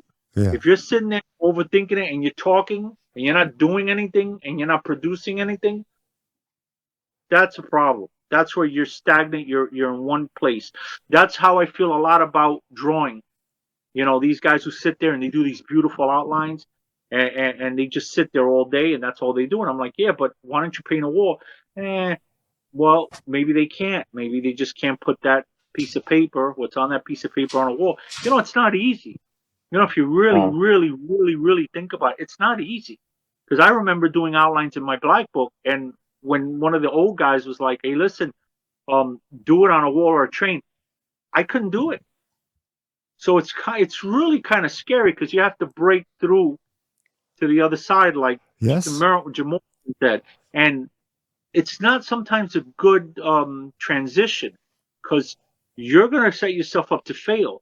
And remember, we're not fantastic first time we grab a can of paint. We're toys. I mean, I don't care what anybody says. We all start off as toys, but it's really tough and it's scary. It You know is what I mean? scary. Holding a magic marker in your hand for the first time, it was pretty scary. My hand was shaking. So it's like it just it's a progression thing, I guess. I don't know. See, now I'm being analytical and now I'm overthinking things. But see, that's what I do. And then I beat myself up a little bit because that's what I do. Yeah, I mean, you could say your sketches, compared to what you spray, your sketches are also a kind of overthinking in a visual art of way. Not exactly, but somehow. You know what I mean? Yeah. So why? But that from drawing, I always did a lot of drawing, and I always my love to do that first, and then everything else came second. So if I enjoy the paper or the pen or the ink or whatever, it still shows a little bit. But I have a love-hate relationship with it because I believe if you do too much paper, you lose elsewhere, and if you do too much of one other thing, you lose elsewhere too. So you really, again, I stress it, and I'll say it again, you're balancing. The writer has to have that outline, whether it's just to guide him to what he's going to do or just to keep him focused. I mean, I don't know. Everybody's different. I don't know how people do it today. I know I see a lot of guys with no outlines. I see a lot of these young kids today, they don't use no outline. And then you got the one okay, the sketches, okay. sketches. Yeah. They some do, some don't. Some use an outline and they do something completely different on the wall. It's either worse or it's better, but I don't think they follow the outlines anymore. I don't think they have that type of faith or that type of, they feel comfortable enough that what's on the page could be done on the wall. I can't speak for everybody, but I've seen it. I think everybody has these problems based on the fact that it's hard to replicate a moment. Yeah. So Sure. you can't copy a moment where it came from, and I think everybody deals different with it. I did like that. I started because I was aware of it, that my sketches never looked like my pieces. I started to use my sketches as a preparation for my freestyle. I started on trains and on walls to do only freestyle, and I used my sketches. Nowadays, I managed. Now the things on the iPad, in my mind, are the same as I would paint it on the wall, because here's the difference, which makes a whole difference. It's the surface, on the wall with the spray can, we have no friction at all, like the swing that comes from the air. It's a free flow. On paper, you have different kinds of friction, but it's always a friction, right? That you have sometimes really rough paper with a pencil, then you have smooth paper with a pen, but this is still that kind of swing. To translate it from paper to wall, it's almost impossible. What I found out now on the iPad, the friction is as minimal as you can get because it's so slippery. I don't know if you ever painted on an iPad. It's like painting on glass, right? Yeah. And there I found the best way to translate. So I know that my old styles never looked like, and I accepted it and I dealt with it in that way. But now I feel that with this kind of friction, it comes nearer to a wall style. Was my kind of way to deal with it. And I think every writer deals with it on its own way, like you, and I think everybody else on a different way. True. Yeah, you're absolutely right. It is different. It's much different. And some people, they're better at it than others. You know what I mean? And it can help, and it could be a hindrance at times. I think sometimes you can't count on too much because you get those nice lines on the computer, and then you could fix that. And but if you do it on a piece of paper with a pencil, you over there erasing it. it I don't know. I think it's a little more. I think it's a little more personal on paper. When it's on a computer, it's a little bit different.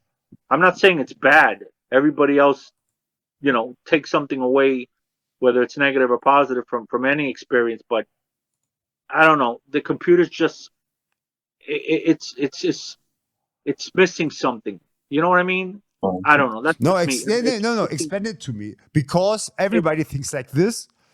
Styles on the iPad has not the same style on the iPad, has a much different value in Yes. the most eyes than on the paper or on the Yeah. wall. So Yeah. try to explain it in your words. It's perfect. It's almost like the difference between a makeup artist who will sit there and sculpt a monster for a movie. Let's just say hypothetically, right? Yeah. And he puts blood, sweat, and tears in it, and then he films it on the camera. But then Yes. you got the guy with the CGI with the green screen, and Yes. all he has to do is draw something perfect. And if you're not careful, and you look at the green screen, and you look at the guy who sculpted the monster, okay, the one on the green screen is perfect. Yes. Okay, it just doesn't look right compared to the puppet the guy put together, and it has its little quirks and its little mistakes. Yeah. I've seen guys who do sketches on computers, and when they're done with it, it's incredible. And you're like, that's perfect. It's too perfect. The lines are too perfect. But you got a sketch on paper. It could be perfect too, but there's a big difference. Do you You know what I think? mean? Do you think my iPad sketches look too perfect? I don't want to say they look perfect. I want to say they got shape, they got style. They look good, but they're not raw. They don't look raw. My style doesn't And look raw. yeah, it doesn't. I don't want to say it in a bad way, but No, say it how you mean, man. I want the truth. doesn't look okay. It But looks also it, topic-wise, it looks like they didn't get dirty. You know what I mean? They didn't get scuffed up. And I'm not just saying you. I'm just saying it's the way the computer does it. Not that your styles aren't, they don't have elements of style. They do. It's just the problem I have with computers is everything looks so streamlined and so clean. You follow me? It's not that it's not that you're it's not that you don't have style. It's just too clean for me. I'm one of these guys. It's just me. Okay, I'm the guy who liked the original Star Wars, where you can see the little things in the movie, and then they fixed it up and they did an addition where they cleaned it up, and it just lost something. That's what I'm trying to say. When I saw those sketches you did on the wall yesterday, that you sent them over to me, I said that's raw. That's graffiti. That's writing. That's New York, at least to me. No disrespect, but when you do it on the computer, they just look safe. You know what I mean? And that's for everybody, not just you. No, safe in what? Okay. At what kind of? I'm They sure. don't look Yeah. dangerous. You know what I mean? No. They don't. It's not that your letters aren't dangerous. It's the computer. It's the computer. It's the It's the way. appearance. Okay. Did you ever paint Yeah, it? Did you ever try to do something on the iPad?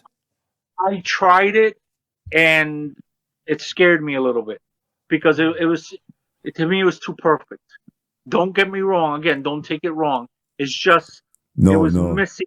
It was missing something. Well, now that's scary. You're missing.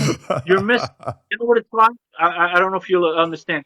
Watch a 1970s movie about New York, and Yeah. you see the streets and everything, and then you see a 2024 New York City movie, and the streets are perfect. It's clean. Everything is clean. The buildings are beautiful. The trees are. It's like day and night to me. It's not. Again, please don't take it the wrong way. Hey, man, No no, disrespect. man. I'm all good. I'm happy. I'm happy. I'm happy We put about too it. much into computers. We put too much into computers today. If you see the old drawings from Disney, when Disney they used to do the sketches, and then you compare it to Disney now, it's not the same. It's missing something. It's just not the same.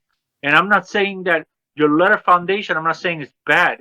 It's too streamlined. It's too clean. It's like when I watch these old these movies on I used to watch them on the Sci-Fi Channel when they first started dealing with CGI. The ships were perfect, and then you go and you see Star Wars 30 years later, and you see the difference, and you're like, wow. And then when Star Wars they made all the Star Wars movies, and they added all this other crap to it, and they cleaned it up. It was missing something. It was perfect. You have a tank and there's a tank running. I'll use warfare or I'll use a military. You got a tank in a movie and it's running through the dirt. It's filthy. It's in its element. It's the way it's supposed to be. Some of these movies, you had a tank. It was in the dirt, in the mud, and they look perfect. And it's like, no. That's why. That's why if you look at my old stuff or my drawings, I put a lot of detail into stuff. I make things look dirty. I make them look out of Yes. shape. Yes. That's the way detail is very important. If I don't put detail and I make everything look perfect, the world is not perfect. We're not perfect people. You know what I mean? You want something that you can that you can relate to being realistic. You want me to sell you a lie? I can't do that. I don't know how to do that. No, You know no, what I no. mean? I have one question. I have only one question. Does it Yes. make it the style in itself worse if it's done the same lines? If it's done on a paper, on a wall, or on a glass, does it change the same style, the exactly same No, thing? Does the it, surface change the quality of the style? it doesn't, Okay. but it's how it's the end result. What does it look like when it's done? Uh-huh. What does it look like when you finally put it together? Is it perfect, or you can still see the pencil marks after you inked it and under it, or you can still see where you made a mistake or where you fixed it. You follow what I'm saying? I'm talking about how I look at things. It's more, and this is why I do a lot of sketches in black and white. And people always like, oh, you do black and white, you don't like to do color. It's not that. It's look at the old grainy. I'll use a perfect example. My wife loves to take black and white photos. Yeah. Okay, look at a black and white photo and look at a color photo. There's so much shadow. There's so much detail that you miss in a color photo, and compared to a black and white Yes, with yeah. all those colors. That's what I'm saying. I understand what If you mean. I understand. Let me interject one thing. respect again, huh? What? No, no. Hey. I love it. I love the discussion, man. No hard feelings, no ego at all, man. I love it, brother. So I understand what you mean with this cleanliness. That's why, many of these letters, I do it. They're always one liner, and if you see, I never. These are the lines which come out, and I never work on that. That's why you see sometimes so many lines who go out. Yeah. This is one thing, one flow. You know what I mean? This is especially that. This is the reason why I leave it like that, to see what I can. I do them in a few seconds, these things, and I leave it all the lines like that, so people can feel more. That what I agree to you. If you make it too clean, it loses exactly what you say, and this is the best I can do to compensate it. So if you look closely, not all, but many, I leave all the lines, even those who shouldn't be there. But this is the very first lines. I just put a little bit color on it to make it fancier. That's what's it. So it's like your first sketch when you put your first sketch down on a wall. You see that rawness when you do the first Yes. sketch, Yes. all the little mistakes and all that. Yes. That's what I'm talking about. You Yes. capture that, I try to and catch it because you're right in everything you say. yeah, and sometimes you can lose it. You know what I mean? The moment you start putting color, you throw your first sketch down. Sometimes your first sketch is better than your second sketch, and then when you start coloring it, Yes. you lost it. Yes. Sometimes my first sketches are really good, and then when I color it, I'm like, man, I shouldn't have done that. Yes. I'll give you a perfect example.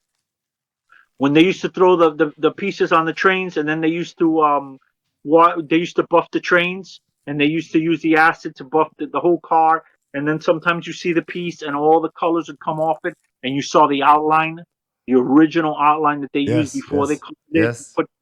put the background. It was like, wow. You see, they call it a ghost image. You would see the ghost image, and you say, wow, look at the way this guy did this. You Yeah. know, but it's gone because after another acid bath, the whole Yes. thing's gone. And you just paint the train over. But just that raw, or that first outline, that template, the foundation, whatever, it was like, wow. You could see what the guy was thinking, Yes. what he was trying to put together. Yeah. You know, so again, it's nothing against the computer. You know what I mean? Because let me tell you, that's a beautiful thing too. You could learn a lot from the computer, and you can do some beautiful stuff. I've seen it. It's just, you know, I pencils and pencil and paper to me is just, I'm old school. You know, I'm learning as I go along. But what I'm trying to say is don't put too much faith in not you. I've seen other graffiti writers, you know, put too much faith in a computer, because when the time comes and somebody says to you, "Show me what you got," what, you're gonna go on the computer? Yeah. Yeah. Because You're I'm right. gonna look in your face. I'm gonna be like, "What are you doing? Show me what you got on paper. Let me see some of this." Oh, I got to do the computer, you know, because that's where my template is. Well, you just blew it. You blew you know, you just lost the lotto. Yeah, yeah. I agree with you. I agree 100% with you because in the end, computer is just training. It's just training, and I all use it as training. It's just training, and as I told you, it's much more difficult to, Yeah. for me at least, to draw on this slippery thing. As I told you, I tell to others, make challenges. This is a challenge for me because in the beginning, they didn't look like that at all. So I had to find a way to make out of the slippery circumstances something. This is just for me training. And I agree with you. You know, no, they're What I not like real. about but what I like about what you do is I've noticed you do the whole alphabet. Yes. I've seen you do other letters, and that's why I like it, because it's like he's not just doing his letters; he's doing all the letters. I've seen those P's you did. I've seen some S's. I'm like, at least he's building his muscle. He's working out his muscles, and he's not just stuck on one thing, No. which is what very important. So when I see what you do, and I notice you try to change it every time, which is a beautiful thing. Don't stay with the same thing. You're always flipping it. You're always changing it. Always. Never the That's same. very Never the important. same. That's very important. That's what you need to do, or at least that's what we need to do to better ourselves. You know what I mean? I mean, there's only so much you can do with a piece of paper and a pencil. And there's also so much you can do with a computer. But all in all, you're getting something out of it. And again, you're building on what you got. You know, you're messing with the alphabet. You're changing the letters around. You're doing this. You know, yeah, it's slippery. I know it's slippery. I've tried it. My daughter has one, and I try it, and I don't know how she does it, but you know, it's a beautiful thing. You know, and more, you know, to each his own. But I can't do it. I have trouble just moving the pencil around. No. But I'm sure if I practiced, I'd be better at it. But it's just not something right now that's, you know what I mean? You know, the good thing on this slippery thing is that it don't allows mistakes, which Yeah. means it shows me. For me, it's because I have to. For me, this is a method to show myself what's my minimum. Because on this slippery thing, you can do it's inside of you. You can't do any fancy things which isn't in your flow. You know what I Yes. mean? It's a flow, and this is the minimum. You know, this is what's inside of you. And if you have more times, you can start to camouflage or to make something more because you think. But here you have no time to think. It comes out what is inside of you. And it's not really for others to see. But if yes, I think it's good. But it's for me to see it's really inside of me. This is a way for me to find it out, you know? I agree 100%. I agree. And again, if it works for you, absolutely. Absolutely. And I see what you're saying. Because again, I've seen what you've done. So I get it. But it works for you. And listen, if it works for you, go for it. You know what I mean? We grow as we go along, and if that's something that as long as it doesn't limit you and keep you from like not growing, then yeah, man, more power to you. No, Absolutely. It's freeing me because this, I had a big break, where I stopped at all. I thought I will never begin, and after the break, I had the awareness. I said to myself, I can do the same shit I did, and I didn't know why I did it, and I tried to find a way to find a new fire and to understand what I'm doing. And for that, I started in the first class. As you see, if you look down, when I started with the iPad, I started from the beginning. I started to do tags, and then outlines around the tags, and all the things I didn't saw or was afraid to do, I didn't know how to get better. It's so, I always did it, but I knew it's wrong. Now I had, the age to say, okay, the humbleness, Suke, start from the beginning, go in the first class, and reteach yourself. And this is my way, and of course, this is only the first step, but this is my way because I didn't do my homework. I didn't know. I just understood how important, and we talked already about it, the structure of the letter is. That if you have the structure, everything falls into place, even the colors. Because like you, I hate colors. I don't know where to put them. But the better you understand the letters, the better you feel them, the easier you know where to put something bright, something more colorful, because you know how to make a custom made, something custom made. Now because you know the body, you understand it. And that's my way. I'm still now like a beginner. I see everything like a beginner, and this is so much fun because I don't have the pressure, the hate. I only have love, and to talk to people like you, it's like validation that I choose the way of love. But it wasn't always like this, No, absolutely, I agree with you. But coloring is it goes hand in hand too. But again, to me, it's a secondary thing. You got to get everything together before you can paint the house. You got to build the house before you paint the house. Yes. So that's what you got to do. You got to do. And that being said, you make valid points. Absolutely. Yeah, man.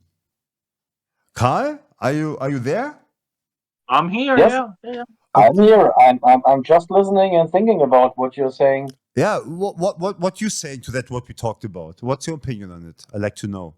So Who's me, right me and as an who's not? architect. Oh no. So I think it's not easy to answer.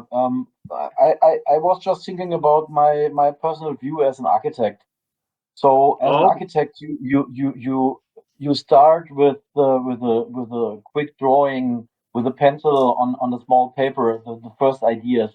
And if you have the first idea, you start work on that idea with a pencil on a paper, and after that, if you think the idea is strong enough, then you start to use the computer to construct and to let the idea become more technically, and then you can see if this idea is strong enough that all the technical parts that the building needs is that the idea is so strong enough that everything what a building needs cannot disturb the main idea.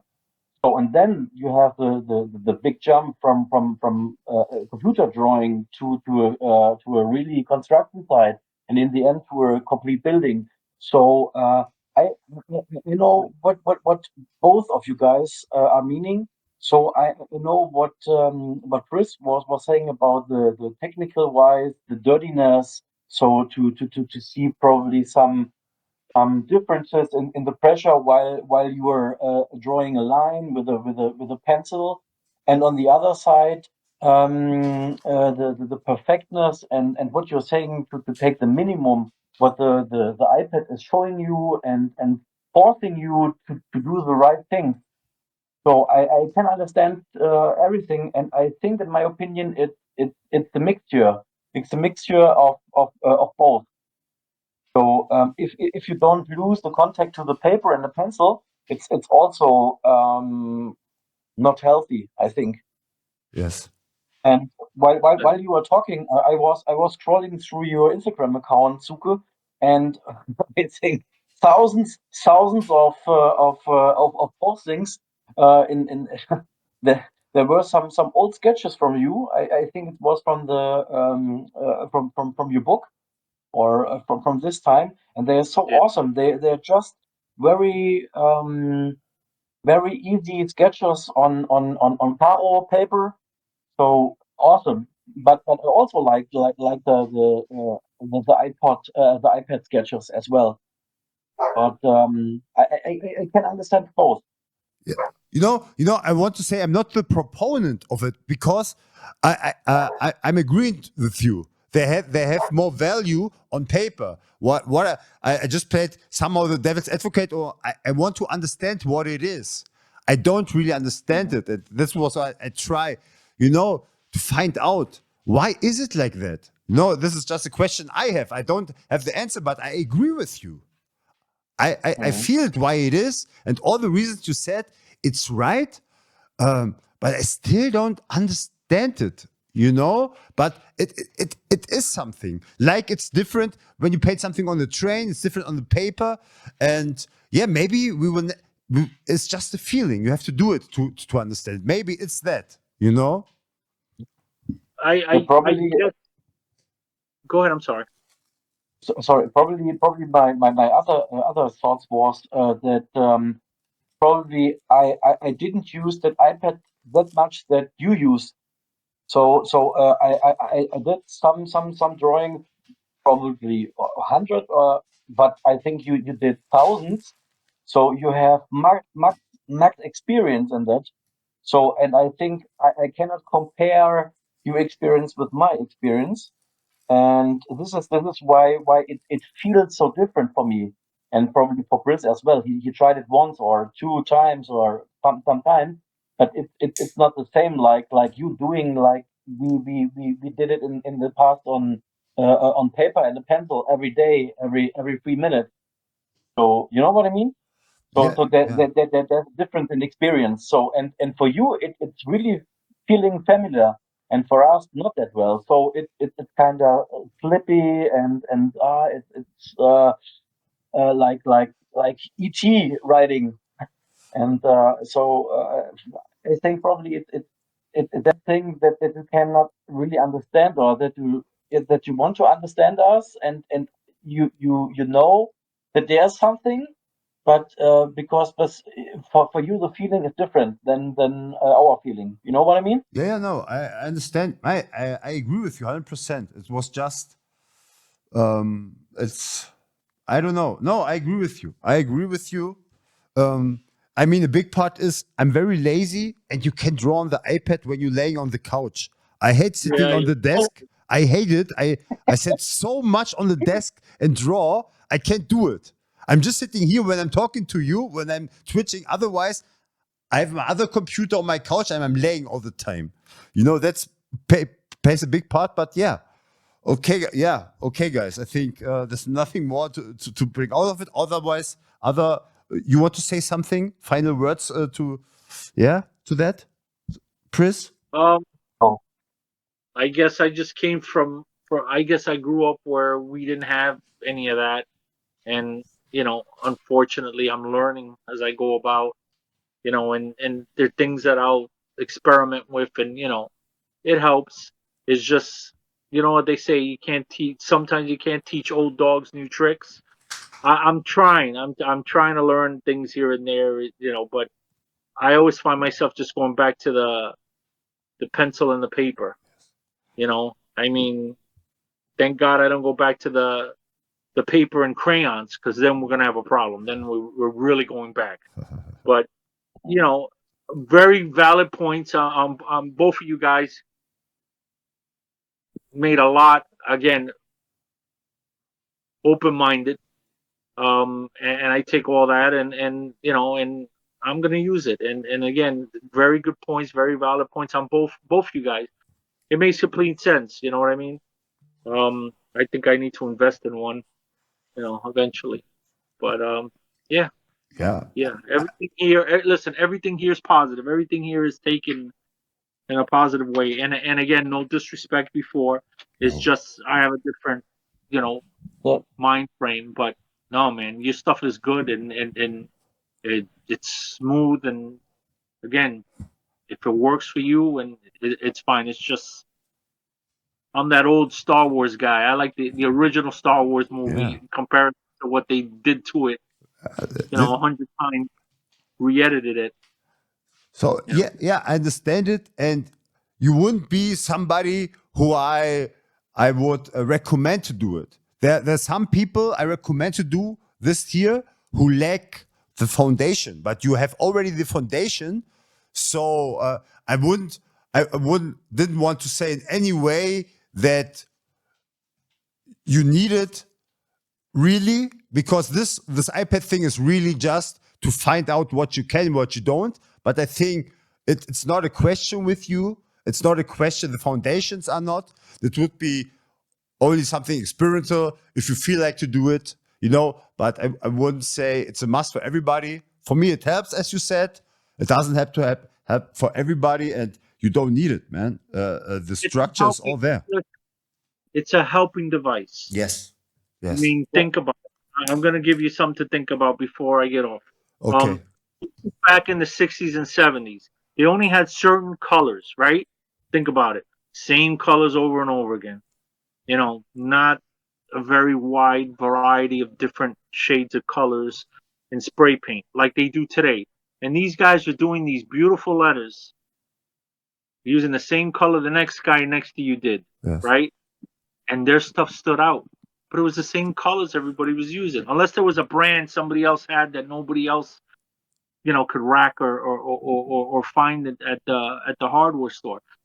And we all were able to look at each individual as individuals, but they were all using the same kind of colors, just in different combinations. About it. Now you have a million colors. I'm just exaggerating, and the stuff looks fantastic, but sometimes it just kind of looks the same. Yes. So you're using basic colors on a basic outline in comparison to all these beautiful colors and all these complex outlines, okay, and all these complex pieces. I'm telling you, the old stuff will stay more relevant in my head because of what little they had to make it look so good in comparison to today. And I'm not saying that completely about the computer, but I know a lot of guys that are using the computers, and they're Really? using them for manipulating pictures and doing all this other stuff. I'm not a big fan of that. Really? But Really? no, Here not so much, I think. it looks the same. Yeah. Follow me? It looks the same. Yes. And that's where your individual style gets lost, because it's not your individual, because the other guy has it also or looks like it. I mean, at least with you, I know your style now. I say, okay, I haven't seen that anywhere else. But you have to be careful. Again, it's a very fine line.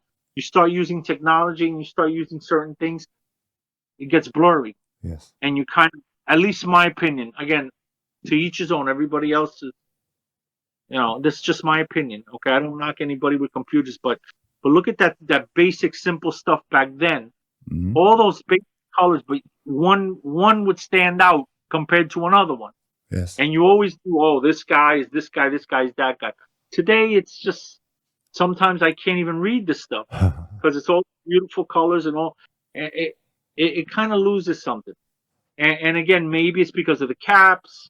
Maybe it's because of all the different brands, but when we didn't have caps and the caps didn't work, we used the caps that came on the can. Yes. And that's hard. Okay. Yes. At least because you got drips. Yes. These guys, we got these beautiful caps today, and they can do things that, I don't know, you couldn't think of doing 30 something years ago. So my thing is, and I'll say it again, technology is a beautiful thing, but it's got its bad side too. The internet's a beautiful thing in the sense that it brings us closer, different countries together, and we share each other's artwork or we share each other's opinion. But don't get it twisted. It's got bad too. And that's where you got the AI stuff going on and people manipulating pictures and putting their tags on a train from 1970 something and they weren't there. Got to be careful. That, with good comes bad, with bad comes good. So that's my whole mentality. At least if an outline on a piece of paper with a pencil, you can't mess that up. I mean, you can mess it up, but you can't put special effects in it and make it more than it is, even though I've seen some people try. You can tell a style, it doesn't have a style. They try to fix it up on a computer. You still can't do it because that computer don't know style. Now Maybe I one day. understand. Now I know what I mean? understand. It's about, You yes, can it's try- real. you can- It's real you on can paper. trick- On paper, it's Yeah, real. you can't trick us, Yes, but I you could understand. trick a lot of people here. I seen some guys put their names on trains from the 70s, and I'm sitting there wondering, did these guys really do that? Because it looks like they really did it, and they didn't. It's all CGI'd on the computer. Seriously. But if you know history and you know the people, then you know who's who. But you got to be careful. That's why you have to be really careful because this is the technology. And I'm not knocking the iPad or anything. That's, again, a beautiful thing. But just be careful because you can lose yourself. I understand It's your like playing- point. I understand your point now. It's like playing with black magic. Yes. You over here, you start messing with stuff that you shouldn't be messing with. Yes. You're gonna pay for it. You're gonna get something in return, but it ain't gonna be what you want. So you gotta Yes. be careful. I'm a superstitious guy. You gotta be careful. You just, keep it simple. Yes. That's Don't what you mean. don't count on too much. If you count on having too many caps or you count on having too many colors, and then you don't have the caps anymore, you don't have the colors. Where you at? You're at Yes. nothing. You got to start from basics, from step one, start all over again. So don't count on too much of that. Don't. Always come back to the foundation or to the beginning, because that's what got you where you're at now. Yes. You know what I mean? Right? So that's just the way I think, and maybe that's just the way I see things, but nothing wrong with that. You know what I mean? The computer's a beautiful thing, but don't get lost either. Because if you Yes. get lost, Yeah. you can't find yourself sometimes, and it's already too late. Yes. So I believe the paper to the the pencil to the outline. I mean the pencil to the paper to the pencil to the paper, the outline to the paper, and then you go from there. Add colors, do whatever you got to do, but you just don't lose yourself on the way, because that's the problem today. People want to take the easy way out, and they don't want to put in their dues. They don't want to pay their dues or put in the blood, sweat, and tears. So Mm. that being just like the other gentleman said, architecture, you got to start somewhere first. Yes. If you look at all the original sketches I keep using Star Wars, but if you look at the original sketches that they used to get an idea to make the movie or to even make a scene, it's beautiful because it's so raw and it's so Yes. original. But then when they start with all the computer stuff in it, it kind of loses its luster. You know what I mean? So that's why you have to, be mindful of that. But Yeah. if it helps your style, then so be it. Just don't count on it, No. because when the Well- day comes, there's more electricity and you or no internet, we're gonna go back to what? Yes. Writing in caves with chalk? Yeah. Yes. Think about it. Yeah. We're back in And there with internet, writing. we are able yeah, with the internet and with all the technique, we are able to talk this evening. So that's awesome. Yeah, well, that's a beautiful thing too about having technology. You know, we can talk and it brings us all together. But remember, if Yeah. it's not there, what do? We got to get on the phone. You know? Yeah, man. So it's this. So the saying is right. It's better to be a style warrior in the garden than a gardener in a style war. Oh, I think this is very, pretty good. very nice words you said. That's Somehow, a somehow it clicked now. It clicked now. yeah, It, it, I'm just being simple, simplistic. yeah. Sometimes simple is good, man. All those fancy karate moves and all that, it's not gonna work if you get in a street fight. No, You know what I mean? it's the You're not basics. gonna. You're not. You're gonna go back to basics. You know, throw a punch, throw a kick. You know, not doing somersaults in midair and bouncing off buildings or bouncing off rooftops. That's all. Yes, If anybody has seen a karate competition or a martial arts competition, they go to basics. They yes. don't sit there and do Power Ranger moves and jump all over. Look, I'm bringing up Power Rangers, but bouncing up. You go Oh, back to basics, oh, and that's yes, what it comes down. And that's what it's still about. You got to do the first sketch. First sketch goes down, and then everything else comes after it. yes. Maybe I'm a dinosaur. I guess I don't know, but No, man. You know, you win fights only with a jab. You know what I mean? All you need is a jab and balance. a That's good all you need. jab, a good jab, and a good uppercut. Yes, And if you have a good left cross or a right cross, use that too. Usually, you do what you got to do. You know what I mean? Whether it's pick the guy up or he picks you up, Yeah. whatever. Someone's got to go down either way, or hopefully you walk away. No one gets hurt. But yeah, Yeah. yeah, cool. you keep a good jab. You keep Yeah. the jab between you and the guy, and you keep him away from you. And Pris, you know what? You should stop Yes. it when it's the best. And now it was your last words were, for me at least, really good. You know, Yeah. and Yeah. how long did I don't want to keep you time because it's now pretty long, huh? A few minutes now, Yeah. no? I apologize for that. I just talked. No, man. No, no, no, no, No no. problem. Not for me, man. But you have the Chris, you have the last words, and if you want to shout out to some guys to your crew or to your family, please take the chance now. Well, It's yeah, your I want turn. to give a shout out to my family. They're always got my back. They're always supportive. They keep me grounded. I want to give a shout out to my boys, TSF crew, CAC crew, BYB crew. All you guys know who you are.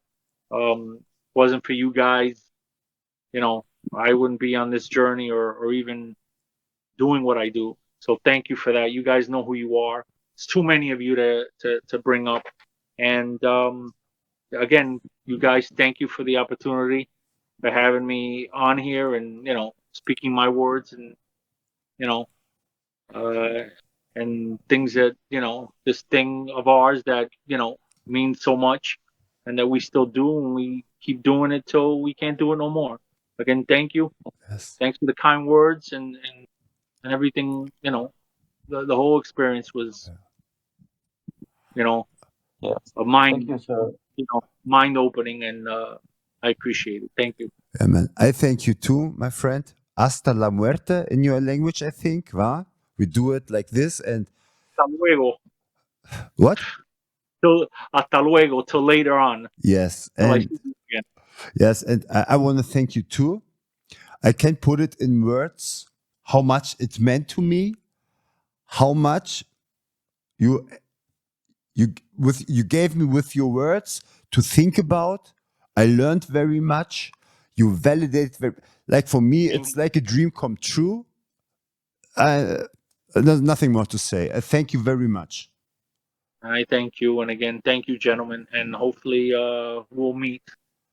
Yeah. We'll do something together. Yes. This won't be the only project. No. All right. No, my friend. Okay, my friend. Thank you so much. Thank you. Say bye to your lovely wife. Yeah, to Mrs. Priz. Yeah, and have a nice evening. Yeah, my friend.